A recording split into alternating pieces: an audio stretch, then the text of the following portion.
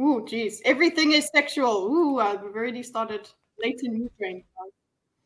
I was working on the intro video, but yeah, I didn't finish it in time. So sorry for I you. never got you clips for that either. Sorry, I have some set That's aside. I should okay. actually send them to you. It's cool. Oh, I love it. I love the sticker on your mic. I'm sure it's been there before, but I'm only noticing it now. Sorry about that. Yeah, Nate, I had my camera off for the hey! last ones. Oh yeah, exactly. You have. And okay, so everybody, I'm sorry, I just rushed into us getting through here. I'm sorry we didn't get like a few minutes to at least chat behind the scenes, but I was feeding my husband, who consequently the food is in the microwave. He's not ready to eat yet. But point is, I got him fed, so I got the food there. It's done. Anyway, so our featured thinker. The everybody else is just old hat now. But our featured thinker today is Miss 1776. Hi everyone. I'm sorry, I didn't have my soundboard. And I don't know how long you can stay for. This is before work for you. Yes. Yeah, but you know what I decided to do is get ready, so I'm ready to just like run out the door when it's time. So, okay, so I'm here. Just awesome. Interrupt us and let us get us, so that we can say goodbye to you properly when you do need to go. How long will you be able to stick with us? Oh, geez. Anywhere from like half hour to an hour and a half, I would say. Okay. Yeah, I don't really have a set time. I just know when I'm like, okay, the boss is coming. I gotta go. Time. Yeah, you gotta get going. Yeah, we don't want to. I imagine Gordon along with the cats waiting to be fed. No, he's not. He's busy watching videos and things. he's not. He wasn't ready. He wasn't waiting with. Oh, Daisy's coming to say hello. Oh. Yeah. So yes, Miss. Yes. Sorry, Catrew. Oh, I was just gonna.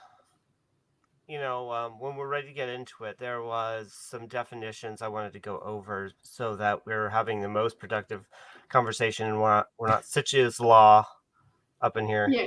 Yes, exactly. Everything is sexual there. That makes sense for you. Okay, so yeah, today's topic is is everybody that wanted to join as a thinker today? Yeah, I guess it's first come. Well, whoever. The link is on the thinkers thing. Just contact Catrew on Discord if you are. I'm waiting. I got it open. So yeah, I'm second screening my Discord. So if you guys just contact me, then we can get you sorted out. What's the name? The topic of today's stream. I don't know if everybody. I haven't watched the whole video. The topic is around, as much as she actually says in her video that it's not her video is not around it, but basically, is BDSM always sexual? Is a springboard for is kink something that I think it works inherently sexual? Yeah. Because and what I'll use kind of like her definition. I think it works very well. Is that there's a distinction to be made between kink and fetish, and so. Yeah, I think we're going to disagree on things, which is always exciting. Okay. Yeah. So her. Yeah. Okay. So yeah. What? Oh yeah. Yes. What are your definitions? What are we defining? Okay. So, actually, here, wait. I made a couple notes. I would say that for vanilla people, that kink more or less does equal fetish. They're interchangeable terms. But I would say that fetish is like a non-standard sexual exciting target. So, like where they've discussed on the Sitch and Adam show, the foot fetish, where it is a targeting error more or less, that you are getting sexually aroused by feet in the same way that someone might be sexually aroused by a naked body in general, or specifically like the secondary sex characteristics or primary sex characteristics. But you have those feelings towards something that is like non-standard. That's kind of a fetish, right? And kink, being distinct from that, is more like behaviorally exciting, socially exciting, where okay, if I was to make an analogy, in a few years, even though it wouldn't be like very standard, right? Like the tradcon aesthetic, the tradcon lifestyle could be considered a kink. Okay. Yeah, because So- I don't tradcon think I've is used it that way before. Right. Yeah, Because yeah. the thing is that it's because like it's a set. non-standard. Yeah, it's a set of social and behavioral protocols that are distinct from a normal society. And so, Yeah, okay. and so like those kinds of things can be sexually exciting to people. Those things can be like inherently like that's their fetish. Their kink is. Can we go over the difference between kink and fetish? Because I don't see that. I have a short Is it for definition. you? Okay, go From ahead. my deviance Ooh, class. What is let's it? hear it. Was it kink Your is the deviance feather? class? Yeah, I took a deviance class, but it was in college. It still isn't helping my case here for my major. Is it kink is the feather, fetish is the whole chicken? I mean, like if you look at it that way, it's pretty, Okay. I guess. I mean, I understand kind of the way that that's being used, but I mean, it's kind of a joke, I would but more like. Oh, okay, yeah. Well, I would just like make a more of a comparison to like sex and gender, where like gender sex is kind of like biology, and there is a link between sex and gender, but like gender is kind of like visual, it's social and cultural signifiers and stuff, and there's a link between the biology and those kinds of kind of like that amalgamous idea, but they aren't one-to-one, right? And so fetish, right, you might be sexually So I think excited we all about. understand fetish, but like, what would be the difference between like a lifestyle and Well, a like, kink? okay, Then? Like, like- you're saying, like tradcon. Okay, so like with like kink, right? There's Yeah. a lot. Yeah, with kink, there's a lot Yeah. of with kink, you're not getting sexually Hello? Am I excited able to be necessarily. heard? I can't. You aren't. Anyone else? You are disturbing. You are here. We can hear you. You're disturbing Andrew's flow. Shall I mute him? Get the fuck out, Jab. So with like You guys embarrassing me Sorry in for front of speaking a up. 1776. It's true. We're supposed to be professional here. right. Yeah. So I mean, I don't think you thinkers. guys should not be professional compared to the stream I've been on. Yeah, The stream I to where we started on. met. Fair enough. To where we met. MSK is, yeah. He's a- So MSK would be the fetish, I think, here. there you go. So right with kink, it like you're not necessarily sexually. Oh, I'm just playing around with layouts. yeah. You're not necessarily sexually excited. You are like behaving in certain ways, like this for it could be like for catharsis, for belonging, for what do you call it? Relaxation, for intimacy, for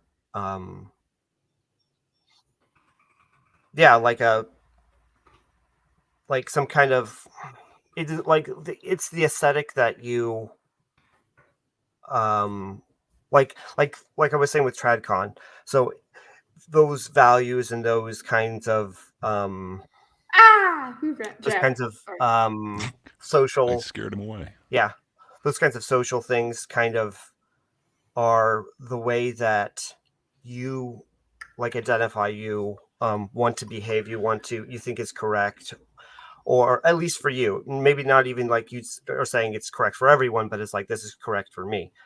And so so that's for you what it is, right? You know, like where I haven't heard this version of it before. Right. That we're like, I haven't heard that it's not sexual thing before, because and the also fact, as far as yeah, with the backdrop of pride, right? I don't think that kink is necessarily appropriate either. Even if it is inherently sexual, it could still be not appropriate. Okay, so yeah, so even if you decide if you hold the definition of kink as not kinky, like as kink as not sexual, even that, it's still even for you, because now I'm saying for you because I don't hold those definitions, it just doesn't sit right. But so you're saying it can be inappropriate, what, because it's exposing a child to a different kind of lifestyle that they won't be able to understand yet. Is that it? Yeah, what would make it inappropriate? Exactly. I guess we can get onto that question after we watch the video. I don't know. Things exactly. They don't go into. She doesn't go into this because I did pre-watch the video before I even recommended it. What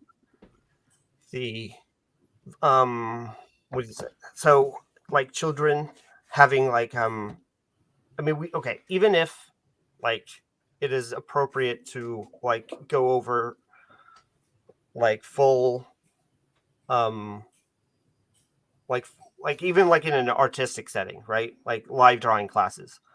You wouldn't expose like young children to a live drawing class, even though there's nothing sexual about it. Just having, like a naked person up on stage and you're drawing them. Even though there's nothing sexual about that, you would still not have children attend that class. And I see it in a similar sense where there are some things that, you need to like, they're not publicly socially acceptable that are still not sexual, if that makes sense. That makes sense, and I think everyone agrees with that. But Lady Cameron kind of has a question. Okay. So how would you differentiate aesthetic versus kink then? Well, okay, so that's why I was saying that, like with TradCon, right? It wouldn't be normal to associate TradCon with kink, but it would not be inherently what is it? It's not incompatible, right? So it's just by tradition that we wouldn't. That's the only thing separating like the TradCon aesthetic, the TradCon lifestyle from kink is just tradition. There actually isn't a meaningful distinction between the two. I would say that like aesthetic, in this sense, it's just goth wouldn't. Like, well, theoretically, so goth. That's kind of like an aesthetic, but it's kind of a lifestyle. Yeah, exactly. I don't know. Like with that, so since there's a tradition of it that's not kink, it's just tradition. Yeah, more or less. So, like with kink, there's a lot of, especially with like BDSM, there's a lot of protocol that is unattractive to vanilla people who are just kind of tourists. Because you'll have long discussions about, like basically everything involves a contract between the two people, and you're going to be going over everything in detail, and it's very non-sexy, very non. Okay. I mean, so it can be though. I mean, if that's okay. going So over that kind of stuff. I think we've got an understanding. I think we've got an understanding on what it means for you. Gray, I think let's go around. Okay, yeah. Okay, Gray. I basically just thought it was synonymous with fetish. I just thought it was, you have certain kinks, but maybe it's not like a full-blown fetish, but it was in that same genre. So I don't know. like a fantasy but, type thing. Maybe I'm a vanilla tourist. Yeah. So that definitely could be there. Yeah, and I didn't think about all the like libertarian aspects, the contracts that go into BDSM. So definitely a tourist there. But yeah, with I don't know. I guess it just seems weird, but I hadn't quite. I was listening back to the previous one, the Leather Daddies one. I guess that was the Jordan Peterson one. I need to take clips from I guess I might. Yeah, I was actually clipping that one myself. I just haven't sent you any of that. Oh. But yeah, I guess I had a much narrower definition. It was basically, it's like a subset of fetishes, but maybe not full blown, but along the same lines. But yeah, I guess I'd be open to this. I guess I just still don't see quite the distinction between like just a lifestyle and it, other than tradition. So I don't know. Well, I think it has to do with proximity as well. I understand what you're saying. I think it's just the distinctions that I'm not quite sure of. Well, no, I was just going to say it also is kind of a what do you call it? A proximity thing too, since you're not close to it at all. There's not a meaningful distinction. There's no utility there. But if when you're investigating it, Mike's working this time because the share. So that's awesome. Yeah. Can you hear me? Welcome. You hear the chair and all its glory. I can hear you this time. You never got that WD-40 apparently. It's on its way. Yeah. All right. We'll get it soon. Yeah, I will. Going in the clock, that would be Miss 17. Miss 1776. Yes. I do need to check that everybody has. Yeah, go continue. I'm just going to make sure that you guys can have your names. Find that. Yeah. I would say, I kind of just looked up these definitions real quick, and they just kind of seem to sum it up pretty easy and nice. It's for kink, bizarre and unconventional sexual preference or behavior, and then fetish, which that was my kind of understanding, which is a form of sexual desire and gratification and strongly linked to a particular object or activity or a part of the body other than the sexual organ. So, like when people get like foot fetishes or, and a weird, with like those people who get like all like hot and bothered by balloons, you know what I mean? Which you're like just sitting there going, wait, what? So. Yeah, so that was kind of my understanding as well. That's a much more eloquent way of saying it. But yeah, that was kind of how I saw it. Like kink was kind of a subset of fetish, and fetish seemed a bit bigger. But yeah, your definition is much more thorough. I like that. I cheated, so yeah. I'm sorry, I don't know the person who's to the left, right. Dorkus, sorry guys, I didn't spend enough time introducing everybody. I was just like, hey, it's Miss 1776, woo! I don't know why it's not showing your guys' names. But It's this sure. Like I changed layouts and it doesn't do this. Doesn't do that. Interesting. So you changed layout there. Huh. No, you changed something. Yeah. Yeah, they definitely changed a few settings. Like we can actually reply to chat through StreamYard now, which is awesome. Oh, we can. But yes, Wait. The face is Optimus Yeah, you just have to link it to your YouTube. Oh, right on. Nice. I don't need to have that open then. So that works. It's Optimus. Yeah. Hello, Mr. Dorkus. Optimus Dorkus. Old hat kitty. Save. It doesn't show. He even made a joke with his headline. Let's do solo layout. See if it No, I think maybe it's because my banner is up. This banner thing is up. That's probably why. Oh, I think when banners are up, it takes away the names. That makes sense. Yeah, that makes sense.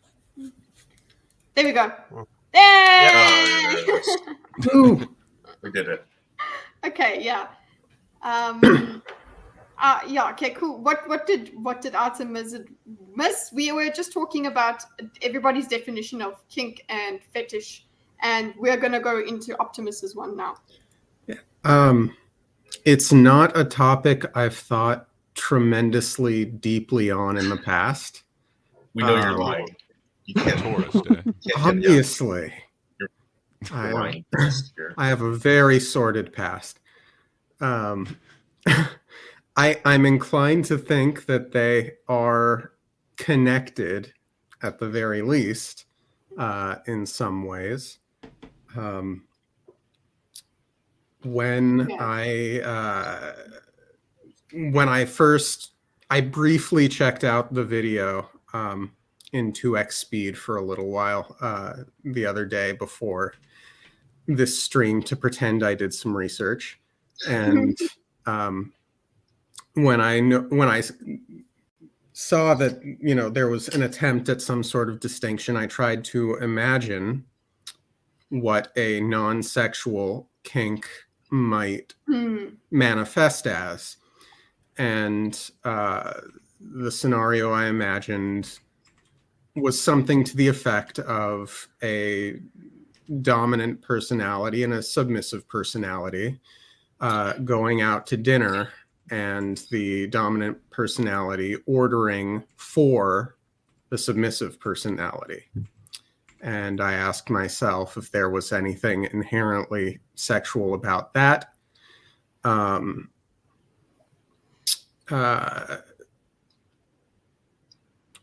I haven't really come to much of a conclusion on the matter, because I'm inclined to say no, there's nothing sexual about ordering food for your partner, but this situation comes with the agreement, the imagined agreement. It is sexual. It is sexual. Yeah, that you're doing it because you. Yeah. So there's the underlying sexual thing that's driving it. Right.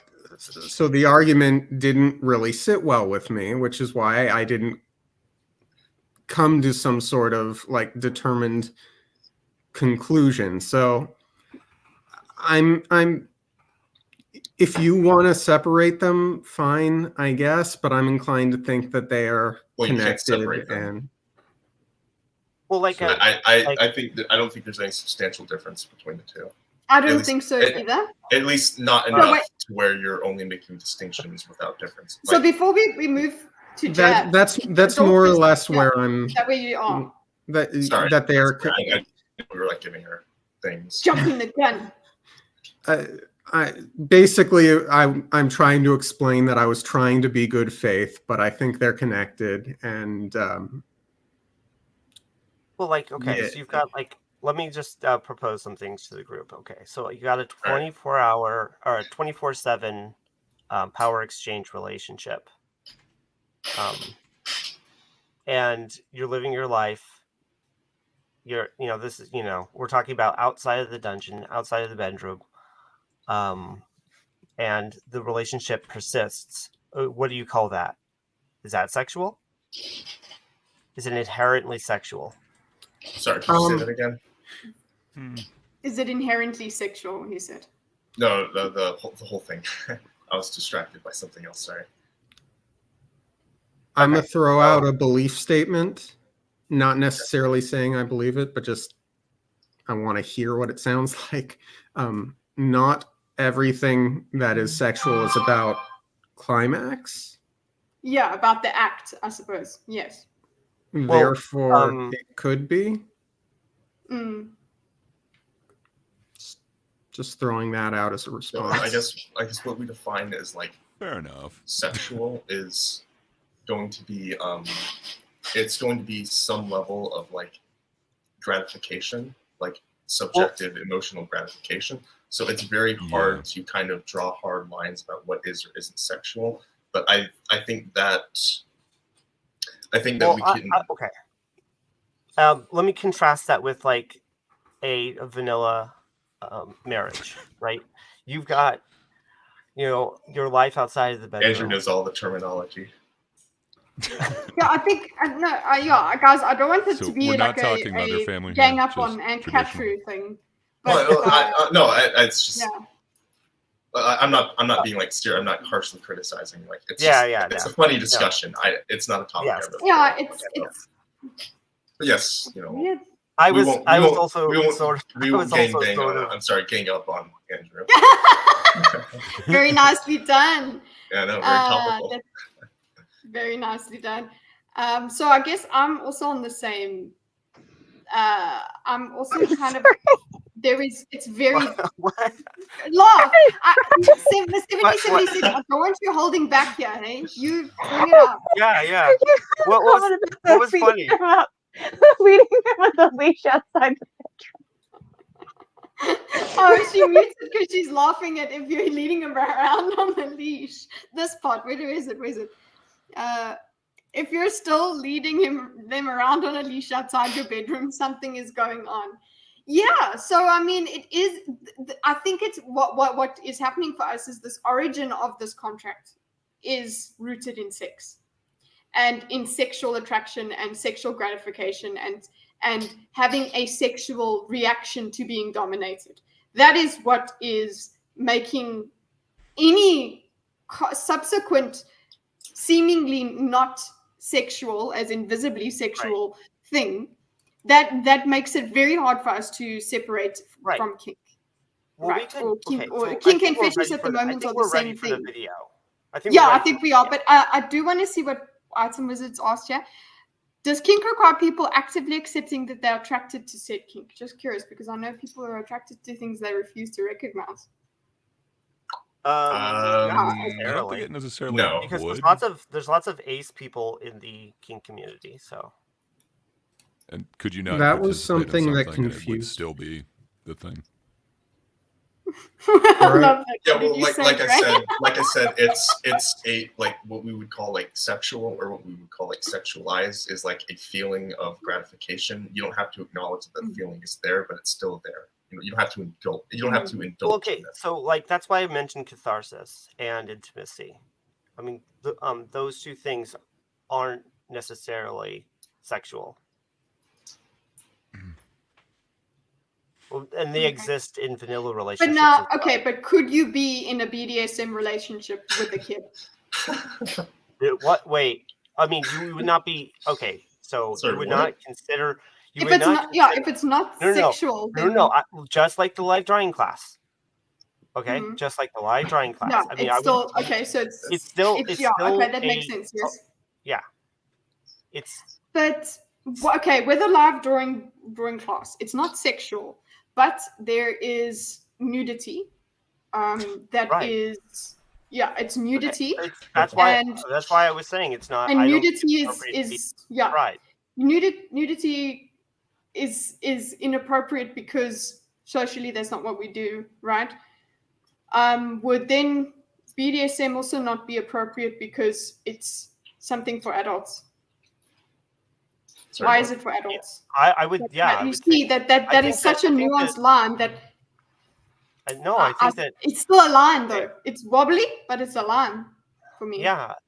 I think that there's plenty of activities and things that exist in the adult world that aren't appropriate to children, that aren't necessarily sexual. Even if they are connected. Even if they. No. Yeah, I suppose it's sexual because nudity is sexual. That's why we don't allow it.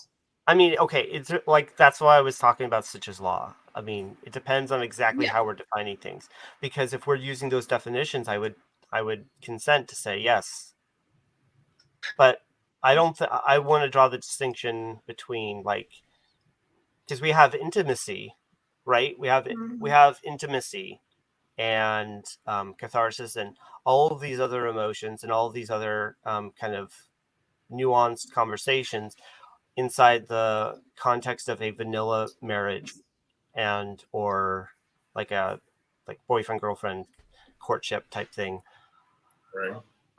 Where you wouldn't say that those things are inherently sexual. But I mean, like parenthood. Okay, so like parenthood. I thought about this actually. Parenthood isn't inherently sexual, even though outside of IVF, every child is created through sex. Right. Even so, parenthood though isn't sexual. Right. And marriage doesn't necessarily have to be sexual. Right. So I would say argue that it's an aspect. Yeah, I'm with you on that one, Gray. I'm kind of looking and going, well, I mean, that's kind of one of the big bennies right there. It's like, marriage, Yeah, as much that's as a the big joke component is, to a lot of people. as much as Inherent. the joke That's why. Yeah. is yeah. Well, that's why I I would was say hanging it's not on the inherent word to marriage either. inherent. That's why I was like hanging it on that word. I'm not saying that it isn't. I'm not saying it's never. You know, I'm not saying It's you know, hypothetically like, speaking. yeah. Okay, well, And that's it why depends. also why It's your and that's ideal also why I was of saying what marriage is. sorry, and that's also why I was also connecting it to like sex and gender, is that there is a link between the two, right? And there are people who want to say that they are completely separate, which I would disagree with. That's why I linked the analogized this to that, where there is a link between like fetish and kink. There isn't or even like kink and sexuality, but there isn't. It's not inherent. It's not. There's lots of. So why would you draw the distinction that like you shouldn't do it around children then if kink isn't like more related than that? It seems like it's more than like a tenuous relationship. It's not an arbitrary. There's a grain. There's this like the same thing with sex and gender being linked. You can't take them apart. It's the same sort of thing that you can draw these lines and these shades of gray, but but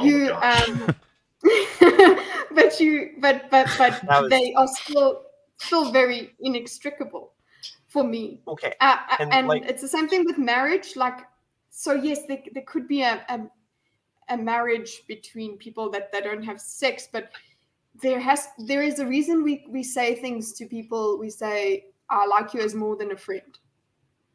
There's a difference between well, it's not just like friends with a contract. Yeah. I would say that love, even romantic love, isn't inherently sexual, even though there's a link between the two.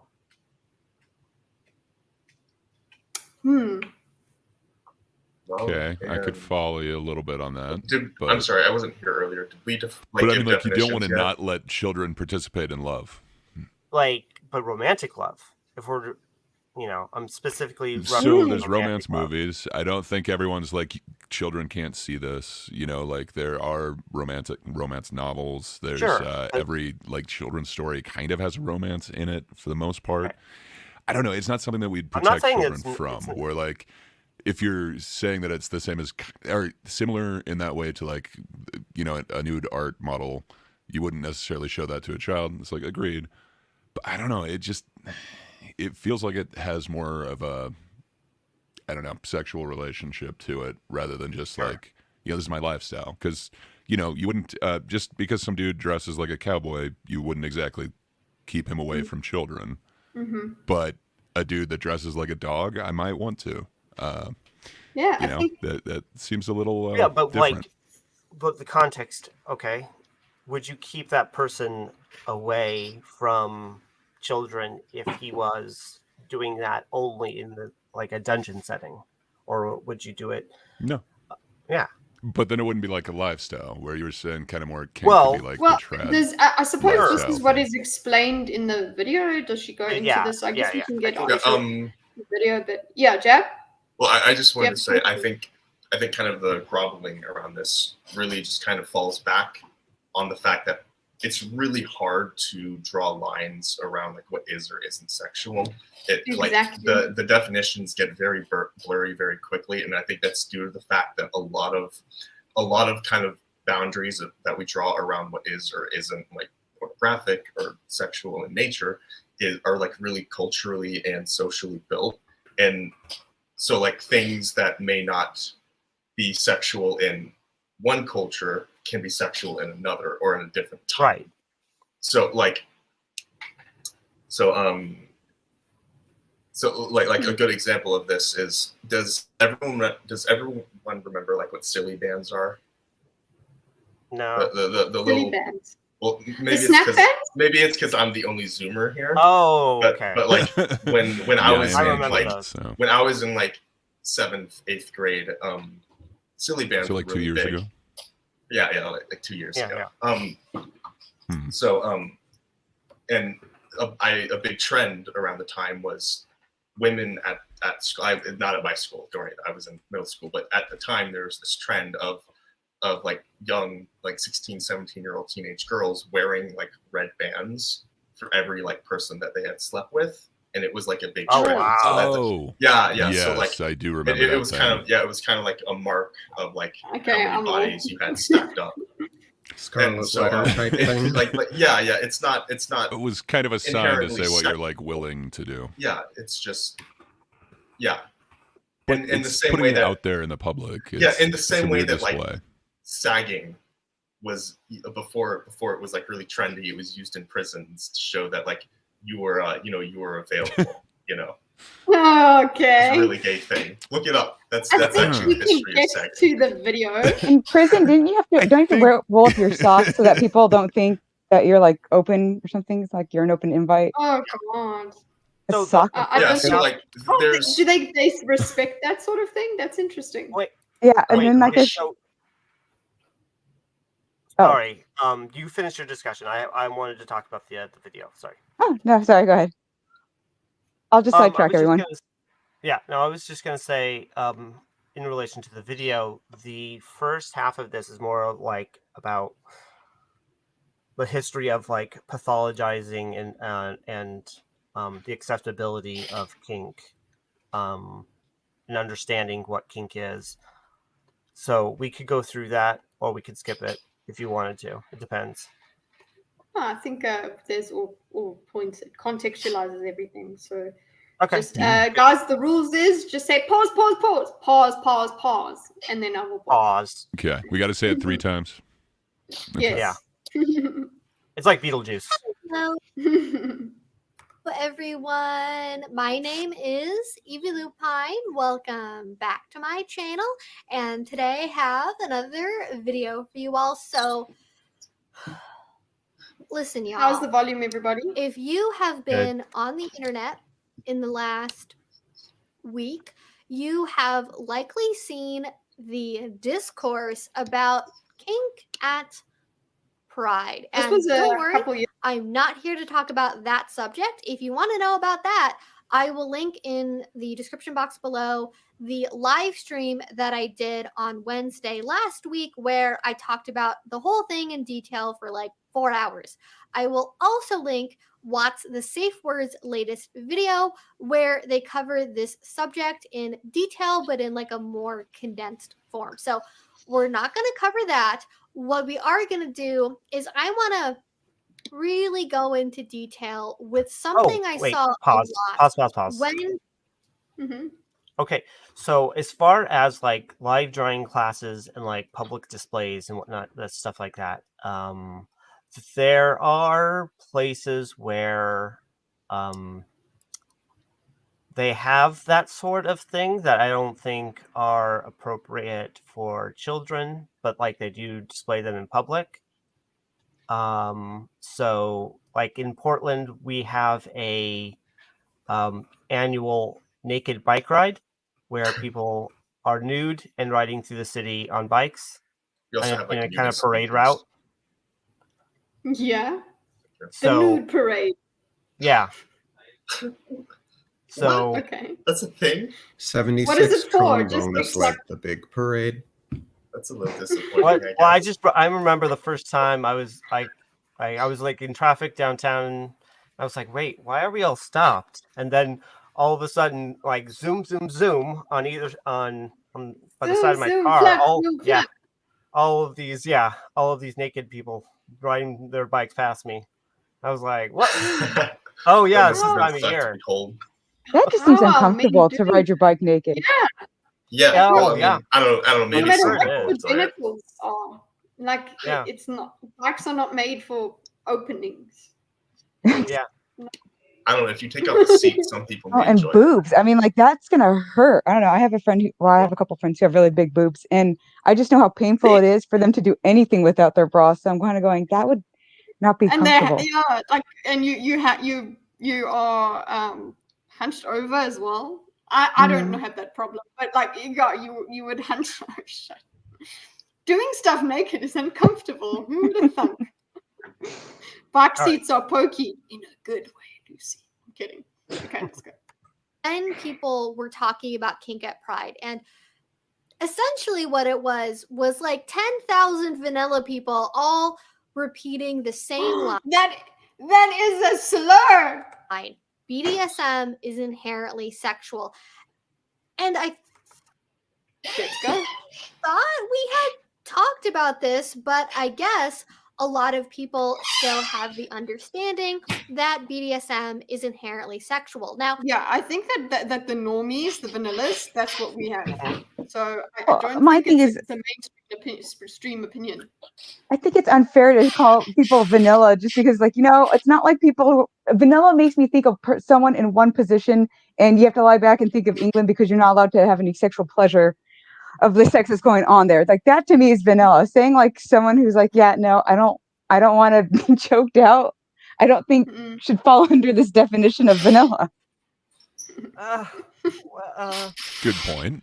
I guess it's a way I hear what you're saying. Of claiming it back. It's of saying we're cooler than you.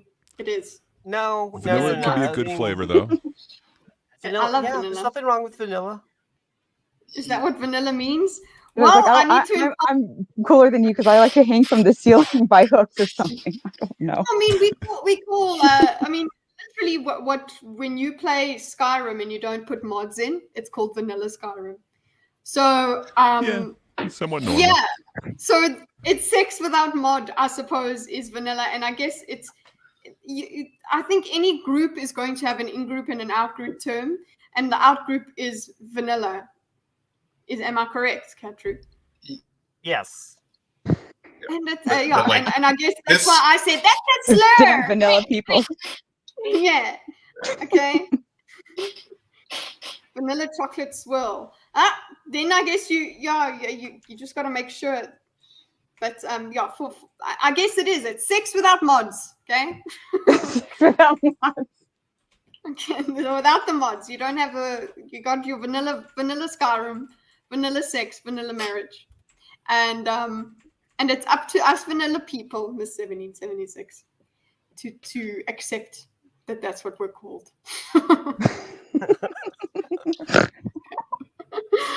Yes, we got a snort. That's what I wanted. I wanted so bad. Okay.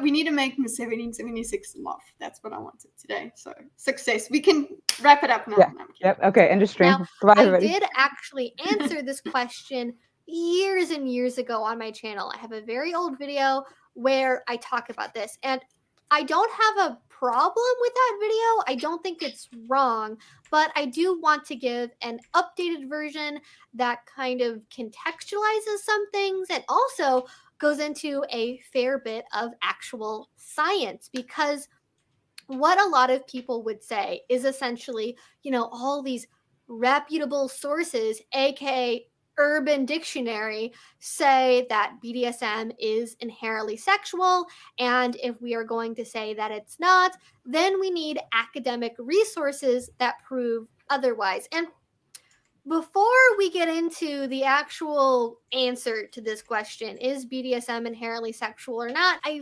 first need to go on a little bit of a rant on why we don't rely on academia for explaining BDSM concepts or giving the community particular definitions. So I have actually talked about this with several academics at this point. I actually have an interview with one known as Dr. Julie Fennell, where we went over this in detail. And essentially what happens is, even in fields like sociology or anthropology, where you would expect people to be more comfortable going into areas like BDSM, there is still a lot of stigma around it, actually. And so what ends up happening is it's very hard to get research concepts even approved. It's hard to get funding, and then it's hard to find places that will actually publish that research. And moreover, that is not saying anything about the fact that when research is done on the BDSM community, it's not typically done by people that are also kinksters, which means that people are typically using outdated terminology. That's the My favorite example of this is What's this? That's the Kinkster. Sorry. Kinkster. Kingster, and Vanilla. Okay, whose cat is sneezing? Not mine. Well, just a thing on the academics thing. So that was my first instinct as well. Is there what research is there to show that there is no sexual part that literally is being stimulated in this sort of situation? And I guess what she's saying here is that academia is biased in any case. So I would like to know outdated information. It's outdated information that's kind of perpetuated based off of assumptions that were made that were like kind of like, was it like, philosophy kind of enters into some society, and then we all have these assumptions based off of tradition and previous information, and we don't, if we're not investigating, if we're not interrogating these kinds of concepts, we can perpetuate false information, or at least less nuanced, even if it's not necessarily false per se, but it's like less nuanced. Interrogate Kink. Jab, get your chair under control, bro. I'm gonna mute your ass. I think that's his kid. Yeah. I don't know. Yeah, he's. Crap. It is My very cover's blown. interesting because, I guess the terminology I would like to, because then that would steel man that research. So Kinksters should be doing research. I agree. Uh-huh. They still use SM or like S&M to refer to the BDSM community as a whole. That comes out of Kinsey's use of the term.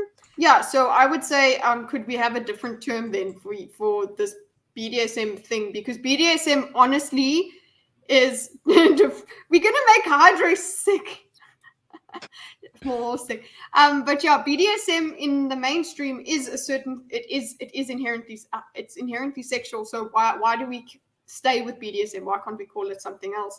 Why? I suppose that's what's happening with kink, I suppose. But yeah, it's you leave the BDSM part then. Oh. Why don't you come up with some other term? Well, But I mean, I think that a as lot of far it as comes out of not understanding power exchange relationships. I think it has to do with like, come on, the power exchange relationship, all of that, the dynamic of it is all got to do with the gratification, right? That you're talking about. No. It's so got to do with sex, though. No, it doesn't. I agree with you. I mean, I think it's like people don't sometimes maybe see that it's like the power dynamic is a little bit of the sexual. It can be, but for a lot of people, it's not. It's a way. Well, I mean, okay, so we're talking about like a CEO who likes to get, because he's like stressed out after work. Okay, I mean,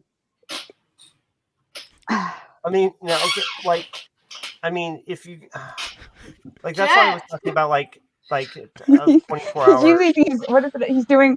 He's asserting dominance right now by squeaking his chair. I am. That's what Currently, he's the top of the hierarchy. Yeah. So no, that's why I was talking about with like a 24/7 power exchange relationship compared to a marriage, right? You're going to be having similar levels of sexual excitement and engagement. So I don't, considering that, I don't see how you could say that it is inherent, because you're not, because like a sub that's been collared isn't going to be like getting going to be sexually excited purely by wearing their collar. I would have thought that's part of it, but okay. Well, like a collar of protection. A collar of protection is like, okay, wait. It offers you +4. No, like for like an unclaimed submissive, it can be a way to engage with the community without being hassled by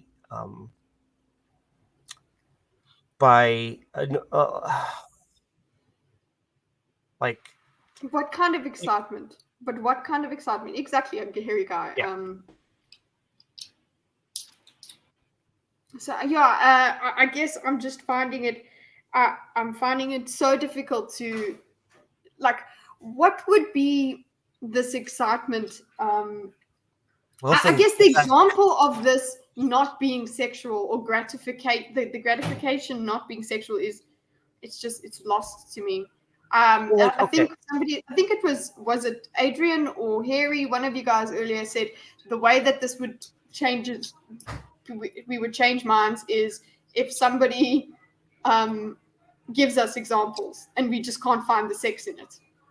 And you're saying that the feeling is not actually sexual. Yeah, I mean, when you're like, when you've got a Gordon just goes past and goes, yeah, right. Well, that's why I like to compare like the relationships to saying that like it's like with TradCon, right? You're going to be having lots of protocols. Like if it's not just a vanilla relationship that happens to somewhat resemble TradCon, but you're like actively looking up like exactly like what fits that definition and you adhere to it specifically, then you're going to be having, what do you call it?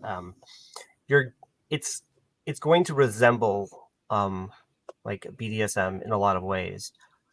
And I wouldn't say that any of that is inherently sexual. Okay, but like it. Now, at least to those appropriate. At least right. At least I would say that none of it is inherently sexual to the point where it is any more so than a normal marriage. Exactly, Adrian. That's what I'm saying. Why? Why, if it's not participation? Because can you remember that part? I guess you remember that part in 1923 with that creepy old guy where he's getting off on the two women. He's not doing anything to himself, but he's just sitting back drinking as he's watching them. As he's watching the one girl just wail on the other one, with the belt, I think, or something. Yeah, I mean, like you don't have to be getting off. I think to be getting off mentally.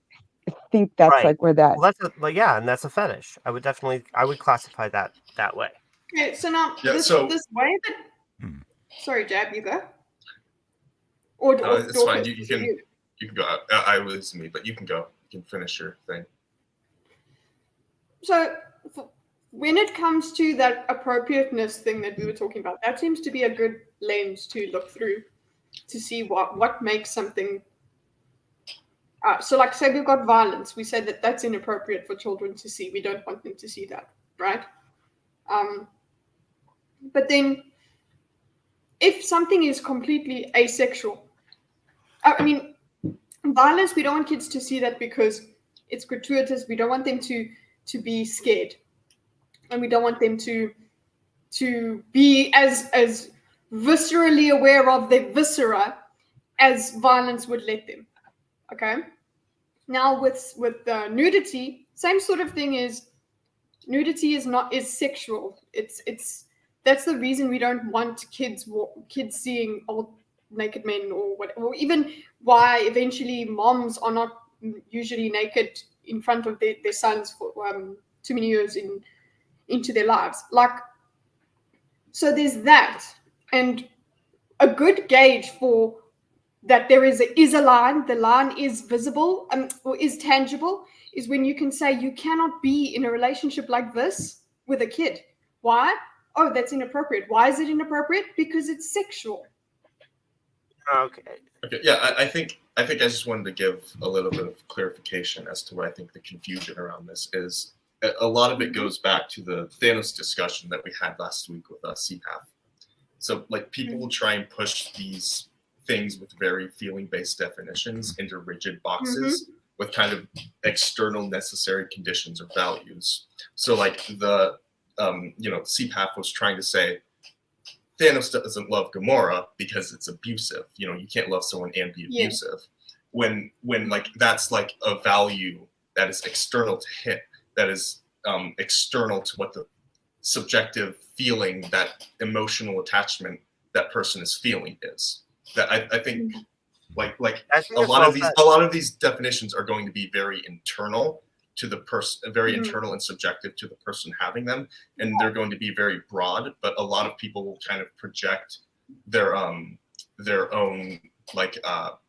values, or like what they think to be the X thing is, by like they will kind of strip the broader meaning from it and apply like their own kind of a very narrow lens of what X can be, right? If you understand what I'm saying. Yeah. Yeah, so our definitions of what is sexual differ. Therefore, the definition of BDSM is different. Well, not just that it differs, but like the definition of what is sexual is one that should be subjective to the person having it. So it's a feeling-based definition. There's not super necessary conditions to it other than the feeling being had. So I think the Thanos example. That's perfect. Yeah. I was going to say, I think the Thanos example was pretty interesting because I think it kind of highlights that there is a concrete definition of love. There's a concrete definition of love, and someone can feel love, but people on the outside can know, okay, but that's not love. So I mean, that's why yes, I think Thanos genuinely felt that he does love Gamora. You know, he genuinely feels he loves her, even though we're on the outside going, that's not love. It's like a creepy person, because I don't want to say words here, a creepy person who feels like they love children. I'll put love in quotes. We all know here that is not love. You know, that is evil, bad, wrong. That person thinks it is love. So I think we need to kind of get this perspective that people can have internal definitions, but that still doesn't change the actual definition, if that makes sense. Well, no, I think the actual definition is the internal definition. It's going to vary. Then that would be that. I would say a pedophile can love a child. Doesn't mean I agree that like that's not healthy. The pedophile is wrong. Yeah, it's not healthy, but it's still love. It doesn't mean it shouldn't be exterminated, even if it is some kind of love. The issue is I think that we're trying to like ascribe and assert our own values of what some sort of like very feeling-based definition can or can't be. I think that shouldn't be, because if we do that, then I think it's a very broad feeling. I think it's very broad and very feeling subject, like kind of internally based from person to person. That just opens a whole can of worms, though. I feel like when you I feel like it's pretty definitive. When we do that, though, then we open it up to creepers being able to say that, well, I love children, I'm not doing anything wrong to hurt them. And then you're like, well, yes, you are. And like someone hinted, what chipper? But, Well, I'm sure, like, I'm sure some like abusive, overly protective parents think that they're loving their child and they're not doing right. And we would tell them that, yes, they're doing what they want best for their child. It doesn't mean that it's still okay. It's still right. Well, and that's like the Thanos thing, where think that what they're doing is okay. And that's where it goes back to that Thanos thing, where we on the outside know that is not love. Love is not throwing your child off of, a thing to get a soul stone. That's not love. But Thanos thinks he loves. Yeah, you could be deluded into anything. I could be deluded into thinking I'm in 1776 right now and start going chaotic, and it would be my truth. But it's not the truth. Your truth is not the truth. It's definitely not healthy love or anything like that, but like the movie's logic kind of proves that it is actually love, because he's telling the truth. He felt love. So canonically, he had some sort of love. It's not like, it's not the real love. It's definitely not appropriate love. It's not what anyone should have for their daughter. But it's not pure. Apparently, he did care. He just cared more about the result. But it's not well written in that. Movie. I kind of think like in that comic was a much better. In that way, it was saying, because he said someone you love. So to him, well, I was gonna say, I just think in this one, it's like that was his, like I said, someone you love. So obviously he's, that is someone he loves. So it works by that definition, but it's not actually love.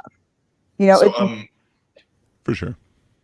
It's not like a true, honest, like real love. Yeah, I think that's why people were relating it to a coffee mug, as the meme was last time. Real Like those are so loaded. It just like I don't want to be mean. Sorry, what do I call you other than Miss 1776? Is there like something shorter I can? Oh yeah, That is how you will address her. People either do Miss or 76. Okay, Yeah, I'll call you 76. That's a bit neater. So Kitty, did you know there's like a gas station here called 76? I don't know. It always cracks me up when Yeah. I see the orange ball with the blue writing. I lost my train of thought. Where were we? I think we should just get back to the video. I think this Well, is. no, I think Yeah, this the video does discussion a lot of happened. explaining. Yeah. Why are we talking about Thanos without talking about his bag? I know. Hey, I brought the mug back up. Yeah, Gray brought it up. As the whole community goes, people haven't really largely used the term S&M or SM to refer to BDSM as a whole since around the 90s, with the rise of kink being online. BDSM became the much more preferred term. And so what happens is students are given outdated textbooks that use this incorrect terminology or explanations for BDSM, which means that every generation there are still people that work in fields like sexology that start out with a misconception about what we even talk about in the BDSM community, which I think is not really giving people a good place to even start their research from. And even in places like psychology, it has taken a very long time to get BDSM to be depathologized. I recently spoke with a person that is a licensed clinical social worker that started working with kinky clients about 15 years ago. They aren't kinky themselves, but what they noticed is that many of their colleagues had a deep stigma against BDSM. And what they would do is they would look at their client's interest in BDSM and then explain that interest by their mental illness, even if that correlation didn't really exist. And it wasn't until the DSM-5 came out in 2013 that we even got a meaningful delineation between just everyday consensual masochism and a masochistic disorder, which means you have generations of psychologists, the bulk of people currently practicing as therapists, with an antiquated view of BDSM and potentially. I think just one thing I want to point out here, or at least clarify, is that I'm not. I don't think that BDSM is pathological. So it's not that. I think it's just that it is sexual. That's all that sits with me. Actually a lack of understanding around that separation. So that means it's only very recently that many fields have started to change their view of BDSM. So I hope that makes it more clear why we don't always rely on academic explanations for BDSM, because it so often lags behind how the community sees itself. Not to mention the fact that it is still riddled with bias and the long-term effects of being pathologized. This has even been found to be the case in a recent review. Well, Calvin, when we literally the first few things that you learn in abnormal psychology is what makes a disorder, and it usually is that there is harm, and that it is, like you're saying, it's fundamentally pathological. What I hear there is it's different to society, normal society. That's what makes it seem pathological, but it's not pathological in that it is harmful and that sort of thing. It's it's consensual in all of that. If there was no consent, if there was harm being inflicted on both parties, that sort of thing, that is when it becomes a disorder, an actual pathology. That's when you, otherwise, if you were talking about manic depressive or bipolar disorder, when people are manic, they function incredibly. Okay, they can go really bad, but some people won't even notice that they're manic at that point, because the life is just amazing and whatever. But that's still pathology. this over here, I don't know, just for me, or even just from the study, it's not pathology, it's just abnormality. So I would say, yes, it's abnormal in that it's your brain is wired differently. You are sexually aroused by things that other people aren't sexually aroused by, but definitely not pathological in that it's a disorder. Review of available literature, with a 2019 study saying, for example, recent studies have found that textbooks and journals in both counseling and social work are glaringly sex negative and tend to ignore, sometimes purposefully, topics pertaining to kink and BDSM. That's quite interesting because, by the way, like I did psychology. I was in varsity in university from 2010 to 2016. And that's where I got that psychological thing that I just spewed at you. That's where I got that from. And that was years ago. So I can only imagine it's become even more positive since then. I bet. So when was the DSM-5? Was it even like back then? I think. Hasn't that been since 2016? I think it was like 2018 or something. I think it's newer. So yeah, I know that changed a lot of things with like the additional. Yeah. 2:40 a.m. here. I'm gonna listen to the Legends and drift off. That's my kink. Good night, Adrian.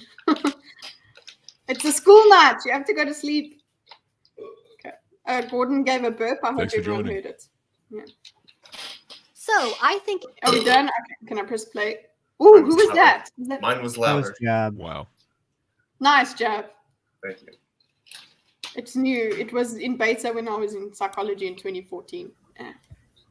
It is a perfectly valid sociological and anthropological approach to allow communities to self-define first, to have the BDSM community say, this is what we are, and then have the literature study that and reflect that. So instead, yeah, that's fine. Okay, but I will read a section. What if what you define yourself as contradicts what you do or what you are? Yeah, that was a thing. Like, then you're human. I don't think we should just go off of. Yeah, I don't like that. Let's let those people define what they are. Yeah, let's let those people define what they are. I think we need to be a little bit more external with it. We need to like actually be observant of what they are doing, what their actions are, what their behaviors are, and then draw a definition from that. Like how we draw definitions from literally any other thing ever. I think you shouldn't keep them quiet. Yeah, I think that what is it? Relying on someone's own assessment to be an accurate definition is what do you call it? It doesn't lead to pro-social or healthy outcomes all the time. It can. It's not inherently wrong, but it's also not inherently right either. And I think that what you would want, what leads it to being, or what leads the outcomes to be pro-social and healthy, would be that third-party objective kind of evaluation, right? Because like if you this is like with like if you see yourself as a dominant but you're really a submissive, you're gonna be miserable, even if you think like if you identify as that way, but it's not who you are, then you're gonna be miserable. Although, both sides of the slash, or the blinds can be a little blurry. Mm-hmm. Yeah, and all of this, all of this like self ID stuff. I think a lot of it stems from the fact that a lot of people in especially modern society just can't really come to grasp with the fact that what they want reality to be doesn't actually align with what reality is. So they have to kind of change the threshold and change the way that we kind of define and observe reality So like that's why, to kind of like align with what they want their own self-image to be. That's why you have like, that's where you have stuff like, you know, like my truth, you know, it doesn't matter if I'm factually wrong, it's my truth, right? And I think it's important, what would be healthier, or more, what do they say, functional, something like that, is like say, okay, 1776 and me, we're like, hey, motherfucker, vanilla isn't bad, okay? Like that sort of thing. There's many flavors of vanilla. Yeah, there's many qualities. Vanilla is wholesome. You know, there's like French vanilla. Yeah, French vanilla. So, right, that sort of thing, and it's like, I mean, anything with the word French in it can't be that, you know, vanilla. Just putting it out. Yeah, I mean, yeah. So it's I think you know, if it's crap, I'm losing my thought, but Sorry. No, but okay, actually, while I try and find my train of thought, especially because I was reading chat and going there. Optimus, you had something else you also wanted to bring in, but you didn't know how. Yeah, go on, Optimus, you haven't spoken much, man. The topic of lewdness, or what is lewd and what is not, came to mind. I'm not quite sure who said what that spawned the thought, but going back to the couple at a restaurant in which the dominant person orders for the submissive person, isn't necessarily something I might consider lewd, but I think we had kind of, I think ultimately I did settle on it ultimately being a sexual sexual in nature because of the agreement prior to, but not you know, lewd. if but not lewd. So like a kid also eating at the restaurant might not necessarily take notice. And then my mind got to wondering, is a person who goes out to the club, who dresses up in a sexy outfit, committing some sort of sexual act? What element does that play into it? Anyway, these are just kind of the topics that ran through my mind during this word lewd is so important to bring. I think that's really good, that the idea of what is lewd, because lewd is also something, it's a shade of the gray. Who's yelling? That's great. But that's a good point, because just because of it's not lewd is like visibly sexual, you know. So that is a good word to keep in mind as we go on. I still haven't picked up what I was going to do. I'm going to make an espresso, but I'm going to press play because I saw Gray drink, and I'm like, I'm so influenced that way. People drink wine on what's it on TV. I'm like, I could do some wine. Let's get. Section of historian Peter Tupper's book, A Lover's Pinch, A Historical Guide to Sadomasochism. Sadomasochism is strongly defined by the legal and medical attempts to regulate it. Sadism and masochism were originally like homosexuality, medical terms that designated aberrant sexual behaviors exhibited by individuals. However, this book is less interested in sadistic or masochistic individuals than in sadomasochistic interactions between individuals, which are the root of sadomasochistic culture. Kinky can be defined as the opposite of vanilla, that is, quote, normal, but that definition is tautological. To create a working definition as a starting point, quote, BDSM is a form of consensual erotic play. While erotic may seem self-evident, it is actually much more complex. Sadomasochism and fetishism, along with homosexuality, became visible in the late 19th century because certain people were being aroused by things that did not fit the standard definition of, quote, normal sex. Heterosexual coitus leading to conception. However, many people practice BDSM or similar activities for reasons other than sexual arousal or release, and prefer to keep their sexuality separate from their BDSM play. In a broader definition, BDSM is playing with the body, testing, modifying, experimenting. The goal may be physical pleasure, which may or may not include sexual arousal, or it may produce other sensations that the person desires. And Peter Tupper isn't... That's like, I suppose ASMR is an example of that. Yeah. Oh, okay. Okay. Yeah. Isn't it it? could be. Yeah. I think Yeah, I think that would be like a kink for sure. It's another blurred thing because Yeah. it's like it's not. Well, I know some people people don't use it to necessarily climax. Sorry, yeah. No, I know some people that like use it to sleep because it's like good background noise to kind of drift off to. And then I know It's other like a people that sleep are kink. turned on by it. Yeah. Yeah. There you go. Well, It's going to depend on so usage. okay, so there's something like, okay, so now I'm relating it to something like a non-sexual release, okay?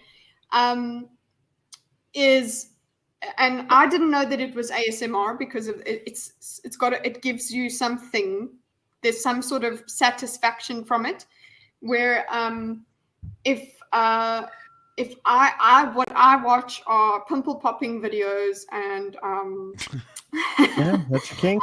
yeah. And Can't but do that. now does that, you see that is interesting, like now there it's not sexual, but for me it's just like you have to, because you need to get the things clean, right? So that now I'm understanding how something, but because there's no other person involved here with this feeling. And because it doesn't lead to sex for me, or it's not based in sex. Sure, yeah. I can see how there could be communities of this, but I don't know. That's not something people are attracted to. It's not something I'm attracted to. Gross. I don't know. There's no like, oh yeah, honey baby. No, there's none of that. It's just like, yeah, clean that shit. Clean that earwax out. Clean all of that. It's Oscar. So then would you consider that a kink now? So is it a kink? Is it a Yeah. kink? Or is it a fetish? Oh, yeah. No, Is it not not? a I don't fetish. get No, sexual. it's- I don't get sexual pleasure from it. Yeah, it's a kink. I Yeah. You're don't not getting like, sexual pleasure is from it, then you're just getting enjoyment. music than a kink? Yeah, Like so, people yeah, get, so pleasure from music. It's not inherently sexual. Yeah. It could be, I suppose, but I don't know. That just seems like music. Well, I don't know, like, it just yeah, seems like like- an aspect of someone. I Can wouldn't be call it a understood as kink. paraphilia, distinct from the procreative instinct itself, but tied to it on a secondary level. So you see that level? That's what's bothering you. Like, where does this level? Benjamin. Well, I mean, I think you can enjoy things with if you're enjoying something Good and it's question, not though. sexual, then it's Roller just a- coasters are If you nice. can fact to it, exactly. I could never fact to that. That's gross. Yeah, yes. Exactly. This is a Sitch's Law thing, because we're trying to use words to describe something, kind of situations, right? And we're Okay, using but like I different have definitions. guilty pleasure music, right? Like I do Come on, derive Bobby, this weird let's go, pleasure Bob. from it. I want to, yeah. I mean, like I want to keep it Guilty kind of, secret though. I don't necessarily want to tell you what my guilty pleasure is. Sure. I don't know. Is that now a kink? Because like it feels like that would fit into the thing. Like Yeah. I'm getting a certain feeling from it. That's Are you I don't sexually know. are you maybe not aroused by okay. it? Yeah. You see, Well, that's because, what I'm like, you saying. have I'm our- not I would aroused say by no. that stuff. Okay, then Yeah. no, it's not. No. It's not a fetish, right? Because I think- that's why I think Yeah. that's why I think And it's there- so useful to distinguish between fetish and kink. It has a Okay, but high no, but Alright. ability kink of is utility. But the word kink, okay, now let's go into As a- words, right? And as much like Miss 1776 spoke about with, like the whole definition of love and stuff. No, They- we're not allowing eventually we CPAP do in. Nope. Sorry. Eventually we He's only do. going to derail this. I don't know if we can have CPAFI and Miss 1776 at the same No, time. because like she's got to go. So Although Worlds she's- would implode. I hope that you know that you can come back every Thursday if you like, because we would love to have you. Oh, thank you. Yeah, and you I would can love that. speak as much as you would like. really, because I know you. Know you can speak lots. And I can behave myself too, as we've seen. I just don't behave myself on MSK's channel because why should I? Yeah, nobody needs to. I mean, Yeah, I mean, he gets doesn't behave himself- himself. Exactly.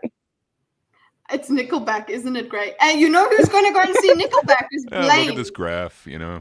Blaine from Blaine's Escape Corner said he's going to Nickelback on Friday. Anyway, okay, wait. 45 minutes before I set you people straight. Oh my god. Okay. That's what I'm So saying. wait, kink, right? Kink. The word kink. If we're talking, there is sort of common parlance, guys. The common tongue. Yeah. Okay? And the common tongue of love does not think that abusive love is love. Okay. So the common sort of understanding, collective conscious understanding of love, we see Thanos as love and we're kind of like, yeah, no.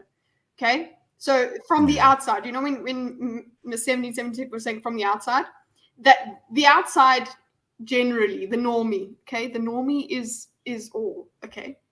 Now, kink is that word in the normie sense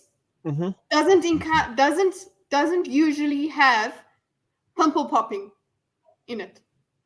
Okay? Unless you're fapping to that, then it is. And I make it very clear. Just hold on. Oh, Nice God, and big. Hold on. Yeah, I'm trying to make myself big. Just Yeah. hold on. So I love you. She's asserting her dominance. This is not sexual at all. It's literally, it's like, I suppose it's like listening to music. It's relaxing for me to see people cleaned out. When you pop your own pimple, don't act like you're not interested in it. So anyway, I also watch, this is my admission as well. I watch earwax removal videos. There you go. I can recommend There you some for Oh wow. Okay, back to your normal programming. Kitty, you get along with my sister. She loves that kind of stuff. Exactly. You see, there's lots of pimple popaholics and things like that. They're called popaholics. Okay. Do you guys like Oh, Let's you go. guys have a name then. Yeah, Maybe let's it is go. a kink. Or this one? No, no, that's not what I want. This.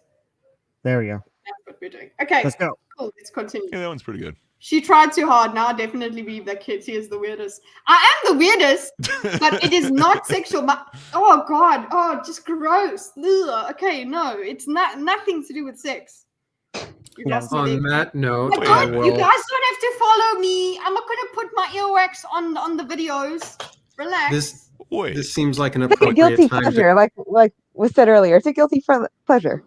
Yeah. Oh God, I just threw my phone across the room. Don't. This seems like it's my Nickelback, guys. Okay. that's how serious it is. Isn't the Wait, only one that What? Wait. Did Jab donate while on the panel? I've done that. Like done Yeah. that numerous times before. Stream Grab the elements thing. conniving. Just tip $3 saying, I'm not surprised Daddy Catrew brought this as the topic of discussion today. But we needed to cover it because it just keeps coming up. Yeah, it does. I want to do the Reddit thread ones. Those would be fun. Although this is fun as well. Yeah. Oh, let's, what Reddit? The am I the like- asshole? Oh, Yeah, yeah. No, we're gonna Just do reading that. them out We and should seeing definitely everyone's do that. interpretation. Yeah. No, we're gonna do Oh, that. How long as is- soon, so. pilot How long cleanser. is this video? The pimple popping. We'll pop the pimple at the end. We've only scratched the surface Sure. of kink, Jab. Yeah, we got a long time to go. Oh, what is The last oh, hour will be I need to actually, it reminds me in the background, I'll go and log into Reddit because I don't think I've logged into Reddit on this computer. that is attempting to create a new way of viewing BDSM. Ethnographers like Stacy Newmar have actually proposed viewing BDSM as a form of serious leisure or recreation instead of kinky sex. A recent large quantitative study with a sample of several hundred BDSM practitioners found that general properties of leisure were overwhelmingly endorsed by participants, including the following items reported being present most or nearly always by 90% or more of the total sample. Positive emotions, a sense of freedom, pleasure and or enjoyment, So Yeah. I guess here's a question I'd like to pose to the panel. Does like BDSM, does it necessitate sexual gratification to be sexual? No. Oh yeah, I would say that not necessarily like I would say arousal, yes. Yeah, like Arousal, yes. For it to be inherent, not for there to be a link, not for there to be like these looser, like a more vague connections or anything like that, but for it to be inherent. Leaning on that word very hard. If 1%, what do you call it? 2%, 20%. I'm just saying, like, if you are, that's why I used arousal and not like gratification, because gratification implies a certain threshold. Oh, sure. But arousal, the threshold arousal doesn't have is to be sex, met, though. but like the arousal the attempt to reach the threshold. Because earlier on we were talking about climax, right? Okay, that's what we're talking about here. Then arousal versus climax, they're related. They're related. I'm not aroused when I'm seeing the pimples, guys. And wouldn't you also say that you get positive emotions, sense of freedom, pleasure, and enjoyment, sense of adventure, stress relief, self-expression? I don't know. Yeah, I think I feel that from like the music, like guilty pleasures and stuff. I don't know. I feel like it is a side of me that I would hide from others. I would feel judged. So I do feel kind of more myself when I listen to it. So I would get that kind of self-expression and sense of true. Gray's like a closeted. You'll never believer. know what it is. So. Closet believer, maybe. The foreplay. I don't know. So like, I'm just wondering. I just feel like so much would fit into this definition. Yeah. So it's like it is. It's the definition battle now. It's like, well, what do you like? I will fight you all, Nico. Don't call it a kink because it's not sexual to me. Like that's kind of like literally. I wouldn't be like, oh no, my niece is seeing me look at the earwax. That would not be a thing. It would not be the same reaction of me, like as if I was watching porn and my niece walked in and saw me watching porn. It's not the same thing. Yeah, for sure. I think we're gonna dip for like half an hour, just real quick. I wasn't sure if I could get. That is unacceptable. I have to go eat some lunch. All right, I didn't eat breakfast. Okay. Yeah.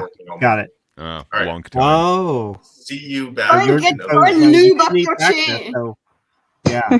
Please. Olive oil from lunch and put it on your chair. Please. I'm transferring my dominance over to Gray for the time being. All right, I'll make my chair squeak. All right, sweet. So let's go. All right. It is also important to know that excitement, pleasure, arousal, and climax all have both sexual and non-sexual. Sure, yeah. I think we've been using those definitions this whole time. A sense of adventure, stress relief, and/or relaxation, stress relief, self-expression, and BDSM enjoyed for itself. Intrinsic. But the other person in BDSM, it's just okay. Motivation. Notice how sexual release is not to be found on that list. And so I think that's where we can leave the academic discussion for now and instead pick up on if BDSM practitioners consider their relationship to BDSM to be inherently sexual or not. So first of all, I do want to recognize that BDSM can be inherently sexual for some people. There will always be people that see BDSM primarily or only as a sexual pursuit. For example, fetishists that only do BDSM. Yeah. That it would have to be also possible for it to be sexual. Yes, for that. Yeah. Look, well, like for like the kink. There are people that for it to be a kink, like there are people that actually do find, say, the ASMR sort of stuff, like actual sexually arousing, like the whisper noise and that. Like it doesn't actually. So I can see how that could be. Goosebumps. It actually increases blood flow to the genitals. Yeah. Arousal. I think that That's one of those things that if you are having a involuntary sexual arousal, then it would be inherently sexual to you. Yeah, because even if it's only arousal, even if it's only ASMR. arousal. Yeah, I mean, arousal means like, you know, you're like foreplay and all of that. You're literally increasing blood flow to the area, and eventually there will be stimulation to the point of climax. So it actually, arousal is pre-climax. So sure, like like removing earwax. But then, yeah, with that, there is there's nothing like that going on. So yeah. Ugh. In order, Aaron, what's it? Pass me the pepper shaker, please. Oh God. Aaron is an audiophile. What does that mean about him? No, I'm kidding. in order to be able to do whatever it I is enjoy that audio. they have a fetish for, and there will always. Oh, hold on. Most importantly, Aaron, you see this? Did you see how animated I got right now? Right. And my Samsung earbuds, my Samsung. Those are nice earbuds. Thank you. Yeah. They did not fall out. You know what? Because I took Aaron's advice and I got, what's the name? Foam tips. Nice. Those are awesome. They really do And give they you like some actually isolation too. Yeah, and unfortunately, yes, they do get funky, but Yeah. it's so much better. I can exercise with them. I can talk to you guys with them on. But It is an ad. we We have a Sponsored. sponsor now, and they're awesome. Yes. ASMR is not inherently sexual, but it can be for some. Yes, so we were talking about this can be thing. Yeah, anyway. So there, when it is, then it is. When it isn't, then it isn't. Okay. Always be Like I've said, it's not a kink for me. But there are, I know there are people that find this stuff like actually arousing. That's so The strange. pimple popple thing? Yeah. Yeah. I mean, I would label that under fetish because there's nothing sexual in nature about popping your pimple. And if you're getting, you know, Satisfaction. Like a foot thing. Yeah, exactly. Like a foot thing. Yeah. You crossed the line. I'm I sorry. guess that's not inherently vanilla. So yeah, okay. Yeah, so am I kinky, guys? Does this mean I'm kinky? Does this Yeah. mean I'm not Apparently. vanilla? Oh, You're not yeah. vanilla. Woo! I'm gonna tell my husband. He's gonna be like, "Oh fuck." Anyway, he knows this. He's always like, "Oh my god, you're so gross," because he sees me watching those things. people that keep their kinky activities strictly bedroom only, as we say in the lifestyle. But just because it is always sexual for some doesn't mean that it is always sexual for all. I think the most obvious example of this would be people that are asexual that participate in BDSM.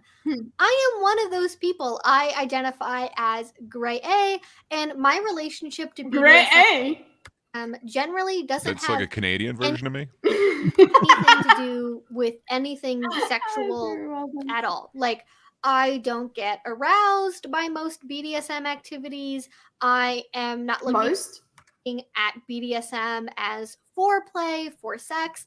I just generally don't consider my desire for BDSM mentally to be connected to sexual arousal or sexual desire in pretty much any way. And I'm not the only person, even just on YouTube. If you look around, a lot of BDSM educators are also on the ACE spectrum. For example, Pup Amp, who is from What's the Safe Word, recently came out as demisexual. And Morgan Thorne, who is a femdom educator from Canada, is also on the ACE spectrum. So we are far from a minority. And in fact, in real life, Find another word.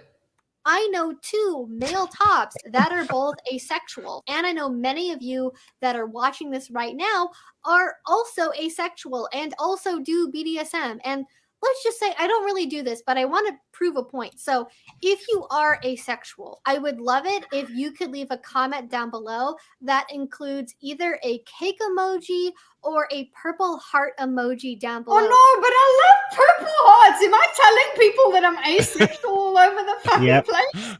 Yeah. Lame. I always means. sign off with purple hearts. Fuck you guys, man. It's mine. Below, because And you know what? Hold on. Purple, as the way it was, the way it used to be, was purple was the color of sexual frustration. Well, how did purple heart become asexual? Yeah, I mean, I guess it kind of fits. I don't know. Interesting. Yeah, I guess it does, because it's like, oh, we're not really frustrated, actually. You're frustrated with us. Asexual what? Wild bites, that's good. Purple hearts can also mean you did something. Xerofax is asexual. Oh, that's also a black ring. Because I know so many of us ace kinksters feel really, really alone, and like we're the only ones that are like this. And It's so weird. Asexual kinksters. That seems like an oxymoron to me. I'm a vanilla. I know. This is what vanillas think of you. We don't understand. Yeah. I've tried to understand it on the point of that I don't see earwax cleaning as sexual, but the BDSM, wow, it's very hard to perceive that as not sexual, but I guess it's very hard for you guys to perceive my earwax watching as not sexual. So I guess it's until we see how much it seems to me to be I hope I'm using the metaphor right, an albatross around your neck for a person to not consider kink and BDSM sexual, but then to also have this massive community who within your own community to think who does think it is. I don't know where I'm going with this. It's something's not sitting right with me, and it does seem like it would be a component of it, but I don't know. Maybe that's why it's a kink and not a hobby. I don't know. Yeah. I think that, I think that there's a high degree of utility to the word kink as separate from fetish, and also I think weird is a good word. Also as distinct from hobby or life or general like alternative lifestyle, or there's good reasons to be grouping these things together under that term, so that people can understand better, even if the people and going back to what I believe it was Jabba was saying, where talking about like the dangers of simple self-identification, and how you may not understand yourself, or you could misdiagnose yourself and whatnot. I mean, so you would have that kind of thing, that same kind of danger, or not necessarily danger, but like that same kind of like misappropriation possibility, or inside of the community itself, even if it's like it could be a popular misunderstanding. So because they're going based off of tradition, and they're not being introspective, and they're not interrogating these themselves, right? They're just going based off of vibes and feelings and impressions and tradition, and aren't like really delving deep within themselves, within the community, thinking about these things. I mean, we see this all the time with politics, is that the tribalism of politics is that they end up having we end up seeing all of these problems because people are not being introspective. They're not interrogating what's going on with the situation. They're not using critical thinking. So, Who is if not? that makes any sense. Who isn't? Isn't. Who Oh, isn't? no, just like people who are tribal for politics, right? You know, and they just latch onto the what is considered to be the, I don't know if you know what I mean, right? They just latch onto the thing that is the approved message of the group, without critically thinking about how they really feel about it, what they feel like is the real truth. And so there could be similar problems with what do you call it? In communities of people where they are basing things off of tradition and vibes and impressions and not and how they feel, and they're not interrogating what is the truth. And can we call communities when they're not communities? Well, what do you mean? Because now you're saying that there is like the general thing of the community, right? And everyone claims a certain community that they're part of, right? I'm part of the pimple popping community, right? No, I'm not. Because we don't meet and talk about what we stand for. It's just literally the majority of people that are in the comment section. That's as far as we are a community. Because we interact with each other. So what is I suppose what the community, the perceived community's voice, collective voice would just be the loudest ones or the most commonly heard ones. And then you the people that do have the critical thinking and whatever, they're the nuances. They're actually not really, which is what happens with the whole, the LGBTQ, whatever, or not. It's not a monolith. None of us are monoliths, but we all group together into, there's a group of pimple poppers that are not sexual. And then there's the group of pimple poppers that are, and fuck those people. But like, there you go. And the people that are usually, like on the pimple popping stuff that I watch, they're not sitting there putting time things in for you to go and find. Oh, it's not like porn where it's like, this is the best part kind of thing. People are just like, and they'll talk about the case and the story that's being told in the video and things like that. That's the normie. So there's a normie part of every single community, I suppose, including normies. But so what the nuance comes in when you have the people that actually have thought through their, I suppose. But don't mambo the pimple popper people. They'll reproduce. I'm not having children. It's fine. I'm saving you guys. You ain't black, Joe Biden. Right. Yeah. Community we really have. So I would love it if you guys could do that, and we could just see how many kinky ace people there are out there, at least on my channel. And I know I said I would reclaim the word weird, guys. Come on.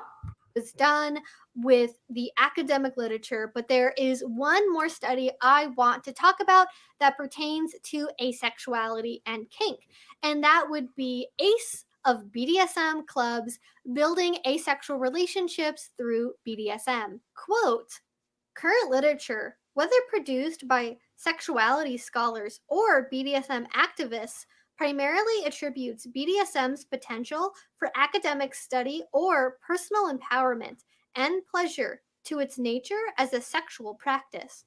Most scholars, whether conducting field research or analyzing the subculture's history, interpret BDSM as inseparable from sexual desire and pleasure, regardless of whether intercourse occurs or whether informants describe their own behavior as erotic. Weinberg et al. Sorry. we are, it's that comes back to the thing of whether we are going to just take people for how they describe themselves versus. Well, I think that this is a little bit different, but it is somewhat related. I would say that if you're just taking people at their word, rather than you can't like ignore listening, a third party listening to their like they do a thorough kind of interview over these kinds of things, and then can a third party come to the same conclusion, or does that third party say, well, you're missing you're dismissing, you're glossing over all of these kind of descriptions you're giving here. Isn't that sexual? And then they were like, if my point is that if that's not happening, right, if they're not glossing over it, if a third party can listen and come to the same kind of conclusion, then I think that is different than someone saying that they are simply defining themselves, they are simply identifying themselves as being, those two things are different. Yeah, it's one thing to not address it at all. And say this is what you guys are. Just I would want to do neurological studies and things like that would actually that can actually prove whether or not this is going to the same sort of place. Whether you if you can now do a scan and say, no, Chinzi, you actually are sexually aroused, I'll be like, but like. If that's the way my brain is working, then that's the way. Then I have to accept it. Yeah, and then you need to get Gordon on board, and he needs to. Oh my God, no! Oh God, no! Ugh. It's like literally. It's like if I. God, you guys have seen like you describing Gordon. No, no. Those those TikToks and things of like oddly satisfying. Though there's literally, we can go on the Reddit and be like that sort of thing. That's like saying like that would be, oh, I'm gonna go and watch that and then I'm gonna get it on. Ugh, it just doesn't work. Sociology is not a science. Damn it, Benjamin. I wish it was, because then I could just call myself a scientist. I'm a social scientist. They're social scientists. Even though intercourse may be ancillary or absent in practitioners' scenes. No literature considers whether BDSM can foster connections that do not stem from sexual desire, let alone whether it can sustain asexual relationships. That's a missing. While identifying as asexual enables informants to articulate their lack of interest in sexual relationships, participating in BDSM helps them form partnerships based on attractions they do feel and fantasies they do wish to realize. In addition to setting physical boundaries, negotiation also enables asexual practitioners to proactively communicate that scenes will not cause them to feel sexual desire and stipulate that partners should not expect or hope for the scene to have this effect. That reminds me of what Miss 1776 brought up there, of that's from 19, whatever. 1923. 1923, yeah. Like, because I remember going like, is this guy getting off sexually? What has he done? Is he gay? And this is where he's kind of put this sort of power thing. What is he doing? He's just enjoying, but they are naked and there has to be, but he's really enjoying their pain. And he's enjoying the fact that he knows he's going to turn it and make her be the victim eventually. So, like, it's very difficult. Okay? Yeah, you also thought like this has to be sexual, right? It's just because he's not spanking it, it doesn't mean that this is a. Well, okay, so as far as like what was it? Lady Cameron, there you go. Lady Cameron says, I don't trust the self-report. As far as that goes, I think it's a lot like how I define informal logical fallacies, where like if a it depends if you're using it to start the discussion or end the discussion. If like with a logical fallacy, like take what is it? What's the Adam's favorite one, or the one he hates the most? The one, can't think of it. Where you're trying to deflect based off of whataboutism, right? Oh, got, whataboutism. Yeah.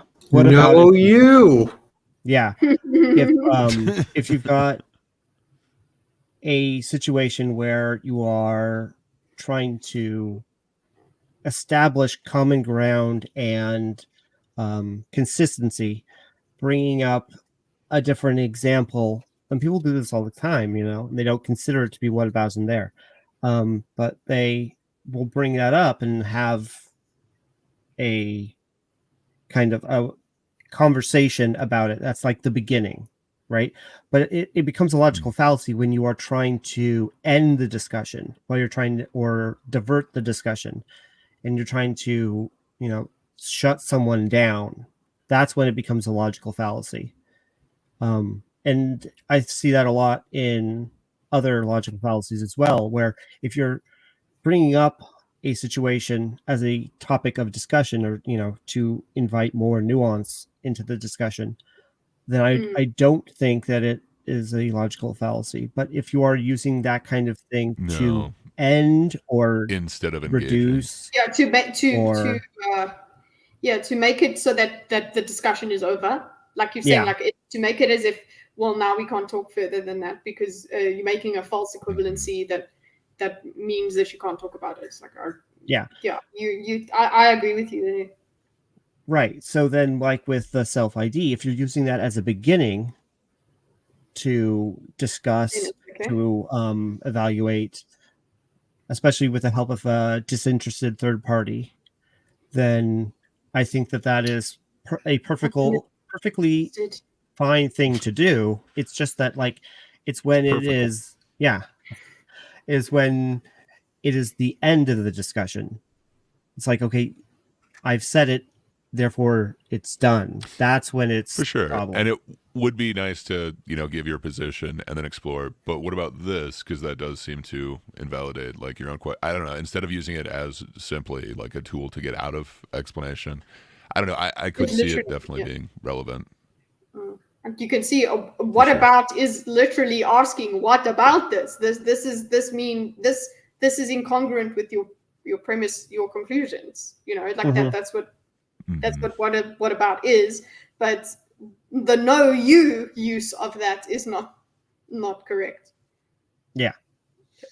And so I think that well, we already kind of said it. Yeah, move on. Asexual here. As the token asexual, it's very possible to simply not understand what people mean when they say sexual arousal. So saying BDSM doesn't feel sexual is hard to measure. Sorry. Asexual practitioners demonstrate that BDSM provides discursive spaces and conceptual frameworks for fostering and validating intimate exchanges that do not derive from or rely on sexual desire. Their experiences encourage a second look at BDSM practice, one acknowledging that sexual attraction is not a ubiquitous component of BDSM, and exploring a new dimension of communication that BDSM practice can facilitate. And I think, as this study implies, understanding BDSM as being something other than inherently sexual is something that not only helps asexual kinksters, but also members of the BDSM community as a whole, because people engage in kink for so Good many. question. What does intimate mean?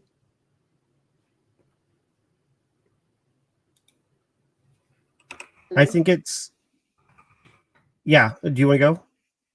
No, I'm asking you. No, I'm 76. She started to talk. Oh, I did? Oh, I thought I heard you.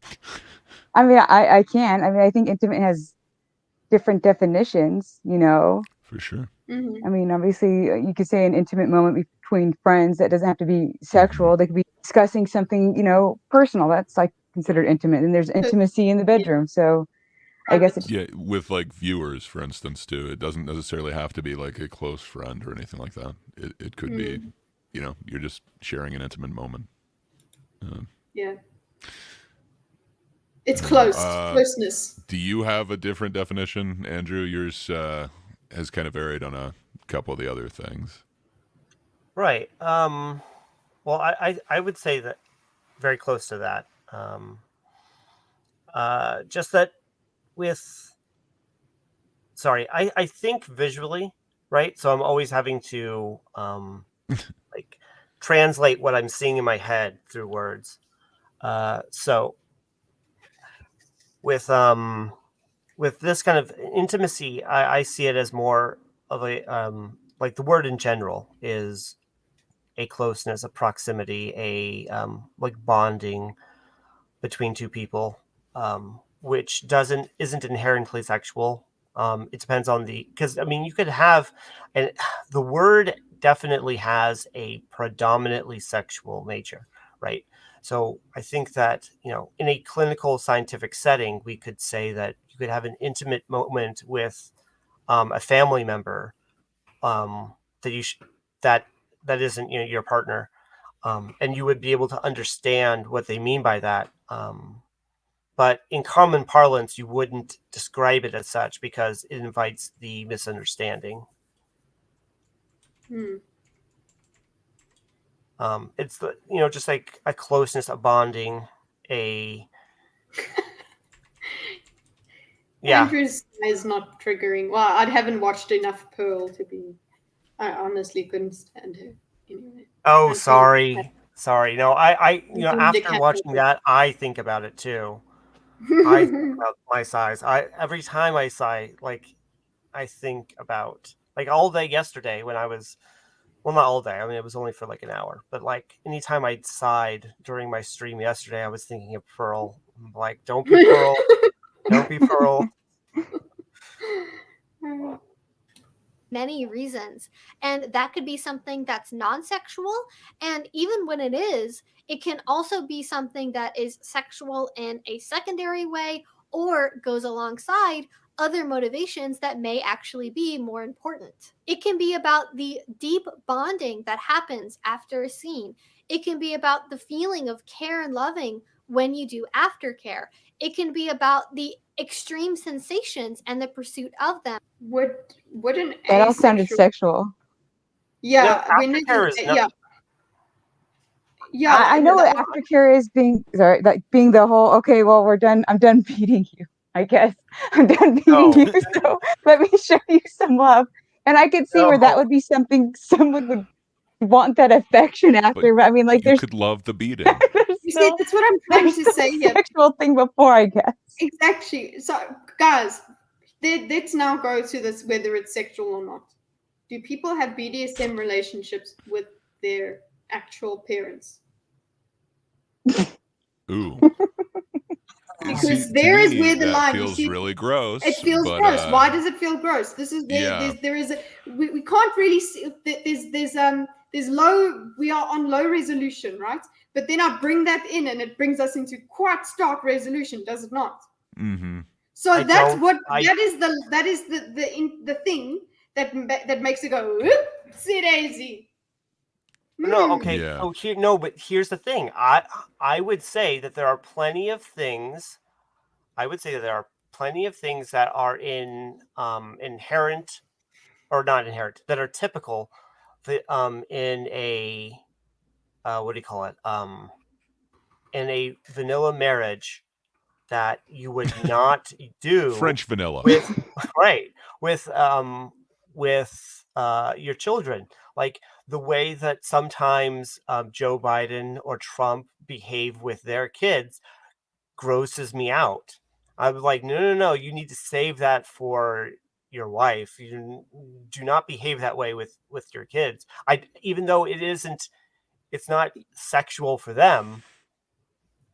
But it's inappropriate, and that it's for me inappropriate. is what makes it inappropriate is that it's the same thing as it's so hard to put your finger on it. I understand, lol, Yeah. but like the thing of and this is why I failed my essay in gender psych, because I was trying to explain why gender and sex are they're inextricable, but they're different.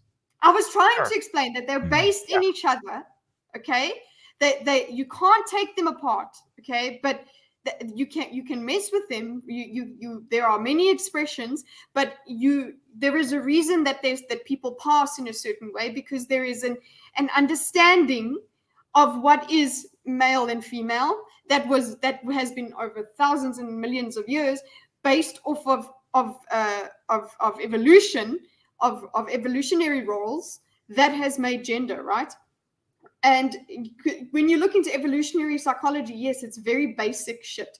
And that's why you laugh at the red pill people, because it's like, relax, dude. Okay, you're trying to say that because you have lots of sperm now you must go and fuck everybody.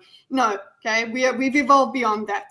So, but now when it comes to, so it's the same sort of thing where but you still then we still have to say to ourselves, why do people want to change the appearance of their actual genitals when they're transgender, if gender it has nothing to do with sex?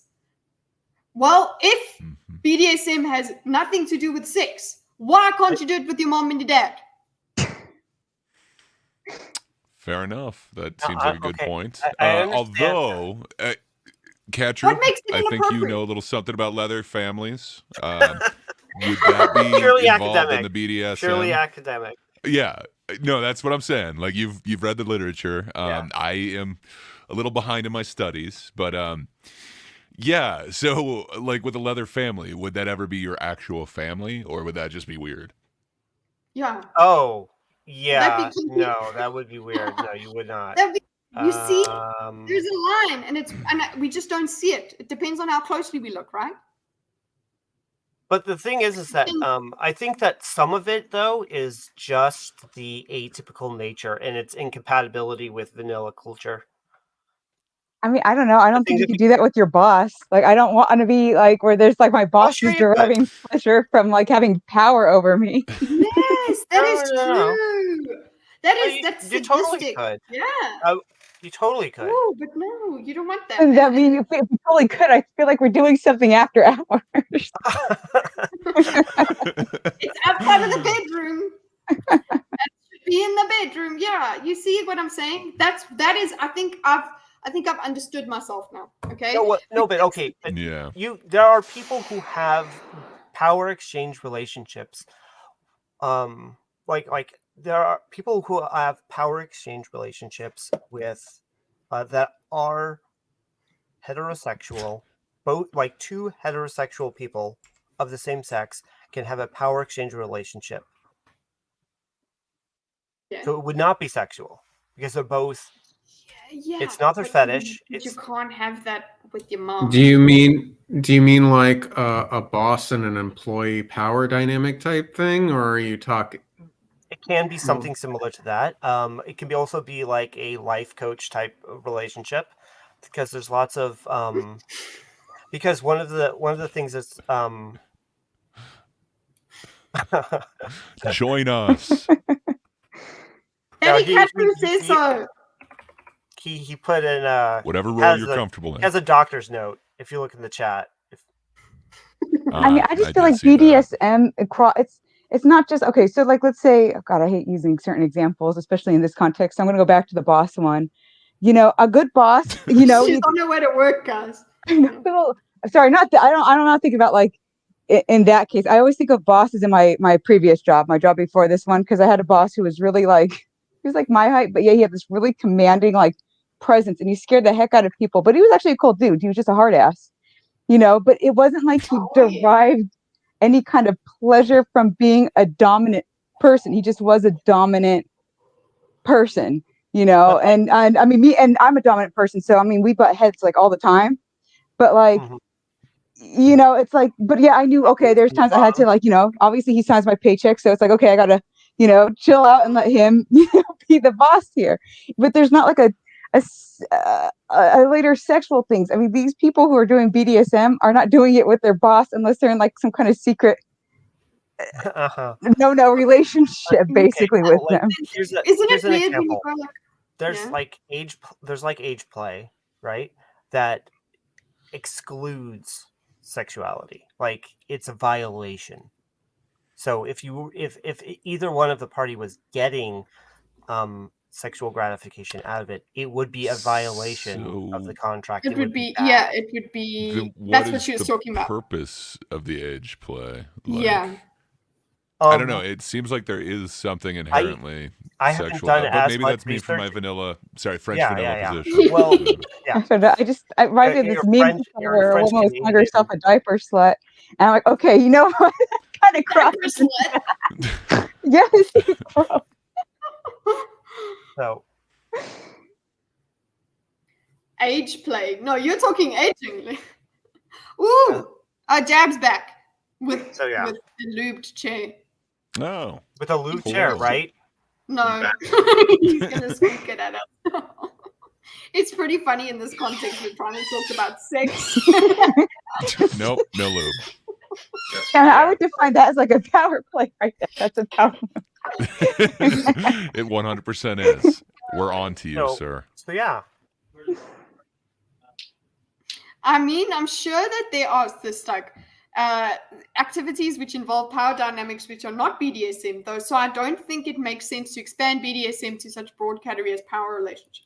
You know what, Stug? That makes more sense to me than Wasn't every relationship that? And then they also kind of mentioned like you get to explore like the contract of like you will not be aroused in the situation. Isn't that the default of every situation ever? Like there is. I don't know.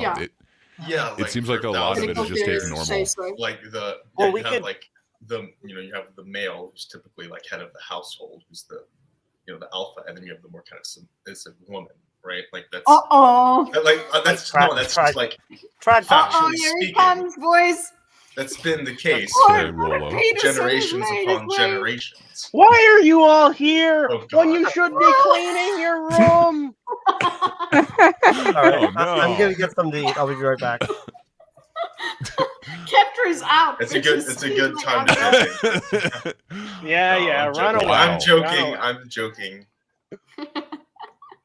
By the way, Miss 1776, thank you for being the only one who was able to restate my opinion on Thanos, even though you weren't even there. Well, she said it much better. So I think she said like almost the exact same words as I did. It was very nearly exactly the same. It wasn't any better. Nice to meet you, C Puffy. Nice to meet you too. It wasn't even without like she. It's because she And just said it and left left it instead of like trying to walk around. Look at him go. Glad that Very we're all nice. glad that there's at least 2 people with like more than 5 brain cells on this panel today. I'm not even asking. You know what? Let's just I brought her on. Do I get any credit? I brought her on. Okay. Well, then again, MSK brought me into contact with her, so I guess that doesn't really matter. I mean, do we really want to give MSK that kind of credit and clout, though? Yeah, no. We would have found each other. I guess technically we have to, but still. Yeah, we do technically, but it's a canon event. It would have happened anyway. I'm like, dude, the Gordon Ramsay, like that wounds me. It wounds me. I wanted to say that it seems like everyone is defining something being sexual as something that's like arousing, rather than just something pertaining to sex. But I think that I think that's like kind of too specific. Could they not be together? I mean, but what do you mean? Well, I mean, rape. Sorry, is what I was getting at. I was getting at there were things that aren't arousing, or in fact are very violating, that are still sexual.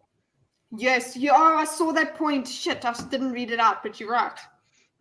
Go. Or like go, maybe like even like something that's very like mundane and that's not violating or arousing, but like something like sex ed class when you were in high school. Nobody was aroused in sex ed class. Even though it's I know you were aroused, C Puffy. God, I'm having like flashbacks. I hated sex ed. Sexual. And then when you have like a male teacher, that's like so awkward. Like even more so awkward, I guess. Yeah.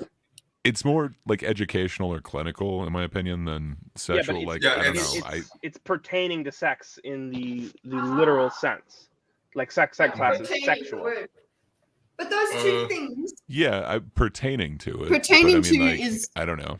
I don't think that they're exclusive. So it's okay. Actually, Yeah. never mind. Pertaining to Yeah, sex, you wouldn't call. not everything that is arousal is no, the other way around. The Venn diagram, picture that. I think everything that is arousing is Yes, pertaining to sex. Arousing because is sexual, but not everything pertaining to sex is arousal. I would say that the larger definition of something being sexual is the one that you should be more using prevalent? because earlier Andrew brought up, like, if you're engaging in BDSM, you sign a contract, and you're like, he was like, And well, that's- that's not arousing, but I would say, well, it's Pertaining to pertaining sex. to sex, so it is sexual. Haha! Pertaining. Okay. Well, I get and it. I would get say what that you're in the same way that maybe putting on protection is not arousing, but it is sexual. saying. Yeah. Okay. Well, I mean, yeah. we I don't think have it's to important enjoy to have those Concealed two. carry. Yeah. Very well done.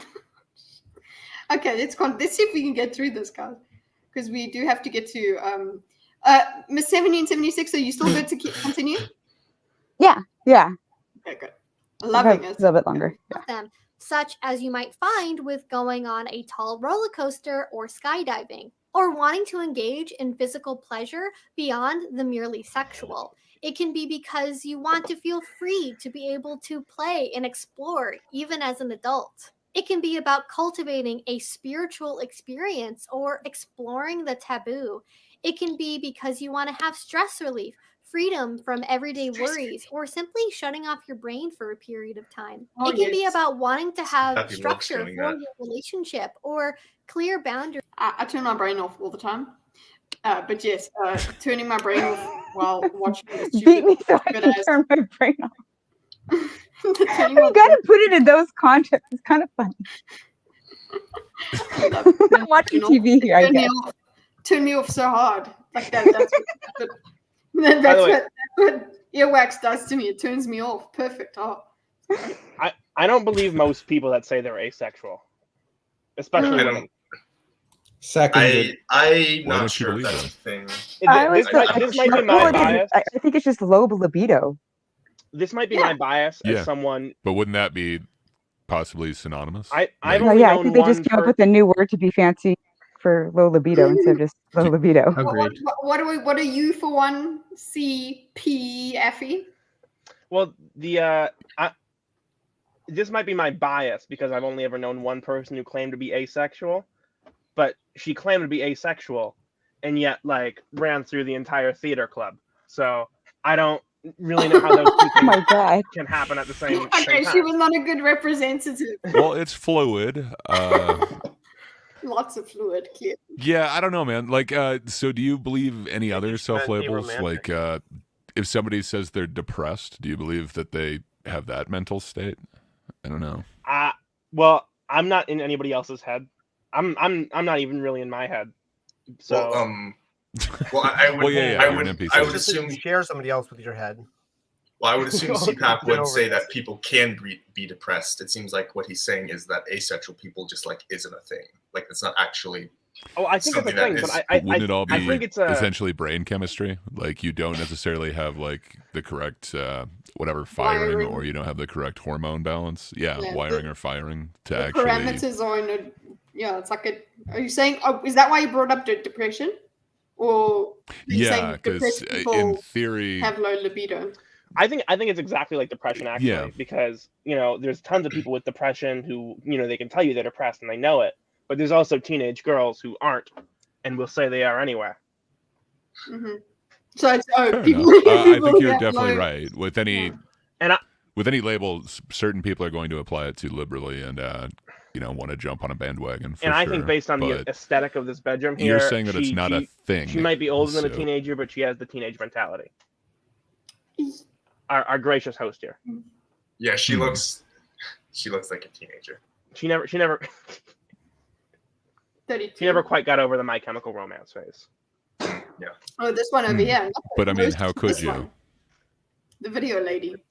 Video. Yeah. Oh, you thought I was talking about you? That's Chichi? what. Yeah, that's what I thought. Yeah, I'm Well, you hosting did say the bitches. host, man. It sounded very. It sounded insulting. No, to that's say the my least. bad. That's my but, bad. No, our but the yes, video we're responding to. fair enough. But I mean, come I on, took dude. the insult onto myself. What is it? Black Parade or something? Welcome to the Black Parade. Yeah, great song. Yeah, I mean, it's got a place.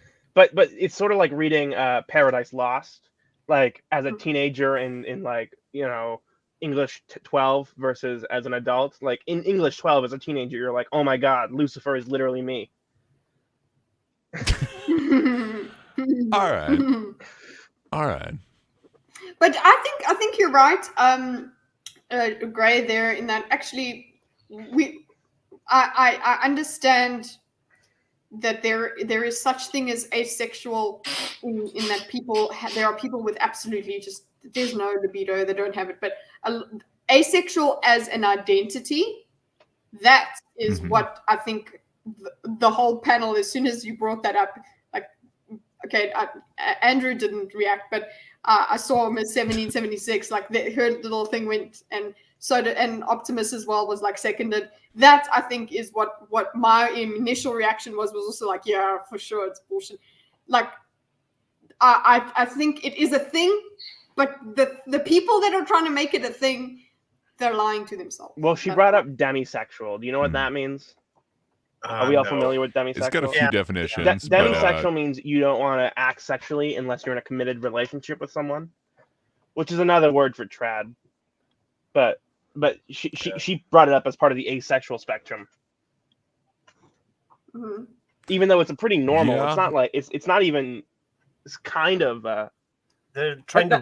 That's like the encouraged way of rediscovering. It's like when it's a demi-vanilla. Yeah, you're rediscovering something that already has a definition, and then you're a normal woman, and you want to be part of the community. You want to have a letter. Yeah. You want to a letter. You want to claim that letter. So you were like, well, I'm a tomboy, but I'll call myself non-binary as well. But I'll still be able to paint my nails and stuff. Still keep my vagina and all of that. Definitely not. Me and Coach, I need to defend my asexual honor. You want to come in? Let me get you, Lady Cameron. No, I believe Lady Cameron. I think Lady Cameron's a dude, actually, which is the name Lady. The name maybe. Lady Cameron is misleading me, but yeah, I believe him. But but I don't think he's like misgender someone. Or is it a her? I'm pretty sure Lady Cameron's a dude. No, I have no idea. Lady Cameron. I'm not saying nobody's asexual. I'm saying this lady in the video definitely isn't. Yeah, I tend to agree. Andrew, did you miss my definition of sexual? Because you were in the bathroom or whatever. No, I was listening. My bad. I'm sorry about that. I should have said, "Daddy Andrew." He would have come then. I think that voice makes Andrew's whole body tense up into some sort of unpleasant ball. Actually, I love my labels. I love my label too. My label is weirdo. Nobody's labels are valid except for mine. Except for the ones that you give us, or just your label. Your label is JBP. Yeah, JBP. It's JBP. Yeah. Okay. I think the big line being drawn here between identity and biology. I think biologically a person is less sexually stimulated, classifies asexual. Exactly. Yeah, Artem. That's exactly it. Yeah. Also, regarding intimacy, I think it's closeness mixed with vulnerability. You had that conversation a little bit ago. Yeah, and closeness, but the closeness is what definition. makes it vulnerable. You have to be vulnerable. You're letting that person come close, and that makes you vulnerable. Oh, and then also, I should start getting here on time so I can respond to things not 2 hours late. But it'd be nice. What the hell, man? Yeah. One of the God, maybe I just forgot what I was gonna say. One of the things was I said that I thought live drawing classes were inherently sexual. I've never been to a live drawing classes. Yeah. Like that is when there's a naked person and a bunch of people are around drawing the body. And the purpose is so that you can draw the human form correctly, right? Yeah. I've never been to one, so maybe they're not. I've only seen them portrayed in media. They can be. Do you They think That's nudity? Do you think yeah. nudity is? That's the It's going to depend on the people That's the word Probably. like inherent. I think that we're. Okay, sorry to interrupt, guys. I'm gonna have to go, but I'm gonna finish this in the live chat on my way to work. Okay, thank you for having me. I love you. Who's Nice that? to meet you. On. Oh. Yay! Miss Finally. 1776. Oh my goodness. Guys, I want to see Miss 1776's channel get to higher numbers, please. I'm requiring. Already subscribed. All right. Yeah, exactly. Good, because you enjoyed her today. If you enjoyed her today, I don't even care if you unsub from me and sub to her. Just do it, okay? That's actually a good idea. Everyone, do it. Let's get Kitty down to 0 subscribers and give a good 500 to 76. But no, you can 1776 subscribe to both. is awesome. Okay. She does No, it's one or all the kinds other. of. She's based AF, okay, Mm-hmm. for reals, and also does a lot of media discussions, but also political. Literally, her stream is called Rabble Rousers, so go and have a look at that. Really, I don't know if she can still hear me, or maybe she can hear me. Like, thank you for coming on. We really enjoyed it, and after a certain amount of streams on MSK's channel, she will start using a webcam, so we will be able to see her beautiful face. So, good. Anyway. That'll be awesome. Subscribers are not a zero-sum game. Yeah. I regret that I only have one sub to give. No, not all of us can be Patrick. You have what more? I have 2 to give. I can give you. Yeah, I've actually got another one. Anyway, let's continue. Can we continue, or are you gonna? Did you want to address more stuff? I'm sorry. The point that I was making is not that all nudity is inherently sexual, but I was just thinking, like, from what I've seen portrayed in media, that the live drawing classes seem to commonly have a sexual, like, they're not just like standing there in a T pose, like. Okay, what about like comedy? Like, there's definitely nudity for comedy. Have you ever seen like Will Ferrell and super into that? Well, I don't know that anything all having to do with Will Ferrell and his luscious body are always going to be inherently sexual. Okay. Usually when nudity is played for comedy, you're laughing at the fact that there's something suddenly sexual, or that you're laughing at someone in a state of vulnerability, which is the other. Which usually is the seems other like thing that vulnerability. Which is the other thing that I was going to say. Yeah, even though I don't think all nudity is sexual, the reason that we consider it not appropriate for children is like almost any time is because you want to give your children the most stable environment possible, and you try not to expose them to the extreme either extreme aggression or extreme vulnerability. Yeah, and someone who's nude is vulnerable in that way. Like, you don't want to bring them to a homeless encampment necessarily. Lady Cameron is arriving. Oh. Awesome. Sheeper. Welcome, Sheeper. I don't know if this is working. Lady Cameron.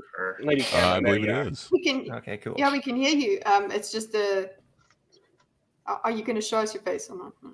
I don't have a webcam. I can. So. No, that's cool. You can. It's awesome to finally hear you. Well, yeah. Eventually, hello, milady.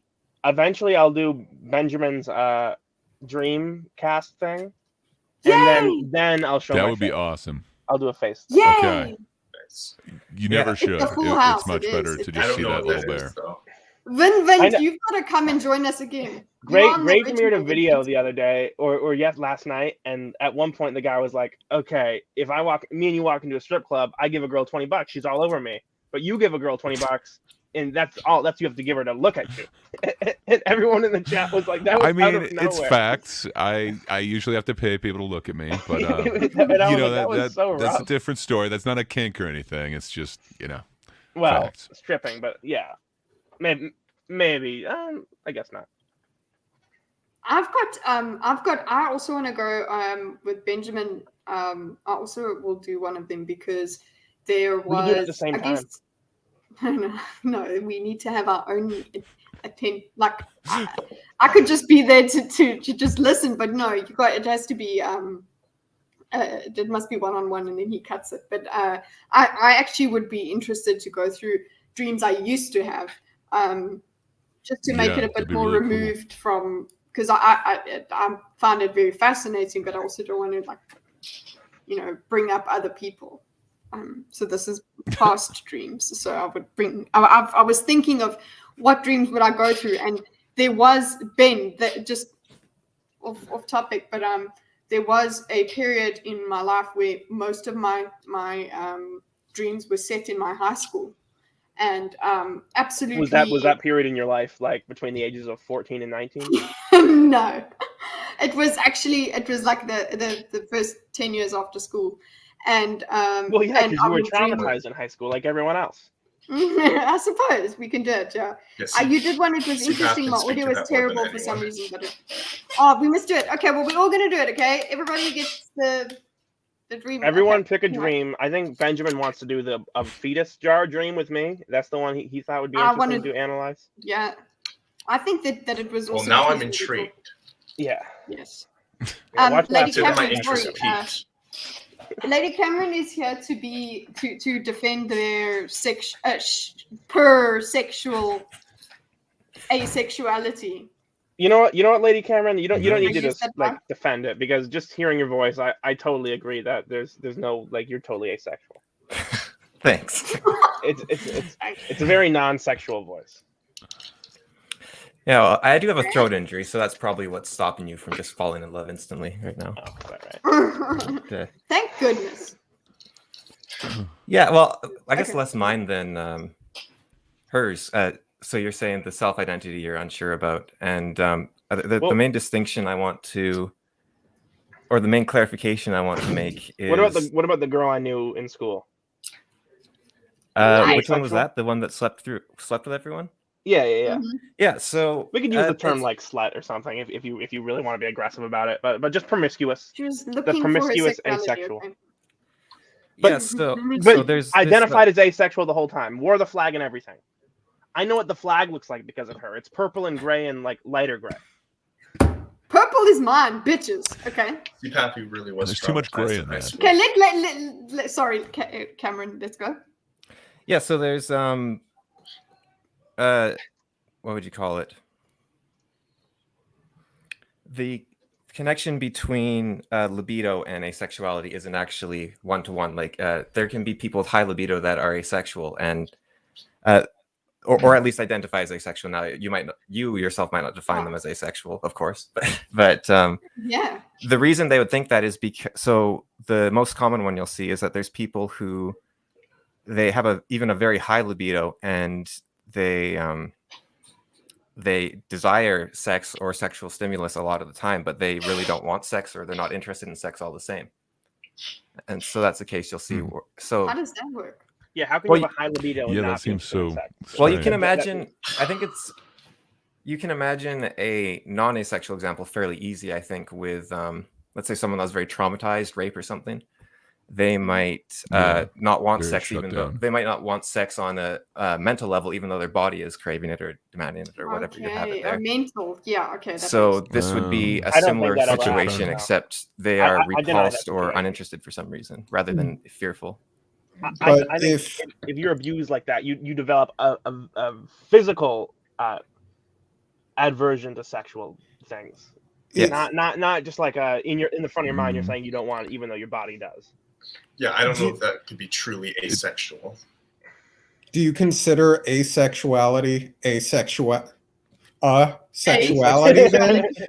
Because if you're just making the conscious decision to not or to never have sex, fumbling. Right, so that would be celibacy rather than asexuality. Yeah. Please repeat from that. What I understand, there are like different flavors of asexuality. So if you were just saying, I don't want to have sex, then that would be celibate. Whereas asexuality is more along the lines of some people are repulsed, some people are indifferent to the idea, and some people. So one of the things that people like, so that girl that CPAFI was talking about, you could have she could enjoy sex without actually having any biological drive to want to have sex, and that would be where Could be a I'd give domination it, thing that instead. would be the situation where she could potentially make that claim. But again, there the question is, how many people actually have a noticeable or massive drive towards having sex, or is that just your perception? Probably like 6.5 billion, I would say. I would say 500,000 people. How many children are there? Because they don't. But maybe you get too old, you age out of it. Maybe you age out of it. But I would say most people are okay. like, that's pretty, I'd like to do that. Well, from your perspective though, like you are, you know, in the prime of your life. That may well, you should start wean telling or some other wane people a that. bit All right. Well, I think everyone does. You just perhaps haven't looked at what's beyond the current. I don't know, man. Like everybody does not feel the same for sure, and you can be shut down, you know, for different reasons. We mentioned depression before, but like that can shut like everything down completely. But yeah, I kind of understand what you're saying now. Thanks for that explanation, Lady Cameron. That's so definitely have I more can of an understand it. Yeah, there's a distinction you can make, which a lot of people do. You were talking, I think it was Gray who was talking about. There's a lot of flavors of asexuality, and where that tends to come down to is basically there's four, I guess if you include libido. So there's 4 categories. You have libido, romantic attraction, sexual attraction, and aesthetic attraction. So aesthetic attraction is just appreciating beautiful things, beautiful forms, which you can do without being sexually attracted. Like everyone likes looking at women. Sure. It's found typically, even Say whether or not they're women sexually attracted. Yeah, and I mean, like, I don't know you why can you have to go to the extreme. look at certain celebrities and be like, yeah, that dude is definitely attractive without being Henry attracted Cavill to the dude. does But that it's to like, everybody. I think. So for sure. I look just like Henry Cavill, just so everyone knows. So you could say a lot of asexual people believe you, are Steve. very I similar believe to. you. You could say a lot of I'll asexual believe it. people look at everyone as if they were a Henry Cavill and they were a straight guy or something like that. They could say, well, these people are good looking, but I'm not Fair interested enough. in having sex with any of them. And some people might even, you can That makes take, sense. if you can take that emotion and say, even, hey, sex might be fun because your body's designed for it to enjoy it. So then you can take that to the next step of, even though I don't have a compulsion towards having sex, I could still see it as being enjoyable because that's what our bodies are made for. So I'll try it out. And that would be the girl in CPAFI's case. Although I think it was Kinsey, it might have been after him, determined that it's like 0.001% or 0.01. Did I say the same thing? Anyways, like one in 10,000 or 1 in 100,000 people are asexual was sort of the original study. And now you see, I was curious on this chat, even if more than one person would consider themselves asexual, because you see it, there does seem to be correlations with stuff like autism and depression. And so I think a lot of those could have other causes or roots. For sure. For sure. And yeah, I guess I didn't think about those other so a lot of online but yeah, people. if it's just like shut down libido, I've definitely identified that way. By the way, I wasn't it's, claiming that nobody that nobody in the world like just didn't have a sex drive. No, thank you. I was just saying that the identity, the label of asexual, like that people are putting themselves into the LGBT community, is like a fake one. Yeah. Yeah, well, that's what I think that's where I'm sitting as well. That's exactly what I'm saying. UC is there should only be 1 in 1,000 to 1 in 10,000 people actually identifying as asexual, and yet you can see an online. Like I was curious if I'd be the only person watching this show, which has like whatever it is, 20 people or something right now. Like you actually experience, Yeah, so like if you on Sitch and Adam, you have 3 or 4 people often in the chat at all times that are identifying as asexual. When are you doing surveys? Yeah. Jesus Christ. Well, no, you just pay attention to what you're reading. No, but they've come up. You see like Sammy G and Thoth and me and a few others, and you say that. Yeah, I was going to say I didn't want to single them out, but you know which ones. Yeah, that's fair. I mean, was so never. It could be that Adam attracts asexuals, or it could be that there's some other correlation going on. It's a big audience. Adam attracts somebody. Yeah, it's a big audience. It is a But big if they have audience. 1,000 people watching at a time, they should have one asexual or no asexuals in their audience statistically. But then it could be autism. It could So be do you think online. the others aren't real, or? I think it's actually probably that there is something attracting them to that space. It could be that just because you're online more often, you are identifying as something that you wouldn't otherwise, and you might just live in. So this is why asexuality came about, and this is something I think that it's one of the main reasons to get out there about it, I guess. So there's a website called AVEN, the Asexuality Visibility Education Network, and one of the main reasons they were founded was I don't trust them. a lot of they're terrible now. They started out with good intentions, but they were taken over in 2015 by the whole Gamergate stuff. But they started because a lot of women especially were getting into marriages and thinking, oh yeah, nobody's talking about sex, because the culture of the time wasn't, it's just, oh, you get married and you're happy and you have kids, but nobody was really saying this is where you go and have sex, unless you're looking at legal, where it's like required by law, at least in Canada, to consummate a marriage. So people weren't thinking about it, and so women would get married, and up to their wedding day they'd be like, oh yeah, I'm saving myself for marriage, and then they get married without ever talking about it with their husband, and they still wouldn't want to have sex because they're like, yeah, that's just not something that's in my life, and their husbands would get upset, and now you're married and it's hard to divorce. And so the educational network was put out there to first of all tell these women, okay, discuss whether or not you'll be having sex after marriage with your husband, because he might think you're waiting for saving yourself for marriage. Yeah, one would hope that you'd have that discussion. Yeah, like it does seem like that would be part of your future. And then secondly, part of it was,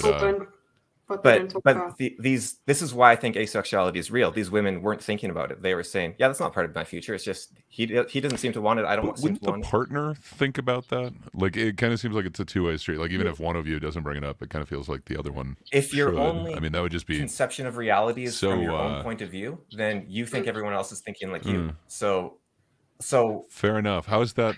Is that what you're like, CPAFI? Because you're NPC, right? You're just I don't really know what my point of view is, but so like CPAFI said, so you don't even know you want. There's 6.5 billion people on Earth that are experiencing a need for sex or something like that, and that's something I'm not confident in saying, because from my perspective, it's like nobody's interested or something like that. And so that was something I learned about when I was like 17 or something, that people actually want to have sex, and it's not just something they do because they want children or something like that. And really, and so it actually hurt my relationship with my best friend. I was also stuck in my own point of view. I guess I just didn't think that's wow. So it actually hurt my relationship with my best friend a bit, because in high school he was very insecure, and he wanted someone to talk to about stuff and he didn't have someone to talk to, because I was just like, he's like, hey, you dating anyone? You're interested in any girls? Not interested. It just doesn't. Yeah, I was just like, nah, I'm not interested. Whatever. And so I sort of shut him down almost.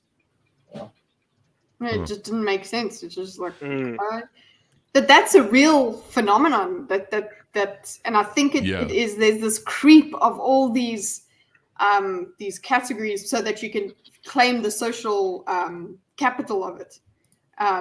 Because there's like, it's okay. Well, now I'm in a press class. Now I can do this. It's like, no, actually, like, because I think it's the same as like. It's not as if gay people were never oppressed or black people were never oppressed, and but it's actually there's real cases of there's a real reason we need to accept sexualities, but when people are now using it for nefarious ways, it's dumb. Yeah, so but also the thing, it's quite shocking what people don't speak about before they get married. People, I think will ask me amongst more traditional types. Yeah. Hey. Well, you know what's really bizarre to me? Did you guys watch the Whatever podcast with Destiny? And they had not the recent one. I'm guessing the abortion debate. No, before that. No. Where he was on with his wife or fiance, and there was like a whole bunch of people. I watched part of it. And one of yeah. One of the things that and we're on the topic of talking about like sex, like before you get married or whatever.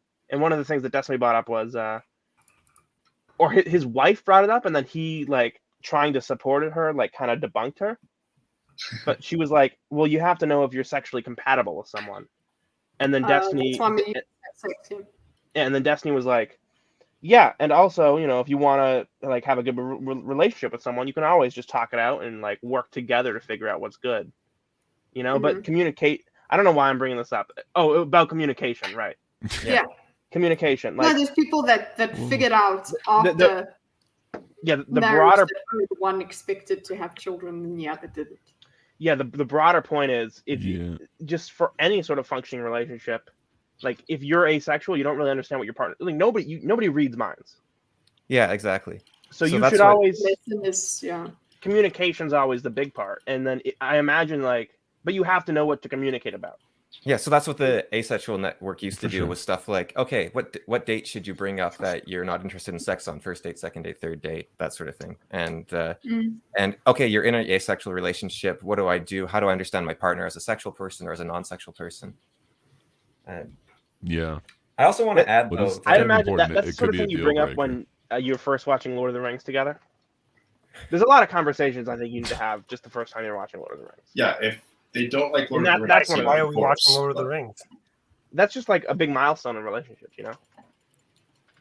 That's like a 12-hour What were you gonna say there, Cameron? You started. Yeah. One of the things I also want to bring up. I don't know if it's. Well, anyways, I don't actually identify as asexual. Like I fit most of the categories for it, but I think that when you take on certain labels for yourself, you sort of become almost locked into them, and you start wanting to not go against your own label. And so for convenience, I'll say I'm asexual. Like if I'm trying to communicate online to people that have a rough understanding of what the thing is. But I mean, I want children, so that's going to change an aspect right there. Maybe yeah, I would want to know. Yeah, you would have to push through it. Or... Eyes shut, fingers in your ears, la la la la. Just. Well, the other thing is if it's that earwax. I am not entirely I think asexuality could be a mental disorder. Like there might be, or a physical disorder. So there might be actually something causing it, like a neurological disorder. Yeah, like diet or depression or low hormones or something. So it could syndrome? Be or syndrome. A thyroid condition, let's say. So if that changes, which it has for me actually slightly in the last few years as I've worked on some health problems I had. I'm sorry, did you just say steroid? No. But what did you? I heard steroid. I don't know what I said that sounded like steroid. I don't know what you said that sounded like. Oh, thyroid probably. Oh, okay, yeah, that makes, okay. I'm like steroid. What? Steroids probably could cause probably low libido, cause but or high libido. It does. Yeah. Yeah. So if someone locks themselves into being asexual and something changes and they suddenly are sexual, then they might have concerns about feeling authentic to themselves, and that could be a whole mess on its own. Like, or if you turn, I really enjoy sex, so even though I'm never going to initiate it off of just, I want this now, then maybe that to me, okay, my thought of listening to something like that is more that there is a highly complex relationship that asexual people have with sex. Yeah, and I think it was much Catrew sort of brought this up, how it can give you this new perspective, which is really interesting. Like, I'm not convinced gay and straight are understood properly. Like, I think it might actually be different things, whether you're attracted to people that look like men, people that look like women, people that have male genitals, people that have female genitals, or people that can give you children. Normal, or and then there's gay, and gay is everything else. Well, I think that people, like, if you were given the choice between someone that looked like a man that could give you children, you might be more attracted to that at the end of the day than someone that couldn't give you children, depending on how it's defined, rather than it just being a straight up obvious, straight is you're attracted to the opposite sex or something like that. I think like Blair White versus like the Hulk Hogan, but is a biological woman. Yeah, I think that some people who are, let's say, straight males might be more attracted to the Hulk Hogan, and so that sort of, I think the definitions are are simplistic and we don't actually know what we're talking about in detail. We just have this rough idea that we're sort of fuzzy around. But then when we go to the high definition, and it could differ from person to person. Yeah. Which is why Blair White's husband or boyfriend can say, "I'm not gay." Oh yeah, but he is. He's not. Both those people are gay. Yeah, or potential on a boyfriend. Let's say, spectrum. not The person that's attracted to Blair White and the person that, or not attracted, the person that dates Blair White and the person that's attracted to the Hulk Hogan woman, both gay. So we can just come to you for definitions then and get it all straightened out. Look, I think it's a little too black and white there, CPAF. Because look, no, every man when who isn't me is gay. When it gets to the bedrock of it, okay, I can say that Blair White is hot. Okay, I think she's hot, but then I know that if you had to get to the act, then things would change. So. For sure. So that's where when things come into stark clarity, okay. So that actually works for asexual as that's well. Where you can the be attracted line, to a person, but when it comes to the act, suddenly you're asexual. Look, for sure. There's I can people definitely that understand have sex and that aren't. Blair White's a good example of that, especially if you're thinking of like, you were talking about the female Hulk Hogan, but if you think of like a very masculine looking female, the only one that I know by name would be like Chyna, the wrestler from like way back when. But yeah, I think Blair White is more attractive, but fair enough. That's a good point with the asexuality thing. It's very complex stuff. Yeah. So for women, I'll wrap this up with just asexuality related to kink. I was talking to Sammy G about this a little bit, and I think what happens there potentially is when you don't have this sexual attraction, you also don't have a lot of the understanding of what's negative or repulsive or revulsive about certain situations. You don't understand when you're crossing a line as easily. So, like people, it's hard to put away without being like incredibly crude, I guess. Do it. There's not much difference between a description of someone having sex and someone having a threesome from an asexual point of view, whereas some people can find the threesome idea disturbing, for example. So it's something like that, where it's all just sort of the same thing, just people putting their bodies together, that sort of thing. Is it the same as like?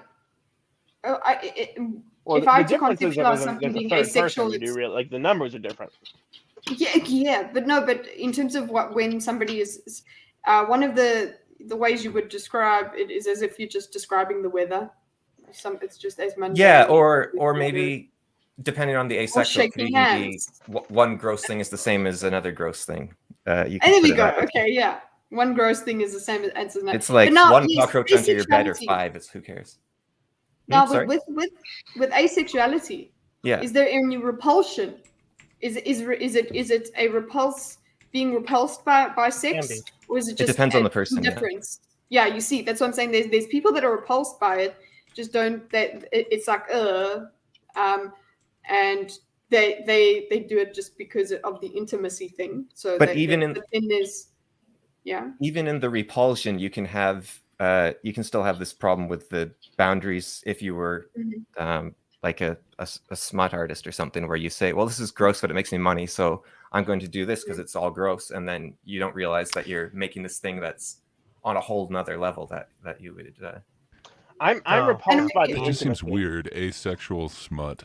Yeah. The reason that I say, oh, that sounds autistic, that's not a slur thing. It's literally when an autistic person can't perceive certain. Yeah, no. I think you're absolutely right. It's like the autism version of like as autism is to social.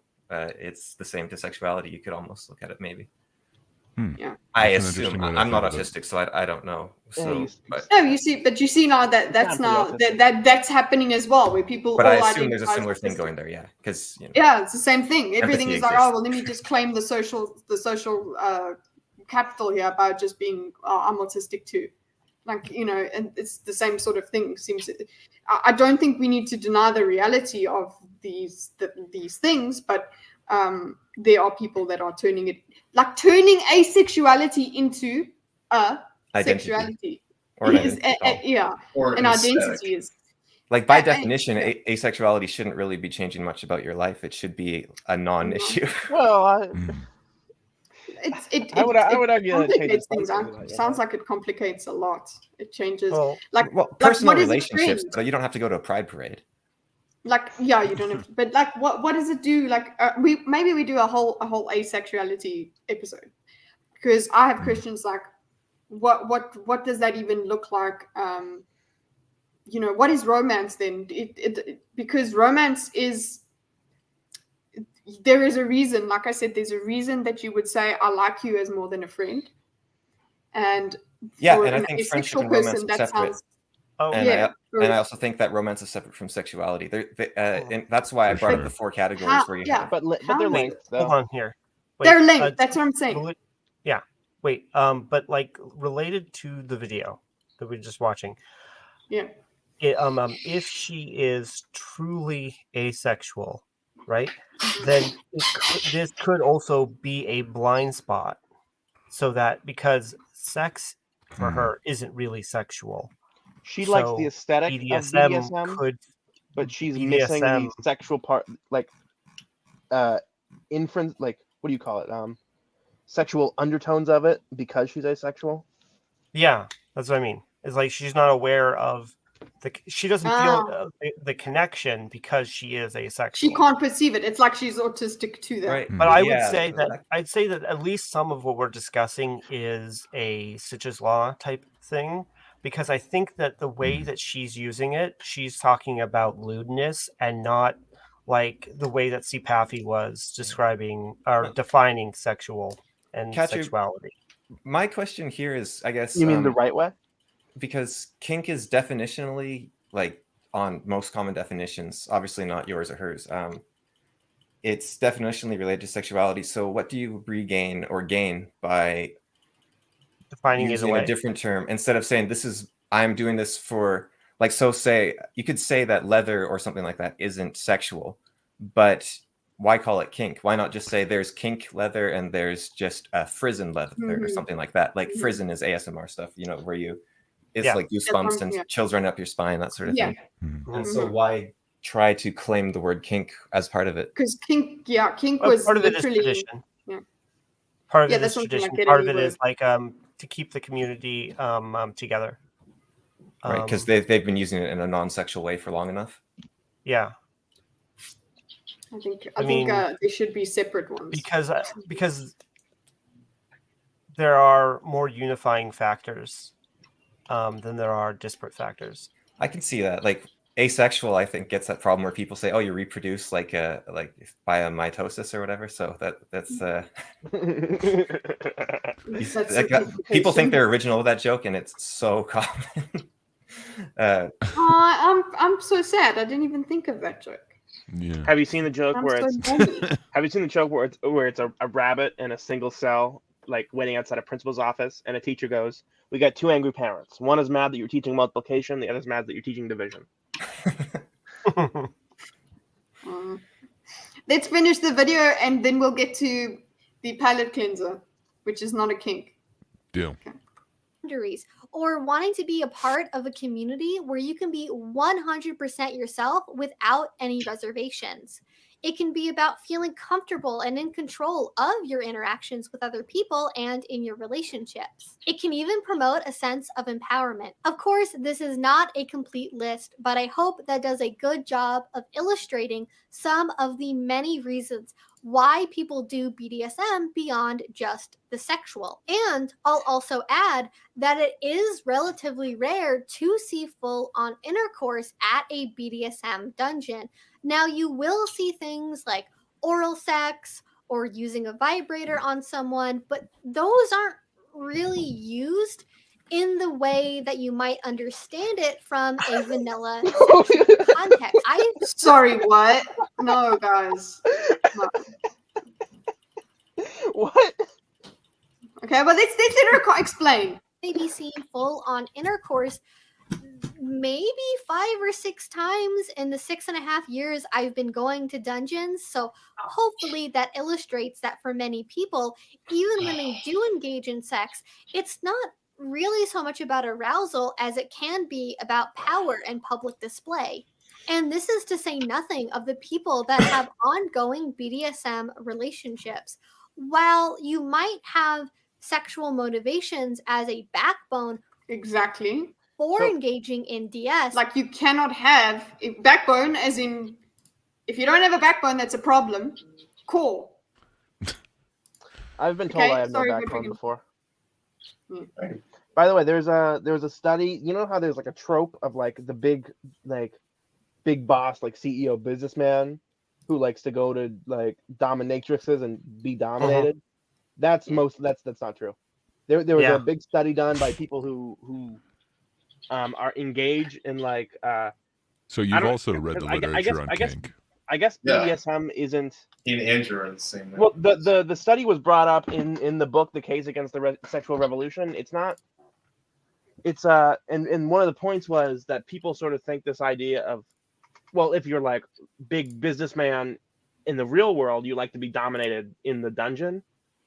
But as it turns out, when they do the study, actually the people who are aggressive in the real world tend to be the dominators in the sexual world. The vast majority of it. And the reason it's a trope is because it's so weird.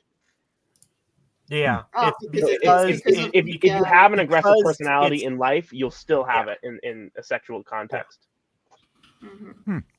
It is Fair what is it? It is the intriguing nature of the trope or the situation is why it becomes the trope. Because it's played for laughs all the time. Because it's so. Or because not even laughs, just intriguing. Like It can be Andrew for says. laughs, but it can be for other things. Yeah. yeah, well, Like in House of Cards, I think it is, right? Or Well, no, Billions. Sorry, Billions. It's Billions. Sorry, it's Billions. He has that. and it makes the person Oral seem Six has the word sex as part of it. Like, what the fuck? That's true. I don't think that this point. works out properly. And again, my thing is, can we bring kids to dungeons? No. Why? Well, because it's inappropriate. Why is it inappropriate? Because it's sexual. yes, it is very hard to. Yeah. Well, I was just going to That's finish the I'm thought I was allowed to having agree. about it's a trope because it's so bizarre. So, like, this idea that there are people that, like, your kink is just something totally unrelated from your outside personality. I would say generally, or maybe the word is fetish. I don't know where we settled on the definitions. Oh, I don't know. Yeah, But they're basically just extension. the sexual extensions of your temperament. We can't take away the sex part of it. That's why I got so upset about calling the earwax thing a kink, because it's just new. So Are they intrinsic parts of yourself, or are they things that arise because you know about them? Like, would a caveman still have a earwax removal kink or a leather bondage kink or something like that? They might. They wouldn't they do know kind of until they saw it. Like they wouldn't know that they like cheesecake until they ate it. But that doesn't mean that they don't like cheesecake. The theory of the earwax thing, yeah. Oh, I think you were probably going into this. Please continue. The theory of the earwax thing and the pimple popping thing is that we evolutionarily we would be predisposed to wanting to clean out things and remove pus and things like that from wounds, and that's why it's satisfying. Like nitpicking kind of like behavior, like chimps? Like grooming, like chimps. Grooming, I'd do that. Yes, so exactly. Could we push for a conversion therapy that takes that same desire and turns into a pro-social one? Like, I don't know if those work, like based off of the literature. Like, I mean, conversion therapy in the sense, if they're based on cleanliness, then could you, instead of watching these, let's say, pimple popping videos, could you convince someone to take that same desire and give it a different outlet? So it's not actually changing their desires. Well, I could go and become a dermatologist. Yeah, I suppose something like that. But maybe even something that's just to do with cleanliness, even more like a cleaner at a restaurant or something, like a dishwasher or something. Like, yes, you might be able to do that, but something like a true like fetish or something, like I don't know if you could actually convert something like that. Because you don't want your but kinks aren't fetish. Just in general, you don't want your hobby to be your job. You'll end up hating your job. Or your I'm not saying do this to get work out of people. I'm just more saying I don't know. I guess it's in the context of the pride parades. Do we need those pride parades if we could be taking these and putting them somewhere else or something like that? In the common tongue, kink and fetish seem to be the same. I guess what's when we get technical, like what is the like? But what if we're going to, it's like if we're going to give this woman her due, then we could use it in her sense and separate them, I guess, for the purpose of the conversation. Yeah, but I mean, if you go and speak to, I don't know, your mother. So what was the definition you settled on, that a fetish is something that is something that is generally not sexual in nature, that elicits an arousal. That's a philia. Sexualizing something that isn't inherently sexual. That doesn't have to do with sex, right? Yeah, that doesn't have to do with sex. Yeah. Like a foot is not inherent, not something sexual. That was what fetish was. That's how we were always but like in the common consciousness, the first fetish you usually will hear about is a foot fetish, okay? And that's the joke, is the foot fetish. And that's because feet are the weirdest. They're just feet, dude. They don't really have a function other than you're walking. Where are my thigh high bros at? But thighs are like if we're talking thighs about are much closer. Thighs are right there. Feet are all the way down the leg. Thighs you can slap. Feet are almost as far away, are further away than armpits. Feet are further away than. Yeah. Okay. So that's what I'm trying to say. Okay. So with the fetish, right? It's that it's something that. Like, okay, so then we can take a philia, right, to a, the person who is sexually aroused by their car, that sort of thing. That is a fetish. Okay. Now, a kink is overlapping, it seems. I was going to say, couldn't cars involve a kink too? Or, I don't know, like kink involve cars? You see what I'm saying? The thing is that what makes them the same sort of thing is the sex bit. Yeah. Yeah, but okay, so the what is context the kink? of conversation, So kink we versus basically BDSM. We agree with a fetish is, though. We agree that it's a something typically not a non-sexual thing that elicits an aroused feeling. But what is a kink? A kink is just something not normal.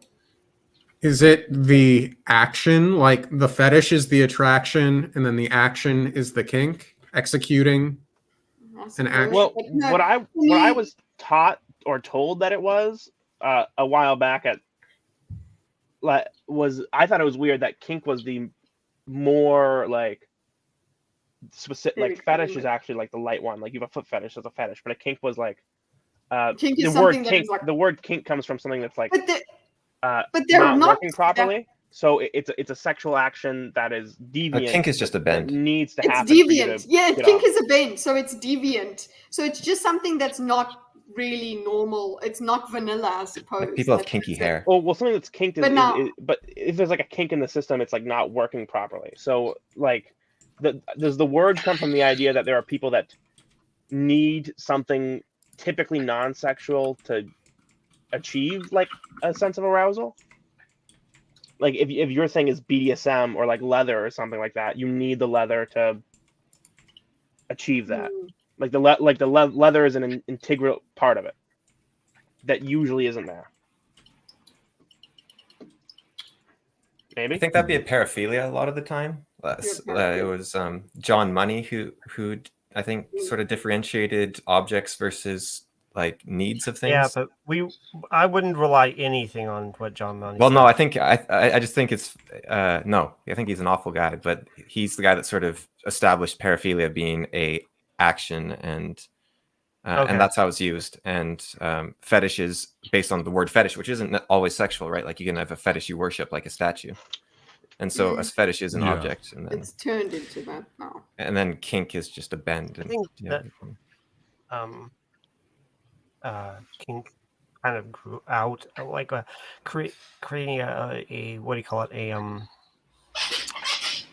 a community out of fetish like behaviors and such. So I think that, and so then that's why they're linked, but that they aren't necessarily like inherently intrinsic. Or I'm trying to, I can see my head better than I can say it out loud, but like you need a diagram. Yeah, a little bit. A debate diagram. Yeah. No, not even just a concept. A kink diagram. Could you categorize this as a fight by kink communities to want to desexualize kink and make it more of a, like, change the term essentially to their I think maybe there's a little bit of that. I think that is also just kind of like that kind of introspection into what's going on. I think it's a mot. I think they constructed a mot is what's happening. Right? They had like they had a little raised field that was very easy to attack, so they needed a tower. Right. They needed a tower to rain arrows down. Like, no, it's just a lifestyle. Because they didn't want it to be a sexual thing, and then I think that part of it is that they didn't want people. They didn't want people to think that it was a sexual thing. Right. So like the mot is built after the Bailey to protect the Bailey. Sure, but what I'm saying is that I think that it's what do you call it?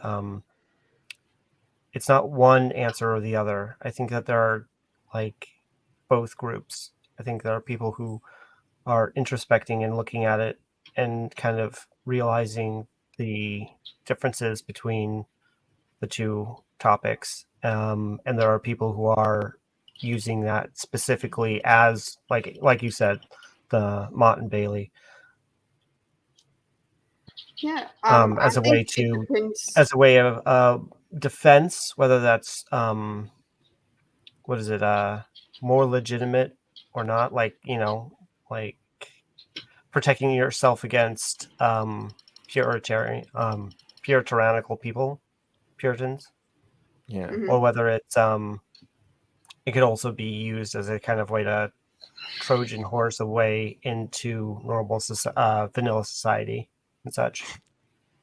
Yeah, it is exactly. funny how there was nothing, like, there's nothing sexual about wearing leather if you think about it, like at a base value, or about even about power dynamics in a lot of ways. So it is funny how they were almost too successful when they came onto the scene, these communities, to get it ingrained as a sexual thing, and now they're trying to move away from that and return it to something that we might actually see at first glance.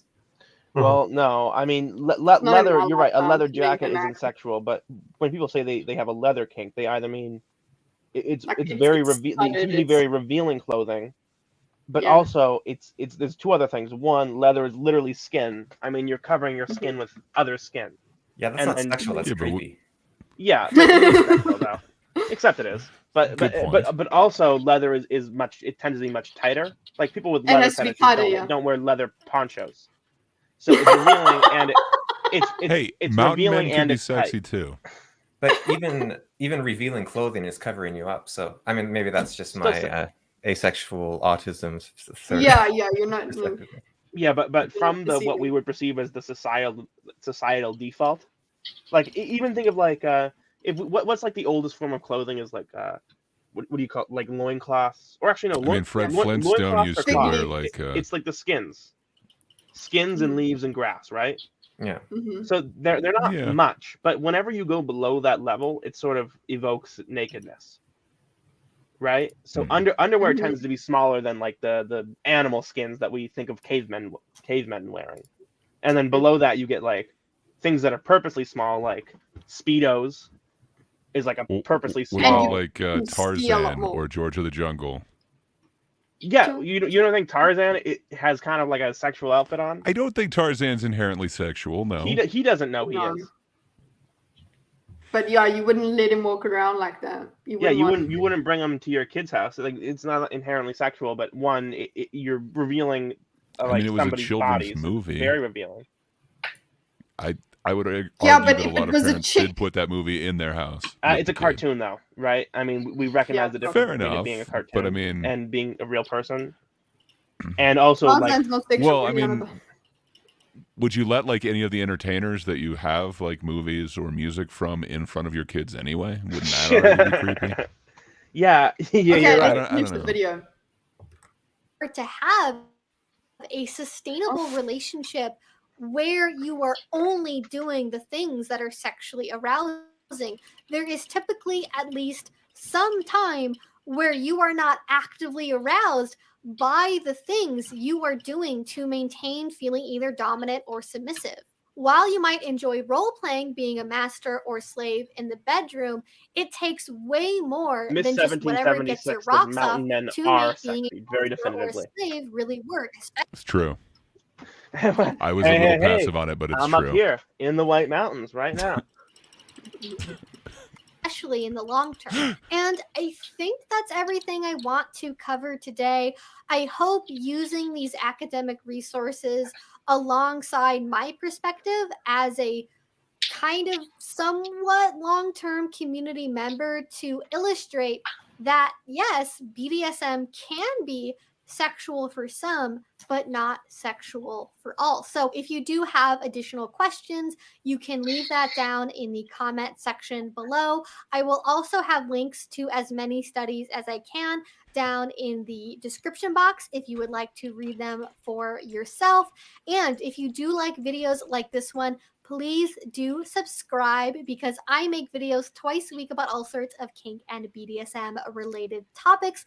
And also, if you would like to support my channel, the best way that you can do that is via Patreon. YouTube has now demonetized my channel twice in just the most bizarre ways possible, and I don't understand it. They have now said that both times it was a mistake. However, you never know when there might be a third time and it could actually be permanent. YouTube. Oh, wait, so she was saying it, she's demonetized, but she actually wasn't. Okay. Yeah, because everyone's reporting her. She got remonetized. Yeah, that's not right, though. You just because. Oh, wait, I've got to add to the stream. Sorry, we got to do the Am I the Asshole? But I think let's What's first. up with the guest tipping? Yeah, CP, and that's because he wants. You're making the rest of us look bad, guys. An absolute G just took 420, saying, "You know what's not sexual? CP." Oh God, fuck off.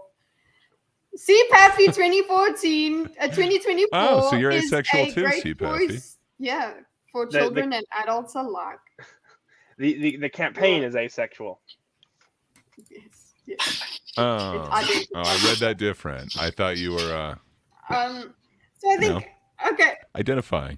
Bye, Miss 1776. Thank you so much for coming around.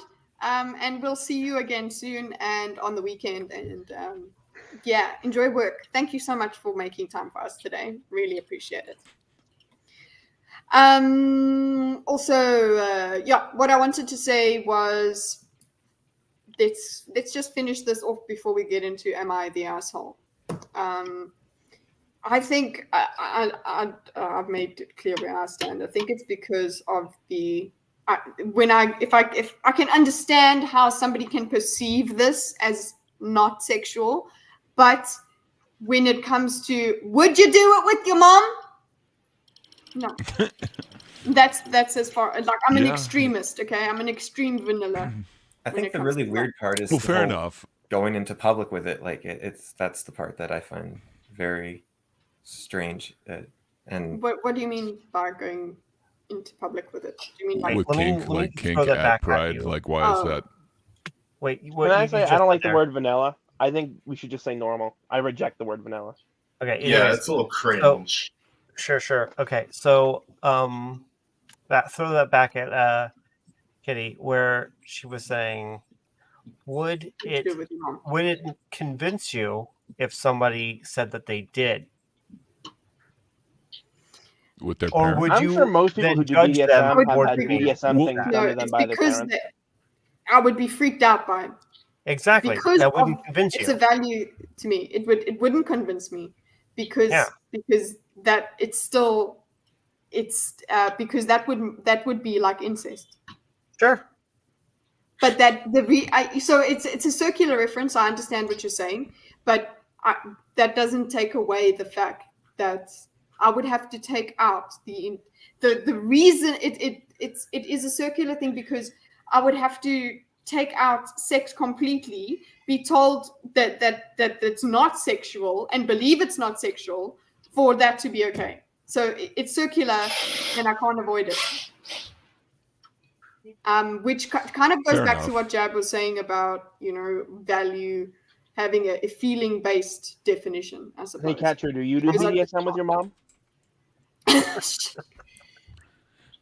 Well, there's like a weird thing to that standard too, because I mean, like, there's definitely the non-sexual thing, like to bring up like the art again, like that'd be really weird to just have an art class with my parents where there's a nude model. No, like not. It's not inherently sexual, but it's not something like it's a weird standard. So it depends on the model. I agree, on the pose, though, right? I mean, I guess it could be a kink, but what is it? What's difficult is what brings it, what makes that. When we say, oh, that's inappropriate, and then it's very hard to put your finger on what that is. So, like, why? When it gets to the point, you're just like, oh, it's because it's and it's like, yeah, but why is it a Nat Geo documentary that has like topless Africans on it. I never thought like that's like a sexual thing. Like they would have those magazines in like middle schools, right? And nobody would be like, but that's you're sexual. young, right? So like the internet always existed when you were around. I don't know. I think those magazines, given the right time, they still would kind of represent something to somebody. I don't think the photographers are being sexual though. No, but yes, we're talking about inherently 100%, sexual. And I don't think it was published that way. The idea is that he's of another generation, because everybody else was yeah. Okay, fair enough. I guess but the Jab's standard. He's no, he's right there. What? Sorry, I'm sorry. What's happening? Was someone asking me a question? No, it's no. He just wanted to bring you into wondering if you You're find a Zoomer Nat too. Geo sexy. You're a Zoomer. Find topless African sexy? Is there something sexual about that? Well, is that inherently is that form of it would probably inherently sexual? I don't like calling anything inherently sexual.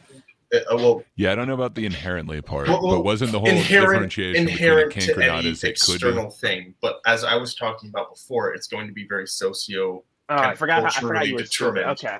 Oh, let's that's why Jab out of this. That's why in Africa, where a woman taking off her shirt isn't sexual, but over here in America, it would be considered sexual.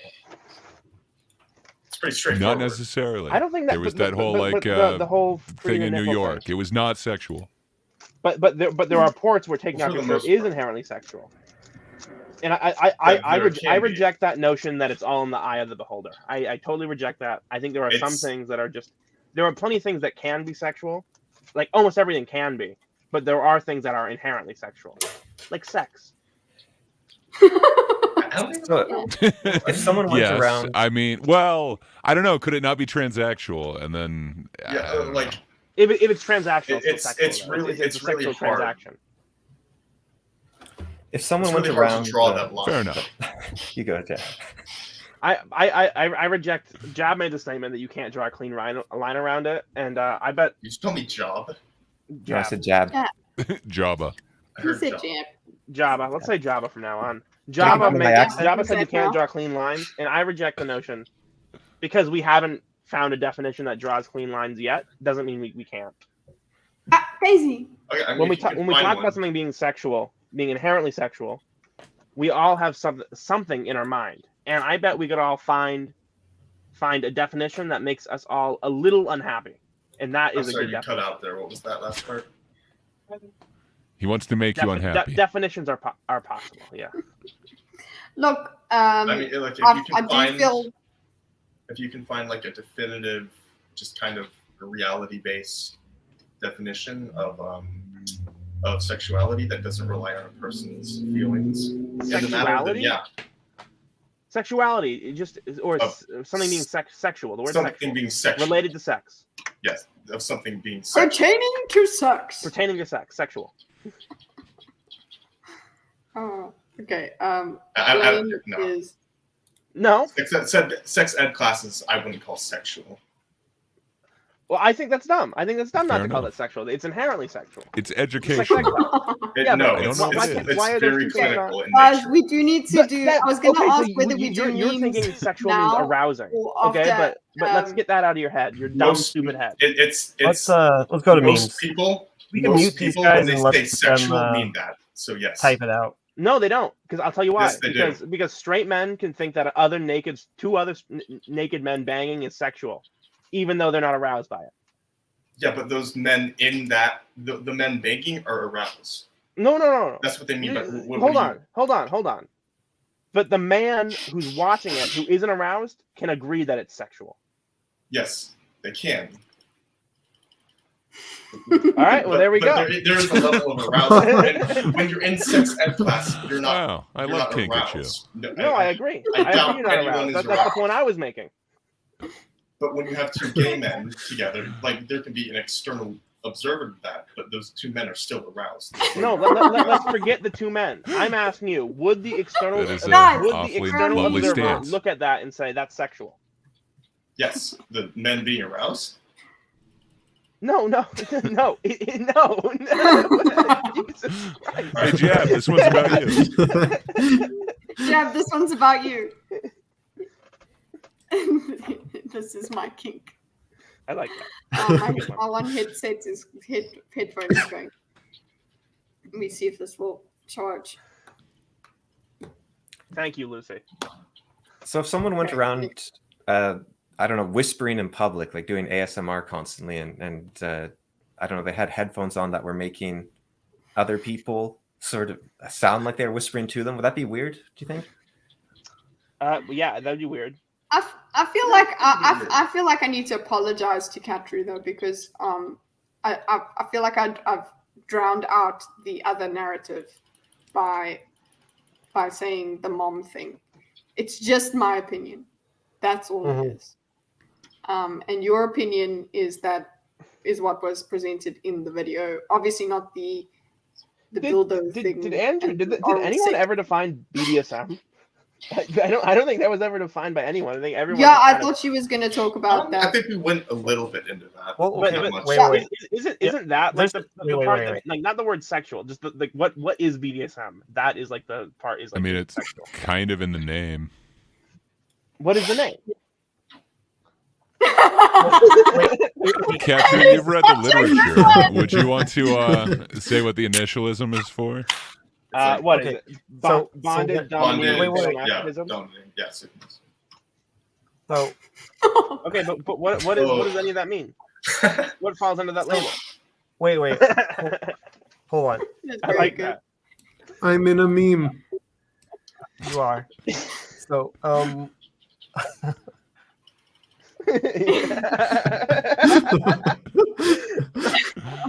And thus a fetish is born.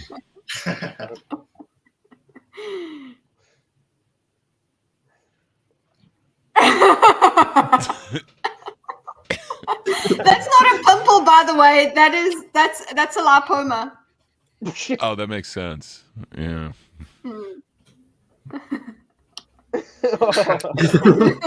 Oh man. Yeah, you read. See, kinky sex was what it was supposed to be. Like that's why I would say that this previous meme does not pertain to kink because it's not sexual. Okay. I love those memes. Thank you. Very, very good. So Very good as usual. Yes, let's go back to there's actually, that. wait. Well, there's like if you were interested in it, where is it? The rituals video.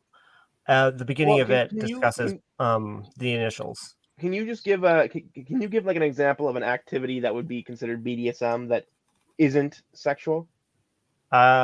I could, but I'd rather not at this time. You could probably come up with something. We're running out of time. We wanted to get. Are we running out of time? It's a pretty good one. We got some good time. We have an hour. No, it's okay. Oh, I gotta okay. leave. I think it's a bit overwhelming, guys. But the earlier example that we were talking about was going to dinner and the dominant person orders for the subordinate sub. I don't know. Is that BDSM, Andrew? Is that if someone agrees, like, I'm going to order for you in an act of That could dominance? be Could be an aspect of it. It's dominance. B. Yeah. It's the dominance thing. But is every act of dominance BDSM? Because if I No, deal someone in an it arm depends wrestling on the contest, contract. I have Depends on the asserted. contract. Yeah, but you see so it's the backbone that she spoke about for me is the backbone is sexual. So we can't take that out. Yeah. This is the most memes I've made found on TDK. Yeah, this stream has been fruitful for you, Nico. I can see that. But I really, Catrew, I hope that you don't feel like I've tried to shame you or something like that. I'm really up. Wait, are you sorry. is this like your thing, Andrew? Hmm? Catrew? Are you a BDSM guy? I don't. What? He's hesitating. He's hesitating. He has read literature. Okay. You just read the literature? You were defending it? Okay. Yeah, it's just that Okay, I didn't know. I didn't know if you were speaking from experience. This sort of stuff is. He's read the studies. And now the closest I can get to this is if somebody came and told me that now, no, Chinsia, when you are looking at the pimples in the ear and the earwax and shit like that, that is you being sexual. And I can be I'm like I'm making a joke that it's like, oh, it's making me upset. But just if people think that and that's not the truth, then I would be upset. So if BDSM is literally that, for some people, I can't now just say no, it isn't.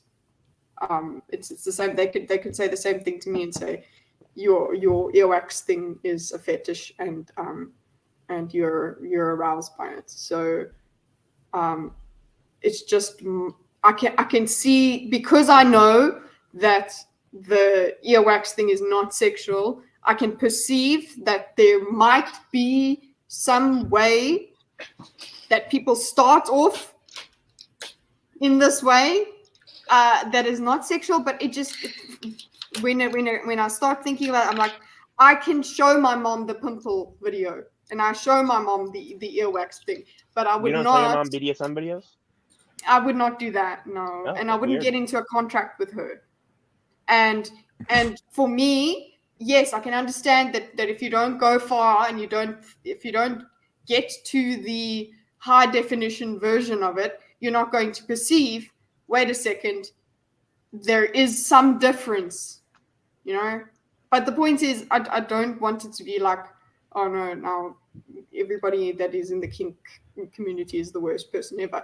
I suppose that I'm bad because I'm vanilla. So, do you think the word deviant is a fair word though? Deviant? Yeah. The stigma behind deviant. Like when you said it's a what did you say with a pathology? I don't think it's deviant is yes. Yeah. Okay. So deviant as in being different. I'm in agreement. Outside the expected range of behaviors.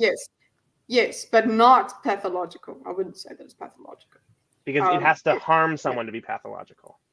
Yeah, it has to be. So I guess it's not harmful based on the definition that if someone orders for someone to show an act of dominance, but I guess the pop culture version of that is like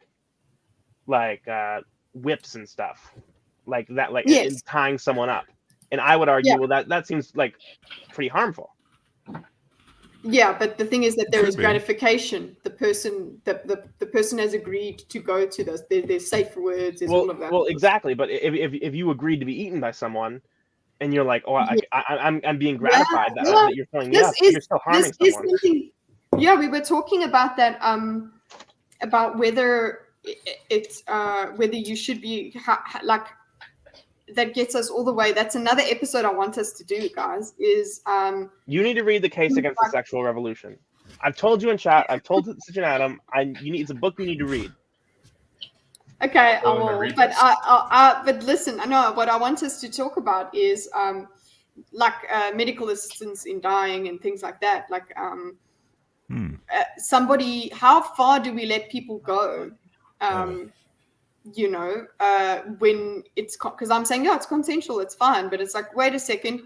But then we can talk about asexuality being a chemical imbalance. That's like Blaine said earlier. He's like, just because it's a disorder doesn't mean it's a disability. It's not something like it's a problem or whatever. It's not something that you see. You don't have to accept everything and embrace everything for it to be. You don't have to encourage these things just because. I'm trying to find a way of saying like. It's okay. It's okay to use the word deviant and normal. You're allowed to be a certain amount of deviant. And we can still accept you in society. Yeah, no one's normal. Yes, you don't have. You don't not have all to deviant. be. Okay, let's add another layer to deviant. There's the stigma. Take the stigma normal, away. and then there's deviant, and then there's abominable, which is like the other exactly. end of and that's what. Just in order to stay away, in order to be fair to people. And not disparage them into all of that sort of stuff. It doesn't mean that you have to go and now be them. That's what I'm saying. Like there's another type of CP that isn't as awesome as I am, and that CP is abominable. Exactly. I think this is why I keep bringing up the this kink stuff happening in public. It's not to shame people, but it's because I think the thing that's setting people on edge against kink and saying it must be sexual is that what you see from the outside is a group of people that are so invested in something that they feel the need to share it with others, and you wonder what drives you to that level of investment. So it's a form of deviancy, but you're also exposing it to people who are living like a normal life. Yeah, so that's like a second form of deviancy. So you remember video games in the 90s, for example? Like those weirdos playing video games in the 90s. He wasn't alive. but it's the same idea. You probably know the culture of the idea of like these nerds playing video games or D&D, and they're shunned from society. And I think it's probably a similar thing. And the question will be if it adapts in the same way and becomes a popular thing, which I think BDSM, like everyone seems to talk about it these days. So. Yeah, but I don't think that you're right. It was deviant to play I don't think that like playing some video games was considered weird in the 90s, right? Like there were arcades that people would like. No, it was pretty weird. You were not the norm. I guess arcades maybe definitely were more of a connotation than it was now. Exception. Yeah, arcades seem to be kind of middle ground. Yeah. Okay. Well, this is why we have our palate cleanser, which is Am I the Asshole? Yes. All right, love it. Well, before we get into our next segment, I'm gonna have to dip. Bounce. I got a few things I gotta do before. Good riddance. You got that chair that you gotta lube up that chair. Yeah, I gotta lube up. Get my WD-40. Well, thanks for having me on. It was a blast. Thanks, Jeff. No, thanks for joining. Yeah, and nice talking to you. Yeah, CPAP, we need to continue our discussion because you have a very bad opinion on it. But I'm cool to hash that out. I'm cool to hash that out in further discussion. So, what do I have a very bad opinion on? Your definition. Yeah, a lot of things, but specifically your definition of sexuality. But you mean the one that everybody uses all the time? The one that no one uses, but yes. If by everyone you mean just you. Yes, by everyone. No, that's literally how. Okay. All right. Well, seriously though, like I'm interested. I mean, I think you need to go wash off that debate brain of yours, but because I think that was a pretty solid definition. Couldn't disagree. I think we could find a moderator if you guys need it. Yeah, no, Gray. I'm good. Gray can be our moderator. He's like Gray moderator. Sure. That would be lovely. I'll diagram you guys and tell you exactly what you mean. All right. Instead of hearing what you let's guys do this. say what you mean. All right. Well. Yeah. Everyone have a good one. Thanks for having me on. All right. Peace. Bye.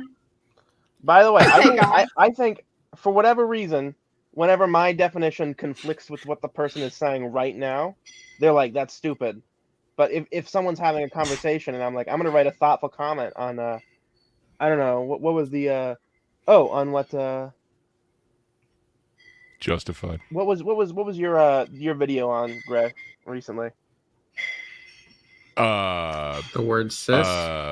Cis. Yeah, sis. Was that the one? Good Yeah. stream, by the way. And you were what was the thank definition you. you were looking for? Was I don't know. I gave It a was essentially definition. like the opposite of trans. Like I don't know. The way that they were using it is just we need a word to differentiate between these two things: trans, not trans. Oh, the and not definition just of say slur. normal. Yeah. Oh, slur. Yeah. Fair enough. Oh, Yeah, I did whether like your this is a definition on slur, that too. yeah. Well, Yeah, I do remember that. I'm just trying to find, like, when people say something, I'm trying to find a broad sentence that could be replaced by what they're saying.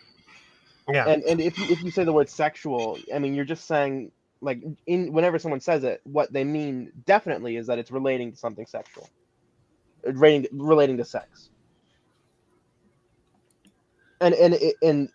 So you might want to get, like, more specific than that. You're like, well, no, I don't think that sex ed is sexual. I mean, I would think that that's kind of a silly thing to say, but whatever. I mean, you think the definition is too broad. That's one thing. The subject is, but the fact that it's like an academic setting and it's not meant to like be sexual in any way, I don't know. I would say that it doesn't fit in that category. So that's what we're But getting I at. understand what you're saying. Like the subject is sexual; it's sex. So You're getting at the idea that when you say sexual, you mean You need a Venn diagram. there's a feeling of sexual to it. Not like sexual is a feeling that something has. It's sexual, not that it's literally just a subject pertaining to something else. And I dislike emotional definite like there's some, because I guess I don't feel anything. Just like as a you're an concept. NPC. I'm an NPC, right? Mhm. So whenever something's like, well, there's a sexual feeling to it. Well, I don't know if I can include that into a definition. Fair enough. I think it's more than just the feeling though, because like you can just zoom out. You're not in that class at all. You know that, you know, just somebody explaining like, okay, so this is what happens. Like same thing with like in a medical setting, like, you know, they can kind of explain what, you know, fertilization is. It's not inherently sexual. The ER is Well, I would say that that's sexual though, like fertilization or like if you're saying like if we're gonna take the reproductive cells out, like a sperm and an egg, I would say that's not sexual, like fertilization. But if you're gonna say we're gonna explain just like the act of it in a very medical sense, I would still say we need to find a I think the way to do that would be to find a parallel that work the same sort of a comparison where this Venn diagram would apply as well, because it's not going. It's not making sense, because it's sexual in a technical sense, but it's not sexual in the context which we were talking about now was about arousal. Yeah, I think the subject is sexual, but the actual situation. The reason that I didn't like the arousal definition is because I think that there's a lot of things that are sexual that are quite violating. And when you're violated, you don't feel aroused, but it's still a sexual thing. But I mean, like, do both parties need to feel that? Because I mean, like, you know, like if there's no arousal by the person that you are that is violating you, what happens then? Okay, so I think if I was to jump in here, I would say that there's a lot of nuance, and having a uniform dictionary. I think part of what's getting in the way of this is not using a highly nuanced, uniform dictionary between all of us. I'll write a dictionary. Every word will be spelled very phonetically. But I mean, there will be no O-U-G-H. That's stupid. Unless the sound that it's making is oh-gah, but there's no words that make the oh-gah sound. Yeah. So O-U-G-H will be completely out of my dictionary. My point though is that there's some Stitch's law going on here, because sometimes when we are using sexual, we mean lewdness. Sometimes when we say sexual, we mean your definition. Sometimes when we were saying But I think that why I gave the broad definition is I think that lewdness can be inside my definition, is just a very, very general one. Or if something is lewd, it is pertaining to sex in the sense that arousal is pertaining to sex. Inappropriate. So the definition with the arousal can be fit inside the just pertaining to sex definition. And if you say something sexual, that I think you're losing utility. That's my point. So I think you're losing utility when you're doing that sort of thing. Well, I think you just have to use the word arousal or arousing. To qualify? So say you just have to say, rather than saying it's like lewdness is a sexual thing, you would have to say it's an arousing thing. Or is BDSM arousing rather than is it sexual? Yeah. But yeah, we're getting to the same sort of weirdness that I tried to battle with the sex and gender. That they are, you know, the way that eventually it comes down to this horrible, very janky thing of what genitals. It actually eventually gets to that point. Well, I think if you're trying to say that sex is different, or gender is different but linked, what you have to do is say, well, if you're saying what is a woman, you have to say, well, it's different than a female, in the sense that you're like the gender, like the I don't know, the gender isn't woman. What is the gender? The feminine gender. The feminine gender. You have to go. Gender it includes the social performance of your sex. So you say that the social performance. So you say either the gender is relating something to like the literal feminine traits. Yeah, the concept of feminine traits. Feminine traits were based on sexual traits, right? Or your expected, like, archetypal, what is expected of you as your sex in the society.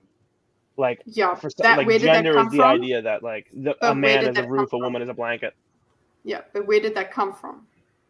It like, comes from the sex. Yeah, so that's you what say I'm saying. So where does arousal come from? The sex. So we can say when there is, because there's no arousal, but it's the backbone. At the backbone of this thing is the sexual part then that you're talking about. I'm trying to draw a parallel because I feel the same way about these two things, trying to bring them together. Jab, the issue with using the word sexual in such a clinical way is that there is a lot of load packed into it, so most people can't separate it out. That's what I'm saying. Like, it's very loaded because I understand I think mine is what the you less mean by pertaining to sex, and the sex ed pertaining to sex, yes, and then the arousal thing, but then they both come into focus. They both become relevant actually in this discussion in any case, because the nudity thing comes in where it's like, yeah, okay, cool. Socially, it's weird because Gray is saying that he wouldn't want to be doing that with his mom there. You know, it right. We can't really point but especially with the live drawing and the relatives, right? Mm-hmm. Almost doesn't really matter which relative, but what do you call it? Part of it is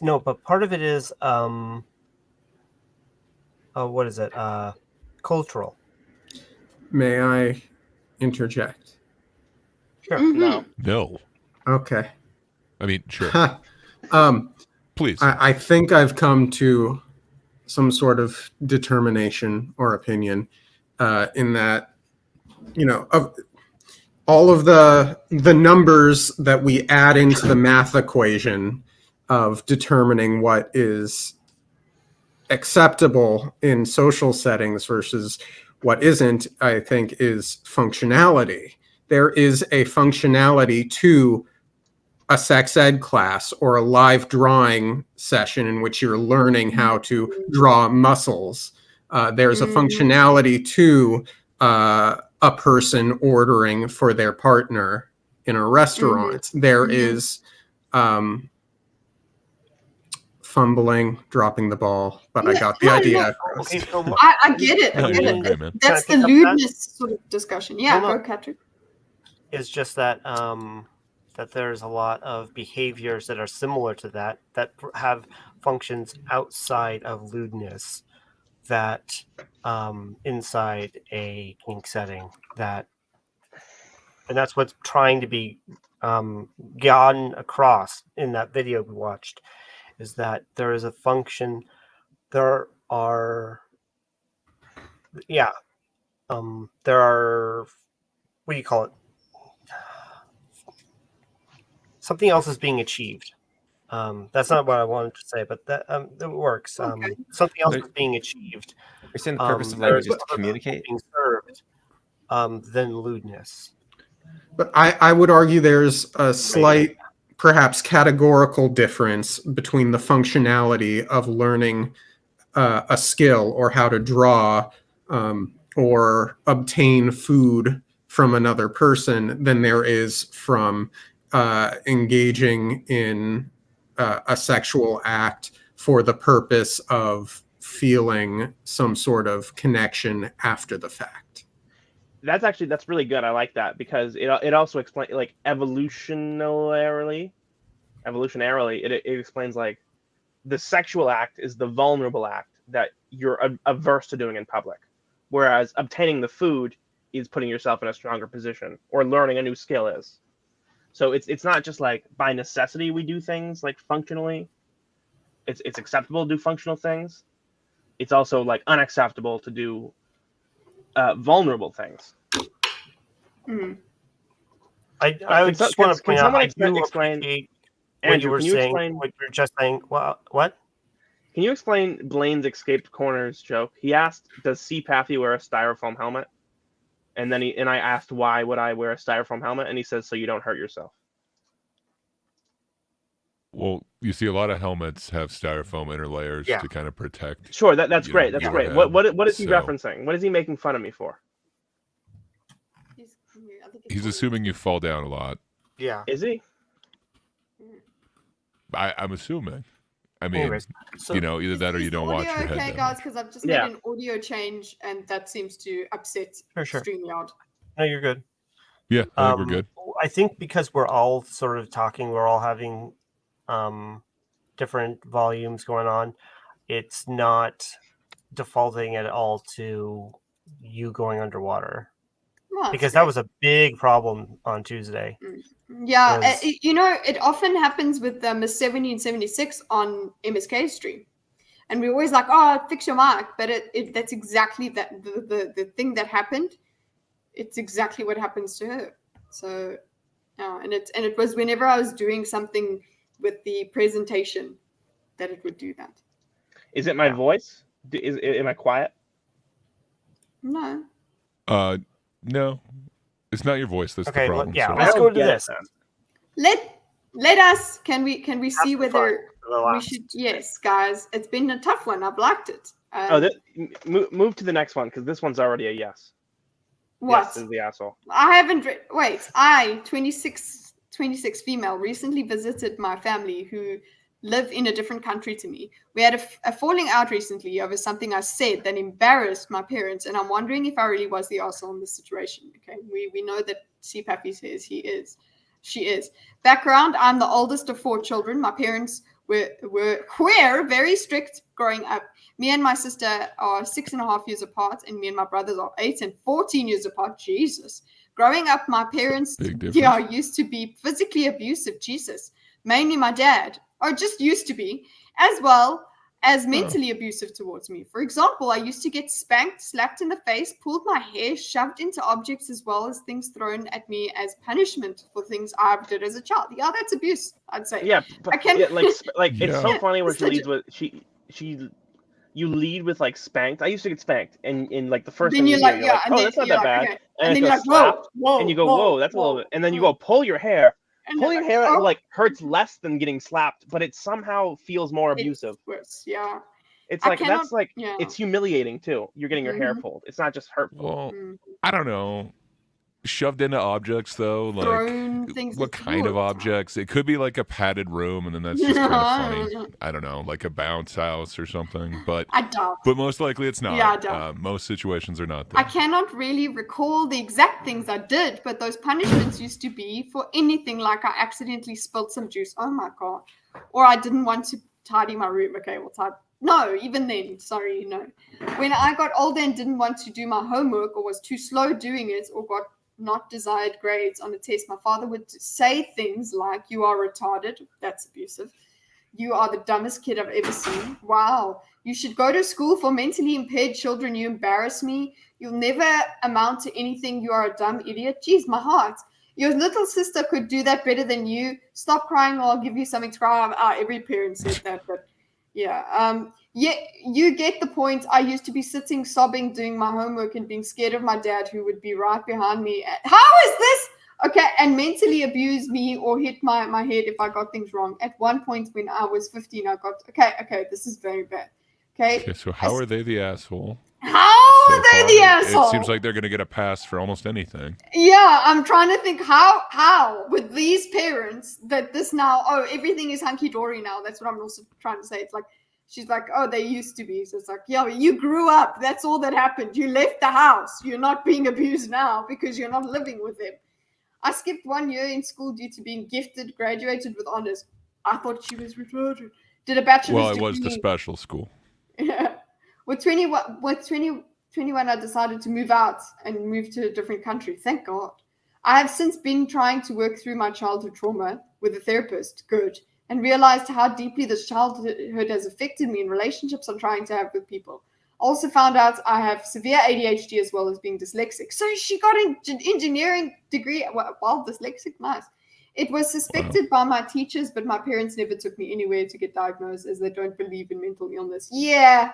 Since I moved away, my relationship to them is good. Yeah, because they can't hit you anymore. We talk often over the phone and visit every few months. You know what? I'm glad it's not what it was before, but still, I'm kind of like, how do you repair that? I've now got a son, and he's under a year old. He recently had a tantrum, and I strongly believe in gentle parenting. Well, I can understand. Hey, if you were abused as a kid, don't have kids. Yeah, that's kind of what I was thinking. Your family line needs to stop. Definitely work on yourself first. That whole clean your room thing. Yeah. Yeah. You deserved it. I don't ever want my child to be. Blaine's escape corner. You dipshit. Mine was the loose definition. Oh God, guys! I tried to beg. Fight later. I tried to talk to him calmly, and he soon calmed down and laughed again. This happened while my parents had visitors, and they said that's not how I would have handled. We know that's not how you would have handled this situation, Bob. To which I responded, "I know. If it was you, you would have spanked him, slapped him, and then locked him in a room until he cried himself to sleep, like I've done many times." Oh yes. My parents' visitors seemed very uncomfortable, and my parents were too stunned to speak. My sister came to me and said I went too far. Fuck you. I went too far. Did she lock them in the closet? Yeah, was she just growing up? My parents rarely ever did anything like that to her. They were not strict with her at all. That's so strange. Once the visitors had gone, my parents told me, "You are ungrateful bitch." Why would you embarrass us like that? Because you fucking deserve it. Okay. We gave you everything growing up and put a roof over your head, and that's how you pay us by telling the truth. Yeah, it's been years. You need to let bygones be bygones and move on. Listen, I understand the utility of not bringing it up. Okay, but okay. Here's what I would argue. But fuck you. No, obviously her parents are the biggest assholes here. Yeah. But I will say that I do not like when people air out their family grievances in front of other people. Yeah, that I would say that. Yeah. So while she's not the biggest, she's like much less of an asshole than her parents. Asshole, she's still an asshole. Yeah. Yeah, understandable. Yeah. Let's see what people have said. Not the asshole. They crossed the line by questioning how you handled your child's outburst in front of family. Not your fault. They didn't enjoy you. Oh, that is true. Hold on. Because that's kind of the thing. If they're going to start giving you parenting lessons as if they're good parents, like you know what? She took the power. That was my initial thought. I still agree with what CPathy was saying about airing things in front of people. But yeah, that was my first thought. Is that. I think it definitely doesn't seem like the right time or place, but yeah, it's not going to help. It doesn't help. I think that we could say a fair statement at the wrong time. Yeah, fair statement, wrong time. Yeah, I think it was surprised, her moving towards standing up for herself, which is important. I don't think she did it well, but you can't do it well. It's going to be messy the first time you do it. Yeah, and she did say Honest- that herself. Yeah. Honestly, it may not have even been something that she like thought through. It might have been just like a knee jerk. Yeah. I think the biggest problem she did here was actually if she had that much hatred still towards her parents, spending that much time with them. I think she obviously hasn't forgiven them, and she's trying without to confronting okay. them. Yeah. In the context that she's confronting them, maybe isn't the best, I would say. But I can totally say, oh well, look at you. You actually stood up to them, like that. But yeah, not the most utilitarian way of doing it, I suppose. This person, I'm surprised you talk to them at all. They are unrepentant child abusers. Where's the lie? It's great your siblings had completely different experiences with the same person. That in no way takes away from the fact that your parents were truly despicable people who terrorized and brutalized their firstborn. Whoa, that confuses me. Block them on everything and move on. I agree that if your parents are abusive, just don't talk to them ever, because you owe your parents something because they made you. But once they start abusing you, you pay that debt off really quick. You know what I mean? Yeah. So like it's done. You have no more. It's a very you don't complicated relationship, though. Yeah. Like I can understand that deleting their own debt at that point. Yeah, but so what I would say is that what was the one I was disagreeing to?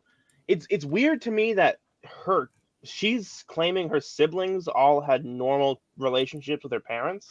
Yeah, they got all the abuse out. You know, it was like she a was tank. the only one It's they now abused. empty. That makes me question the story. The older ones, maybe. If I'm being totally honest. No, that happens. You can see the golden child and the black sheep in a family. Well, everyone thinks that they're the black sheep. Yeah, well, that's the thing is I don't think so. This is her own written thing, which is kind of well, I don't think everyone thinks they're the black sheep, but I think some people don't realize that their sibling is the black sheep. Fair enough. Sorry. Like my cousins definitely have this dynamic where one of them just gets all the love and the other one doesn't, and it's kind of sad in some ways. One of them. Agreed. Okay, next one. I don't know. You guys want to pick one?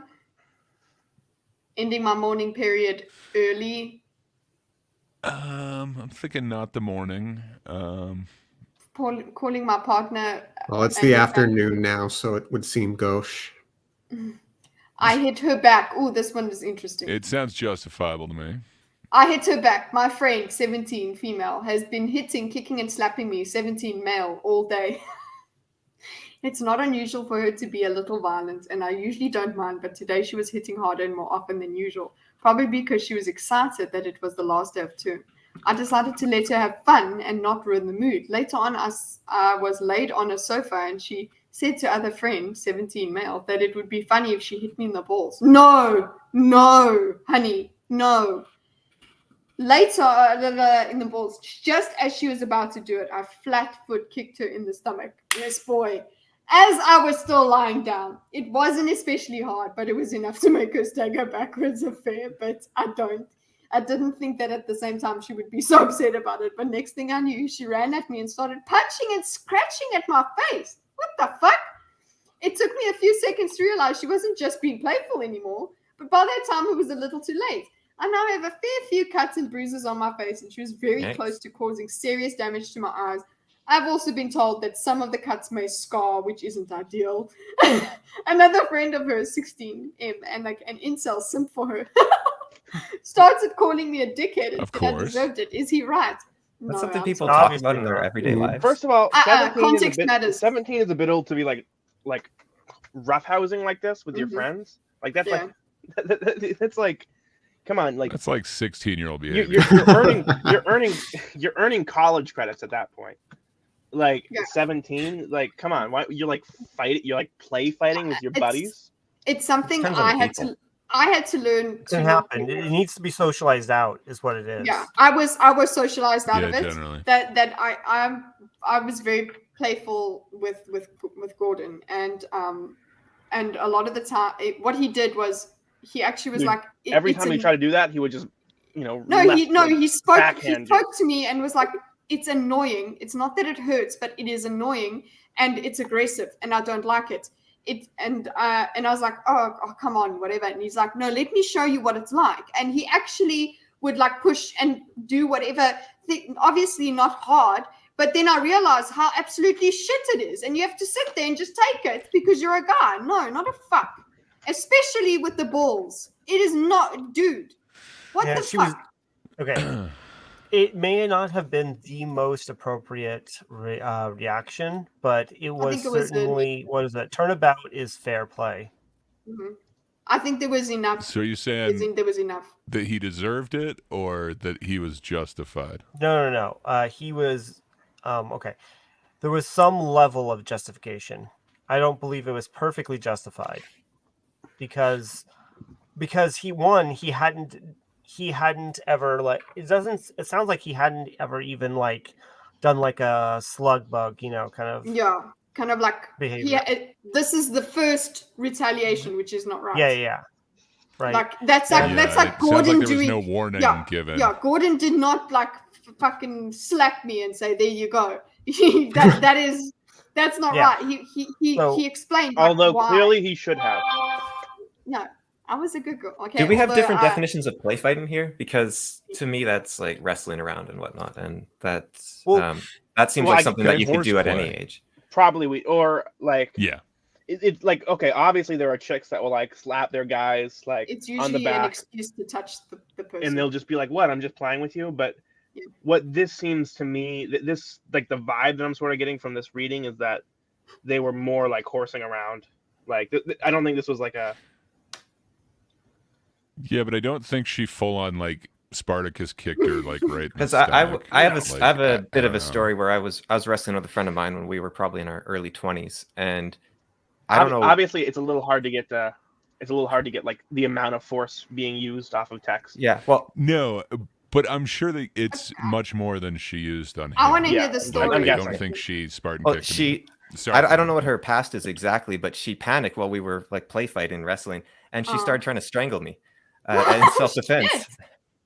So this is what it seems to me is just sort of playing around, escalates to, this would be funny to kick him, and then the guy just defends himself. Was that sexual to you? No. It was kind of scary. She's really strong for gender. Yeah. Kick these people out of your life. Anyone who thinks it's fun to hurt other people as a joke are trash. Yeah. Not the asshole. Yeah. As someone from the UK, this is not a UK. That person doesn't have there's a big trend of young men these days being like the anti never hit a woman thing. Because they're like always hit a woman? Yeah, you're right. But no, have you met women? Like there's the idea that no matter what a woman does, you can't hit her. Like you can't defend yourself. And there are people that are taking that too far. Like the new response is, I'm gonna treat you exactly like I would treat a guy if he came up and started slapping me. Like you have to keep I don't think a man because of the power differential, a man really can't do that. That's why Gordon wouldn't use the same amount of force that I use, as in like the same amount of effort. He just literally showed me what it's like to be constantly like poked and prodded and slapped. That's what I'm sort of getting from this. She was using 75% strength on him, right, and he turned around and used 75% strength on her. And even though it's the same percentage, it's just exactly so much more. Didn't adjust it, and I think what he needs to guys these days, they don't temper their strength when retaliating like that. Like you don't realize, her aggression was much earlier, and there is no 100% certainty that she was actually going to even aggress against him. It could have just been a joke. But also when it comes to the balls, though, I can completely see a guy doing. You can turtle up on yourself. Yeah, No, I understand. We've all been there. Like, you've all been to your martial arts and whatever. They call it the old tuck and roll. Tuck and tuck. Like, yeah, isn't there? You would just you have just the instinct. Kind of basically a flinch. Yeah. I mean, I guess it's the fight or flight thing. He went for fight. But, there's a difference between him like parrying an incoming hit and then responding with 100%. The kick versus her sitting across the room saying, "I'm going to kick you in the balls." Her standing up and then he starts walking there and then he kicks. Yeah. Okay. So wait, go back up. Sorry. By the way, let's learn about this guy's. Oh wait. Okay, here's. I'm trying to find. Oh, okay, no. It was the one that you brought. No. But it was. I'm trying to find one that is clearly they are the asshole. Like clearly. Okay. Okay. No, this fresh start one seemed interesting, but it's probably not. Well, no, let's try it. Okay, am I the asshole for having a panic attack because my mom 40 and my stepdad 43? Took everything out of my room to give me a fresh start. First of all, I haven't read the next paragraph, but her without knowing anything else, that sounds so. How old do you think she is before you read it? Yeah. How old? Yeah, before you read it.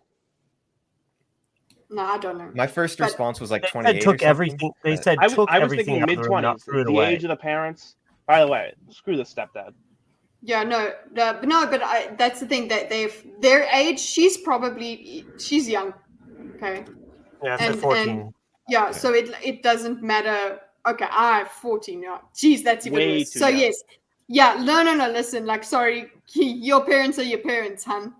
Okay, especially like if her parents. If she was maybe 20, then I would need context to understand.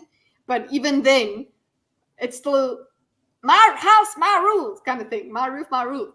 I really hate that. I mean, my privacy is a thing, yeah. But there's also like, when you're threatened to be spanked by your dad gets the belt or whatever, or maybe not the belt these days, but cracks it. He's like the switch. He's like, I'm gonna spank you. What you run to your room, even though you're being cornered in your room, you run to your room because as a kid you're supposed to be like, this is like the safe space. This is where I sleep, so it's supposed to be like the safest space you can possibly find. Mm-hmm. And the idea, it's such a violation. It's a violation. Well, let's see how it's a violation. Huge violation. So you expecting her not to be the asshole? I can't imagine. Very few situations where she would be. Okay. I don't know. I 14F went kind of depends, like that first sentence. What? I went down to. This looks like what? I went down to the local police station to get a break from my mom yelling at me and telling me to do better. After I got back, I didn't immediately go to my room and instead called my father, 54. No, this is wrong. What? Well, 14-year age difference between mom and actual dad? Mom and dad. Yeah. Wait, interesting. Who is in another state? Okay, so it's the other dad. Yes, my dad. My father, 54, who is in another state. We had talked for a while. My mom decided to join in and hinted to the fact that she wanted to give me a fresh start. I immediately knew where this was going as she had done this the year prior. After I realized what they had done, I freaked out and screamed at them to leave me alone. But as I started to calm down, I told my dad that what was happening and showed him my room that had nothing in it but my sister's stuff in my bed and blanket. Sorry, these parents are lured. My clothes, my stuffed animals, even my laptop was gone. I was told the only way to get everything back was by cleaning up the pile of clothes my mom had made. Okay, this is hilarious. So I had a panic attack, possibly well, the worst. Take your stuff. Because after all my efforts, I was back to square one and angry at my mom for putting me there. No, guy. Am I understanding that right? They didn't actually take your stuff. They just said, "Clean up your room and we'll give it They back." just put it in a pile. They just put it in a pile. Yeah, they took all their stuff and made a pile. But was it in the room or just outside of the room? My grandmother took were my they mom's searching for clothes drugs? and threw them on the lawn. Like the FBI, where they tossed everything into a pile in the middle of the room, and then they were like, "We're not cleaning this shit up." There's some backstory. You know, it's hard to see exactly how far. There's a lot more to this. There's a lot more to this. I worried about like an unreliable narrator. But I guess the question is, were they the asshole for having a panic attack when that happened? No. I mean, a panic attack is a situation. A panic attack is a natural response. You don't necessarily control when it hits you. So if you wish you did. So if we're working specifically within the confines of the panic attack rather than some sort of response,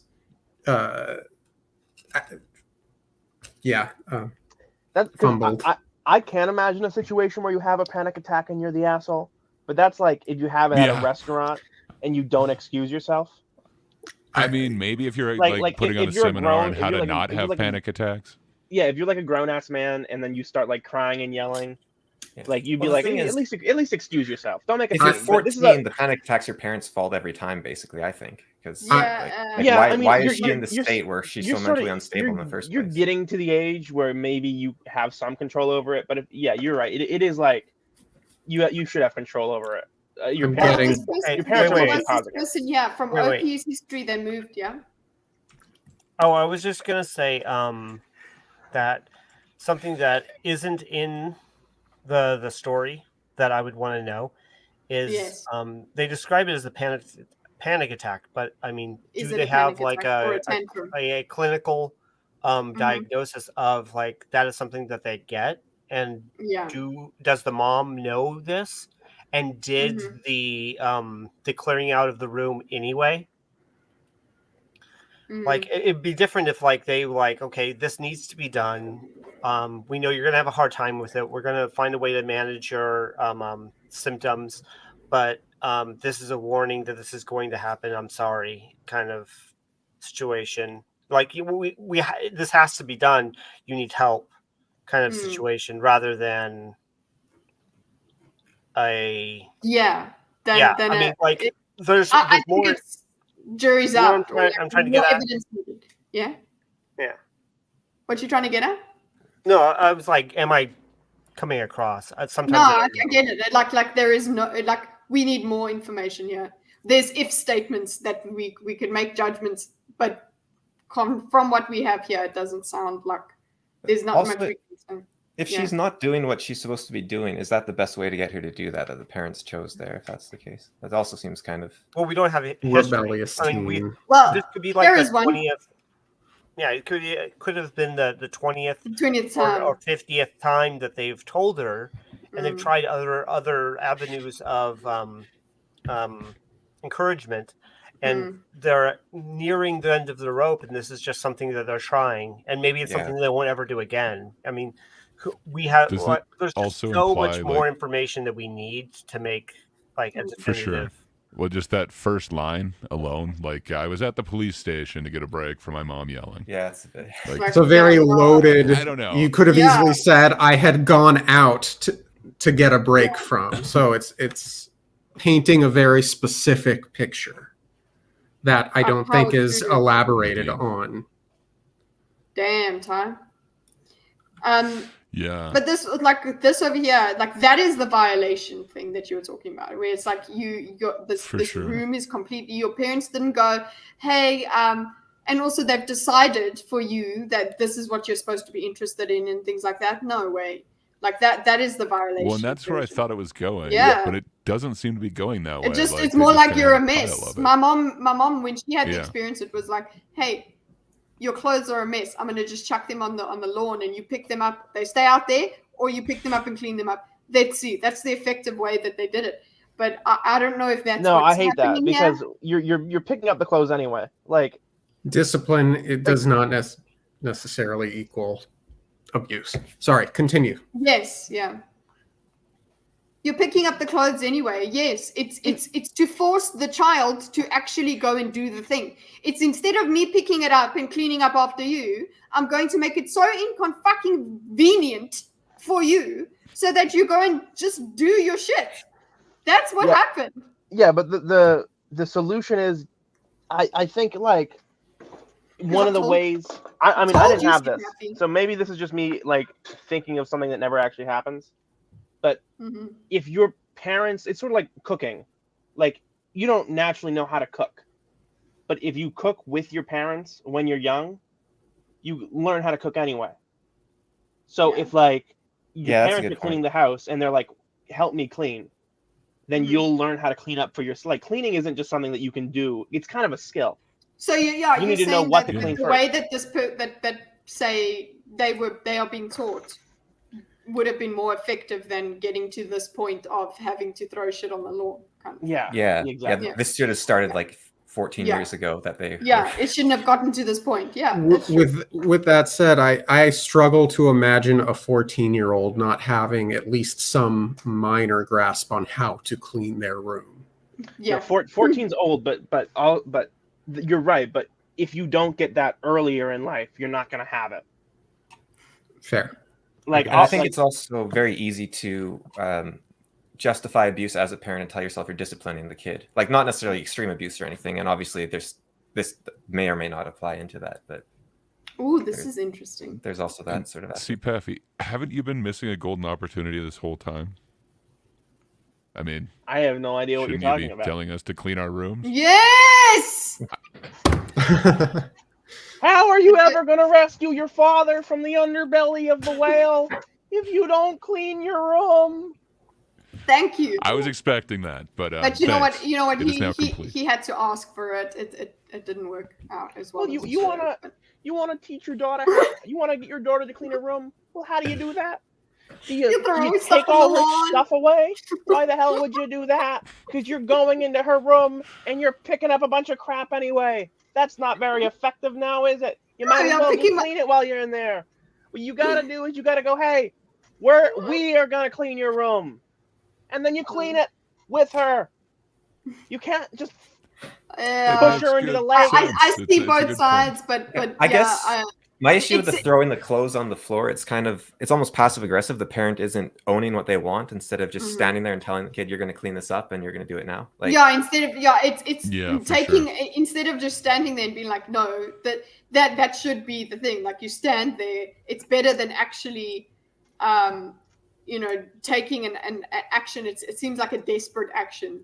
Yeah, it's almost cowardly of the parents there, I think. I feel like one of the things that I think was really ineffective was that whenever like your parents were going to yell at you to clean your room, it was always right when you got home from school. And like you should, as an adult, you should know, like, after I get home from work, I'm super stressed. I don't want to go do chores right away. Like, so why is it that like you're coming from, you're doing all this school work, you just got all this homework, and then they're like, hey, Gordon does that. Yeah, he says that. You should just leave him alone. She shouldn't come back to her room being invaded. You should give her like an hour and a half, and then be like, "Hey, we're gonna do some cleaning. Clean your room." Yeah. This is the. That would be nice and considerate. That'd be nice. Yeah, like, well, your 14-year-old daughter is a person. Is like a human person. Like your kids aren't property. They're people that you're supposed to be taking care of. They're more like pets. Yeah, it's like a pet until they're 18. So let's see. This goes a little bit back into our earlier topic. Not exactly, but am I the asshole here for not sleeping with an acquaintance after she rubbed my back?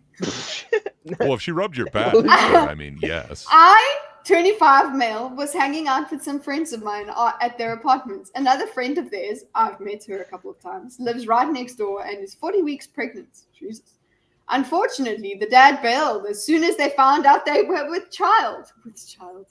She was at their place when I was there. She's been uncomfortable and eager to go into labor. Oh my God. Okay. I had done something to hurt my back and made a comment that it was sore. She offered to rub my back, so I let her and gave her my thanks. We were both standing, so it didn't put her into any uncomfortable sitting positions or anything. To my surprise, later she asked if I would have sex with her for the purpose of helping her induce labor.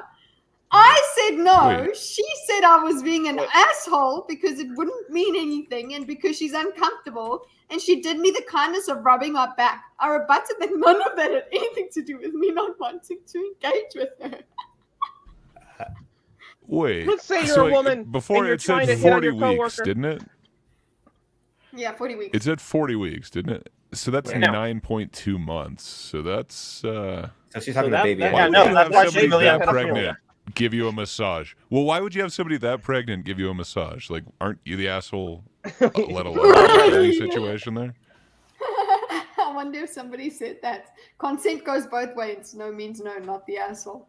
Reverse the roles. Now it's post on Twitter. Can you believe the audacity of this dude to think he's entitled to sex just because I let him give me a 5-minute standing massage? If she was expecting to receive text and she wasn't being kind when she massaged your back, she was being manipulative and transactional. She really is. What a horrible person. Don't listen to her. Husbands everywhere take note. Foot massages for us. You should probably just do it anyway. No, don't get involved. That would make me even more like. And sorry, not attracted to. No, there was. Well, way more. And you know what? Hold on, Chi-Chi. Don't you know there's nothing more beautiful than a 9-month pregnant woman? Okay, so I mean, way more so none than more the transactional. Way more so. Than The only thing more beautiful than a transactional 9-month nature. pregnant woman is a 10-month pregnant woman. Catrew is speaking. No, it's okay. I scared Daisy. Way more than you were saying. Way more than the transactional. Yeah, way more than the transactional problem and the consent problem. To me, is that the fact that she would do this, I would worry about like how this would like later impact after. Like, let's say here he was okay, like he thought it Can was of weird. worms. He, yeah, exactly. He let's just say he's okay with helping her out. He thinks it's weird and he doesn't really want to, but it's like he's convinced. Well, and it'll mean nothing. She would, theoretically, he's never going to get rid of her, and she might even put him on the birth certificate. Oh shit! Yeah, something like that. Yeah, he dodged a bullet. Wait, go scroll up a little bit. I think someone said yes, and I want to see what they're. Where? So, maybe they were a joke. Yes, She orgasms can help, but unfortunately, okay. She could still have used the dildo. Yeah. Yeah. Yeah. Not the same. Oh my god. Okay. No, it's a thing you learn. It's a thing you learn. Okay. Do you track your investments? No, that's an ad. AITAH for giving my nephew with autism an easy to open gift for his birthday. Aww. It doesn't sound like it. Interesting. Yeah. No. Continue. 16, female, gave my nephew, 8, male, a birthday present. He has low functioning autism. Okay, that's a big deal. And isn't verbal apart from a few phrases. Example, juice. Now he's 8 years old. Juice. Asking for his favorite show, change, as in change his nappy. He also isn't very good at opening gifts. If a gift is gift wrapped, he struggles to open it. He always seems to look frustrated. However, the concept of having a gift wrapped in wrapping paper always makes him happy. I saw a hack on TikTok last week that makes it easy. There was your first mess up. Sorry, joke. TikTok, yeah. Hack last week that makes it easy for gifts to be opened by adding a tab if you can easily rip to open the present. I thought since his birthday would be today, it would be fun for him to be able to open a present without this. Oh my god, my heart. So today was his birthday. I come in and put the present down on his table, then wish him a happy birthday, and he hugs me. Oh my god, I'm gonna die. I then say hello to my sister, 28 female, bitch. I don't know, I'm expecting this. Tell her my genius idea, and she doesn't seem happy about it at all, but quickly becomes occupied with party preparations. Okay, that's fine. She doesn't seem happy about it, but then ask her. Anyway, my nephew doesn't have friends since he can't actually socialize with anyone, so it was just me, his siblings, and his mum and dad, my sister and brother-in-law. He was happy the crowd wasn't big, as people aren't his thing. Duh, really. Anyways, we get to gift opening, and he recognizes the big tab, and I guide him to open it, and he managed to get it open within seconds, having navigated the tab all on his own. I was ecstatic that he found it so easy, and from my nephew's demeanor, he was also happy. Oh, God, the child's happy. The day goes by, and I can tell my sister's annoyed with me. Eventually, all the kids go to bed, and it's just me, my sister, and the brother-in-law. My sister blows up at me in rage, asking if I thought my nephew was brain dead. Oh, I'd never said anything like this, so I shook my head and asked her to elaborate. I can't recall what she said word for word because she let out a string of obscenities and curse words like I'd actually done something wrong, but the summary was she was angry I'd made a tab on my present to him. You might be wondering why this made her so angry. She was angry because putting the tab on it was a jab at him being stupid, not autistic. She called her own kid with autism stupid. Huh? So she said... That's a misread. That's a misread. Yeah. She's angry because he's not stupid. Yes. She's saying he's autistic. He's not stupid. I think I have a lot of sympathy with the sister here, actually. I've felt that before when I'm quite injured right now, and people doing stuff for me, it does give you that feeling of like, hey, no, I can do that. I'm not totally useless. Yeah. But at the sure. same time, Do you think you that should people are speak doing up that and say as- that first thing, not just dwell on that and let Yeah. it stew and grow and grow and grow. You should say, hey, no, it's okay. I can actually do that. I'm trying to do some stuff for myself. I don't know. Yeah, And it's exactly. really It's unfortunate that you feel that way. Like that, Yeah. you know, like it gives you It's that, just like, people. hey, like, why are you doing this for me? But I'm sure, like, from the other person's point of view, they're, you know, trying to do something nice for you. Yeah, They're exactly. And trying that's to why you take, like, shouldn't blow up so on much- them. You should just state Yeah, your you point of view, shouldn't- and then they're like, oh, yeah, no problem. Because For their sure. point of view, they're doing something helpful. And so that's Exactly. what I'm saying. You is speak to them. Yeah. the sister here should have, you know, Not first lost their step shit, maybe. can you let my son do some more stuff for himself? Or that's she Yeah. shouldn't have just blown up immediately. Not seeing the intention behind that's the thing, the context, the intention, the sweetness behind her thought here. And also it does matter that she's 16 as well, and she's not a parent, she's none of that. Like, geez, man, give the girl a break. She did something that she thought would be, I can understand wanting the child to be challenged and things like that. And yes, she might have some sensitivity and be like, you're telling me my child's stupid. So but the way she's handled this is absolutely stupid. Okay, so let's we can I definitely hear what you're saying about like feeling like it's patronizing, right? Yeah. So much over consideration can be a The devouring kind of mother. insult there. Yeah. But I would say that if you know that somebody's reading level is below like their year or grade level or something, getting them a book that is at their reading level, I don't think that is insulting. Well, you want to get them a book that's a little bit above their reading level so that it challenges them, right? Right, but if you like, what is it? Miss these kinds of considerations can definitely backfire, obviously. But if you're if your point is like you feel like you have an accurate assessment of their grasp, abilities. assessment, of their abilities, and it's something that would provide a certain level of challenge without being overly frustrating. But that's where the problem comes from, is the sister has a better assessment and she thinks that her younger sister has a much lower assessment than what her son's capable of. Sure. And so it's insulting because the assessment's so low. Yeah, I definitely hear that. And I would say that I think the mom is the asshole for going so hard.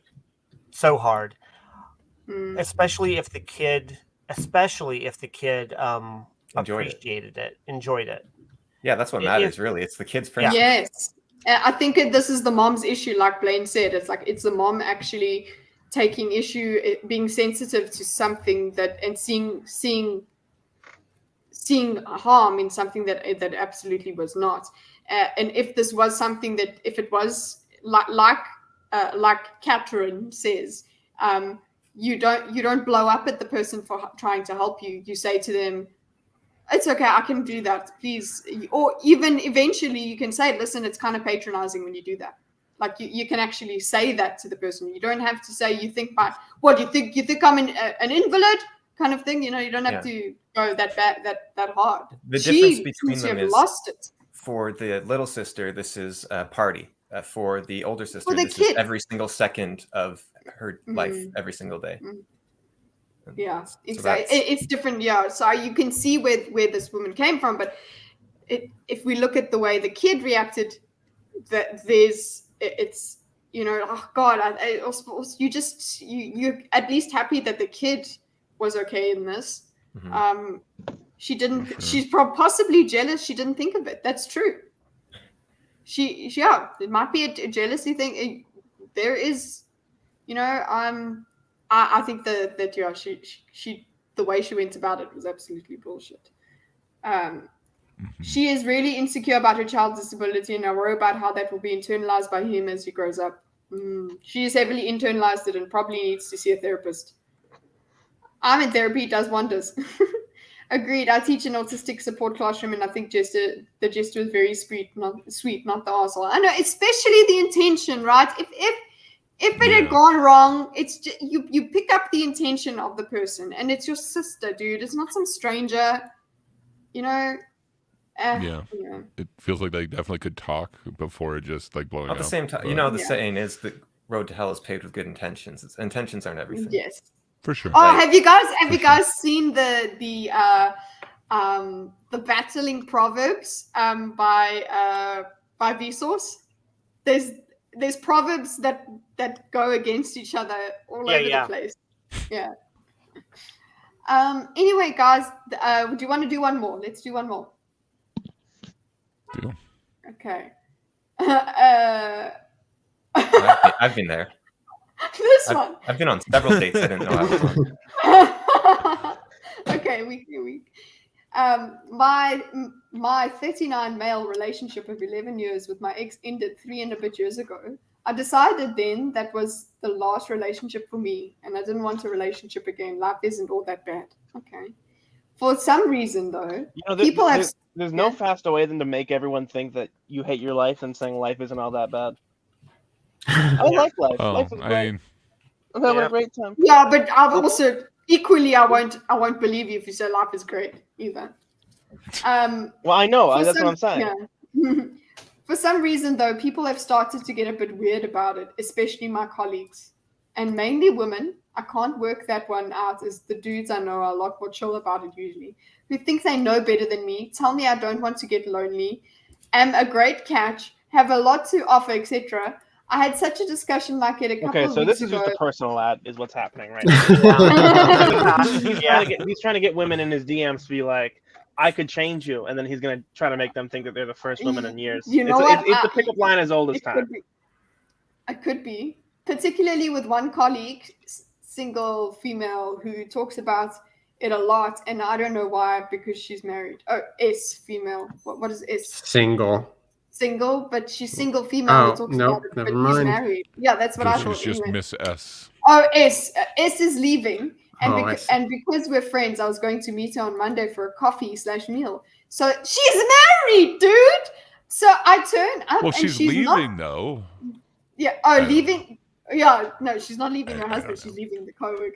But I get you. So I turn up and she's not there. So I text her, as I do, and I think I'm waiting. I see an old colleague, A, who both me and S used to work with in other jobs. So I say hi. Oh, it's a setup. So I say hi to A and make a small talk for a bit. And I say something like, I wonder where S is. A goes, I don't know what you mean. I thought the date was between us two. Yeah, fuck you. That's disrespectful. This an unknown blind date. Yeah. I then put 2 and 2 together and realized S set me up on a date without me realizing. And A thinking I know I'm on a date. And she lets A think that they're on a date. That's horrible. Yeah, that's not a good thing to do. No. So that's putting A in the bad. I would be so angry. Oh my god, poor A. A goes, I don't know what you mean. I thought the date was between us two. That's the whole thing. Like, then put 2 together, and now I'm on a date. And A thinking I know I'm on a date. So I say basically to A, sorry, but I'm leaving. Sorry, S wasted her time and go. Okay, I don't know. The wording of that might not have gone the way he thinks it went. I then ring S and she doesn't answer. So I sent her a really angry text. Good.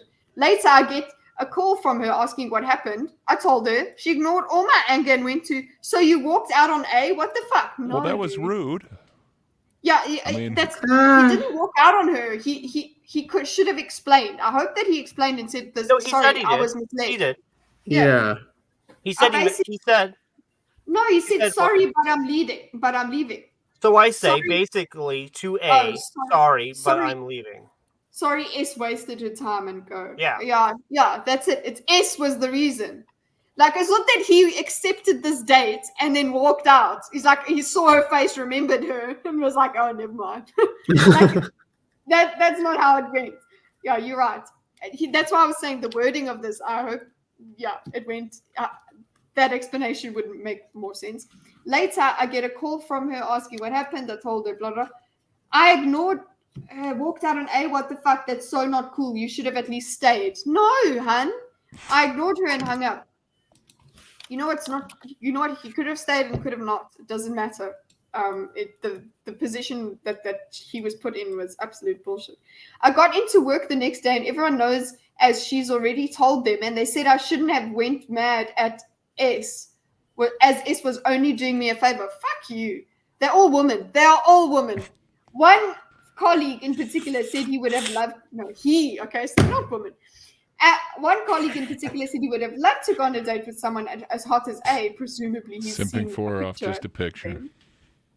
What? What did you say, Greg? Simping off just a picture. I don't know. Yeah. I then get DIY therapy advice.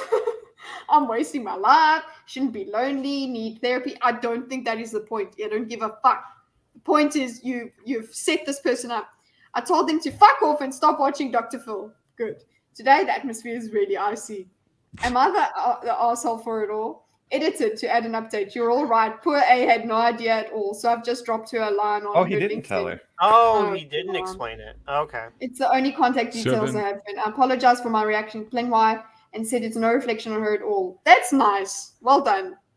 Second update. Just heard back from A on LinkedIn. She said I have nothing to apologize for. She totally understands, and she's absolutely livid with this. Thank you. These two rational humans. Wait, look at that was the one part that I was going to say possibly the asshole on. But yeah, if he then explained it to her afterwards. I replied back thanking her for understanding, and I have no idea why, but I invited her for a coffee, so we should catch up properly. I wasn't expecting to do that, but I did. So Esther's plan works. That's what she's going to think. That's what Blaine was not. saying. It's that they can speak to each other and say, "What the fuck, man?" No. But is this going to justify everything in S's head that she was right all along and she'll keep doing this? It's going to, yeah. Instead of, this might just be that he feels bad. It might be that he just feels bad and wants to catch up with her because they were ex-colleagues. Like, that would make sense. He definitely handled that poorly at first. Yeah, he really should have spoken straight from the get-go and said why. I'm not even sure how you would leave without explaining that slightly. Yeah, exactly. Because it really does. If you don't, that's the thing. If you walk away and say, "Oh, sorry, S wasted your time," it's like, wait, that does sound like you remember what I look like and you walked out. That's really what it does. Yeah. Anyway, this was fun. Yeah, this was fun. Yeah, I think we can do it. I think it's a regular palate cleanser, guys. Reddit can be the palate cleanser, which is hilarious. I've noticed that with these chat AIs, you can feed "Am I the asshole" into them, and they have really good responses most of the time. They figure them out most of the time.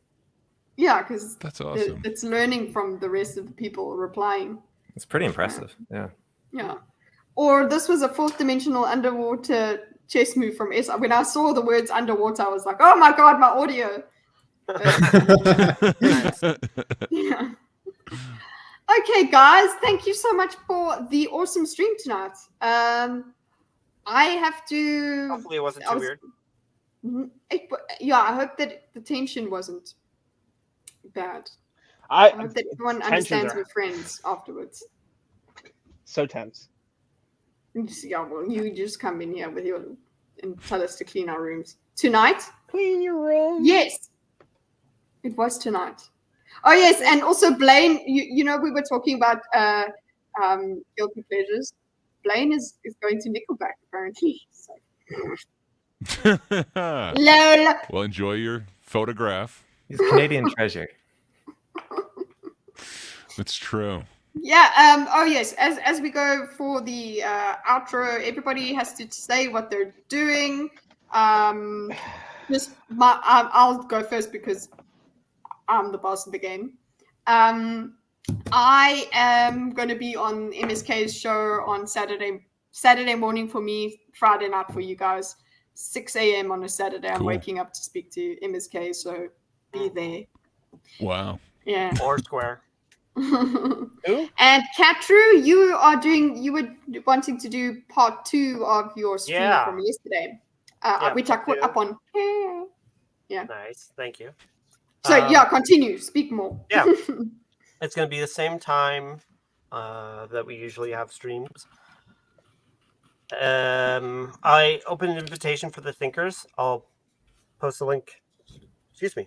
I'll post a link in chat, and we can do that. I'll be going over it regardless, even if nobody joins.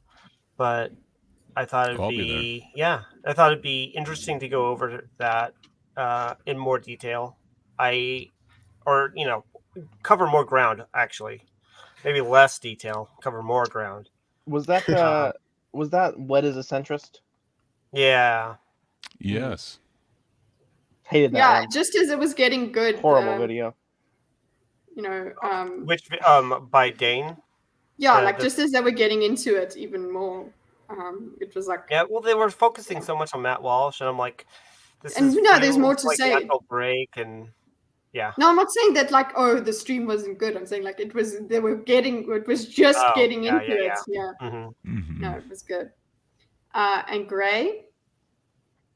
Yeah, well, I hope to be on Catrew's stream as well. There is a lot to say about that video. Patrick, I think we might have a few guests are actually responding to a lot of the rest of that. We happen to be the two centrists, apparently, that they're now calling us, that wrote in some questions. So we have a lot to say about the whole situation. Oh, I want to see that. Hopefully that's out Monday. Awesome. Right on. Lady Cateron, do you have a content creation news thing? Oh, well, I do. I'm not sure if, I just came on to do the asexual stuff, so... if people are interested in what I say, I do a podcast with my brother. Oh, awesome. 5 years. Oh, shit. And, it's about, it's similar stuff, philosophy and game design and politics, that sort of thing. It's called The Philosopher and the Fool, and so there's more episodes always coming out. Oh yeah, you put it in the share. Awesome. Yeah, okay. I'll link to that. I'll put that. But you put it on YouTube. Yes, it's on YouTube. Which one of you is Epimetheus? Epimetheus? Who's that? Epimetheus? Okay, so the guy who the Greek who myth that that Prometheus's brother is Epimetheus. I just know man. Imagine getting into Prometheus's brother when you're talking about Titans. He was Father Earth's 17th son. Prometheus's brother. But yeah, no, he's known as like the Fool, right? Oh, okay. Neat. I have to look him up. Sounds like a cool guy. I don't think Lady Catherine is the Fool. Well, I don't know. I didn't talk as much as I normally do on this, but if you listen, you might change your mind. Well, let's go and have a listen. I'm very rambly and very talkative. The reason I have a throat injury is because I was talking for about 11 hours a day straight. Oh yeah, is that where your throat injury came from? Yeah. Oh, shut up, CPAFy. Okay, well, actually, don't shut up. It's your turn next. CPAFy on YouTube. We should be doing a movie review of a silent voice, an anime film. Mm-hmm. I don't know if that's the right word, but we should be doing that this Saturday, I think, over on the Late for Supper channel. And I should be starting up doing some Dungeons and Dragons next Saturday. So not this one, but the next one. Bring back some Dungeons and Dragons content. Nice. Go to the Discord obviously I'll be putting everybody's links and stuff in the description or whatever, but go to the Discord and share your things, please, guys. Share your ish in it's called Share Your Ish. Never. And Optimus as well. I wish I could join both Catrew and Gray, but unfortunately I'm not a centrist, so I feel like I just muddy the whole waters. I'm actually quite extreme on about everything. I don't know that I am either, but yeah, it's just kind of weird proof that they watch our stuff, because I only ever said once that I'm a centrist, and that was just according to those political compass tests. But yeah, anyway, good times. I'm not alt-right anymore. Test, the apparently the most specific one, and I got like an ANCAP on like that spectrum. But you're ANCOM, so it's so off, like way off. Well, and then it gave two other spectrums. It was like tradition, which it gave me like super far left. Apparently, I'm like a super progressive. and then the other one was like it's like foreign policy, So which the I was calm a super part. isolationist. Yeah, I was a super That's isolationist. the and part. Yeah. Yeah, it makes sense. Well, no, hold on. I'm a monarchist, but only if I'm the king is what I am. Okay. And otherwise, I'm an anarchist. Oh, okay. My political philosophy is Alright. either I'm in charge of everyone or nobody's in charge of anyone. So you're an Anmon. There you go. There you go. Anarcho-monarchist, yeah. But a solipsistic version. I like that. And Optimus Cattus, who's also known as Optimus Dorkus. Yeah, still looking for a name that I can, settle on and like. How about Dave? You sound like a Dave. I will take that under advisement and consider the pros and cons. We can do a think on it. Next episode, what shall we call Optimus? I like Optimus Cattus, of course.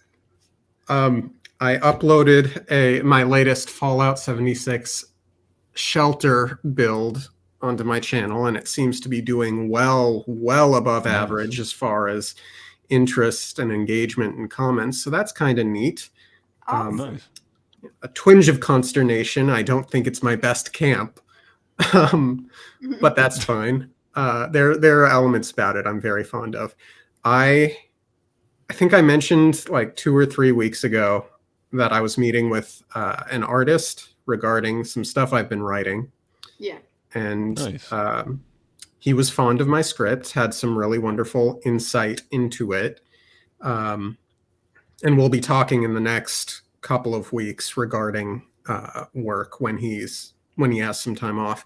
But he highly encouraged me to write a novel.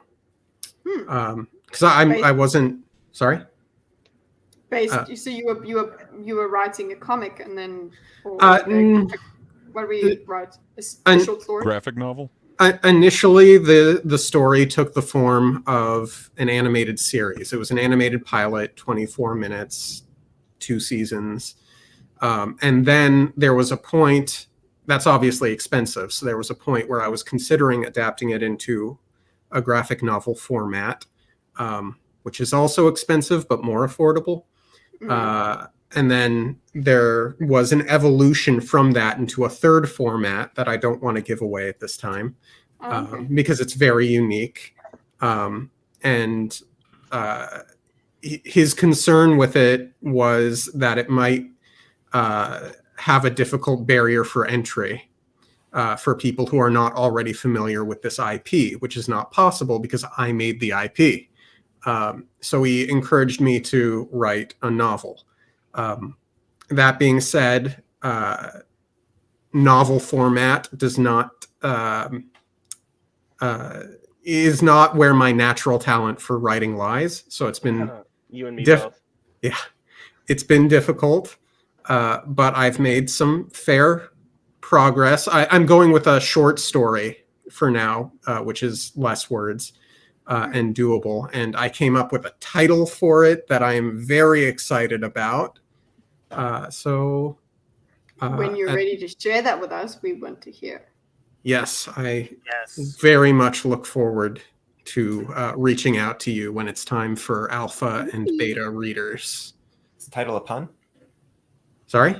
Is the title a pun? No. Oh. I love puns. Not. Also, June's almost over, so no more Pride Month. So we should just give like a big shout out to our good friend Blaine's Escape Corner, who is by far the gayest person in the world. Or so I've seen in chat. He's married to a woman. She's gonna be real bummed out when she finds out.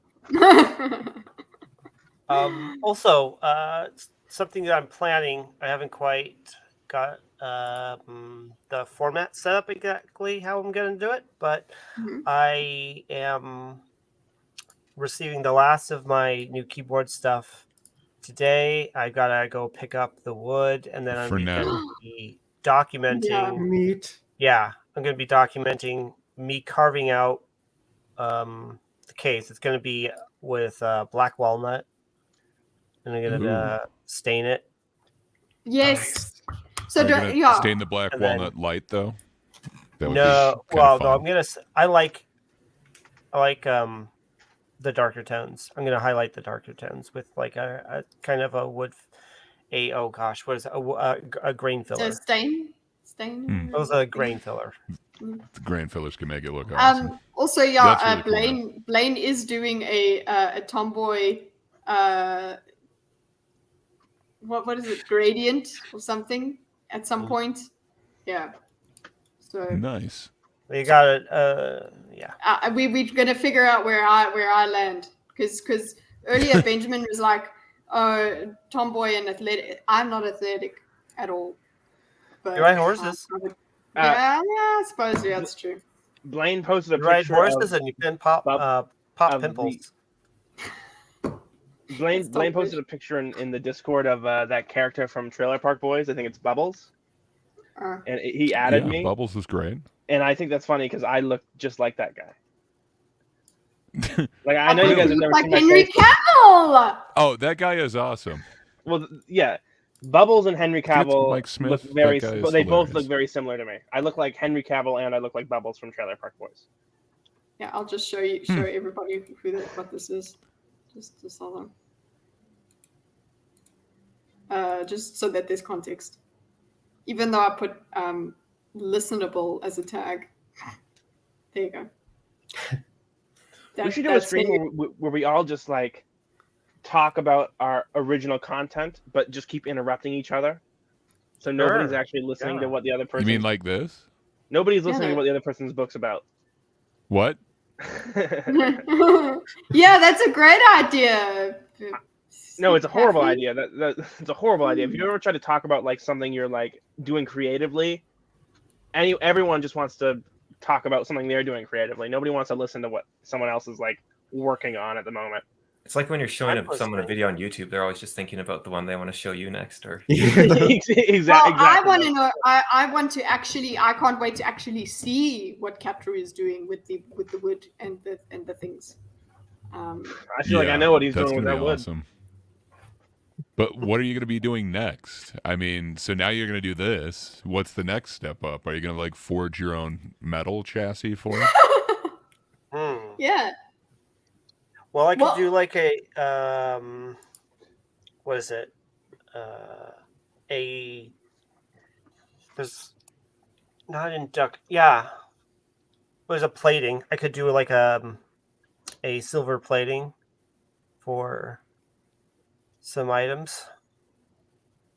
Make yeah, kind of cool. Or with like. So it's not going to be the end. You're going to keep going with this keyboard progression. It really is a cold. It is. Yeah. Huh. He's the leader. It's so funny that you're like, oh, these are nice caps. I'm like, I'm still enjoying my keyboard so much. Those keycaps are so nice. I was like, they're so nice. Yes, but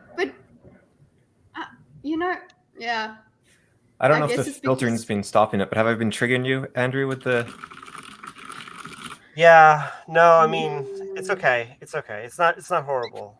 Horrible squeaking and whatever you said was. Better than the chain. Yo, see that right there? That was some good talk. There, what I just wrote. Yeah. Yeah. See? Yeah. I love it. I'm really. I can't imagine a different sound now. I don't want it to sound different. I've got a numpad with blue switches to deafen myself if I want. Oh dear God, no. It's so loud. Clack. Anyway, guys. I love the blue switches. They're great. Yep. We will see. Well, I guess we'll see you. I hope I can get onto Catrew's stream, but either way, I'll either see you in the chat or in the comments or whatever of Catrew's. Hop on for 5 minutes. Yeah, and remember, read your vegetables and eat your Bibles. Yeah, exactly. Clean your room. Yeah, that's and clean your room. For God's sake, it looks like a pigsty. Yeah. But I am a I pig. brought you into this world, and I can take you out, Bucko.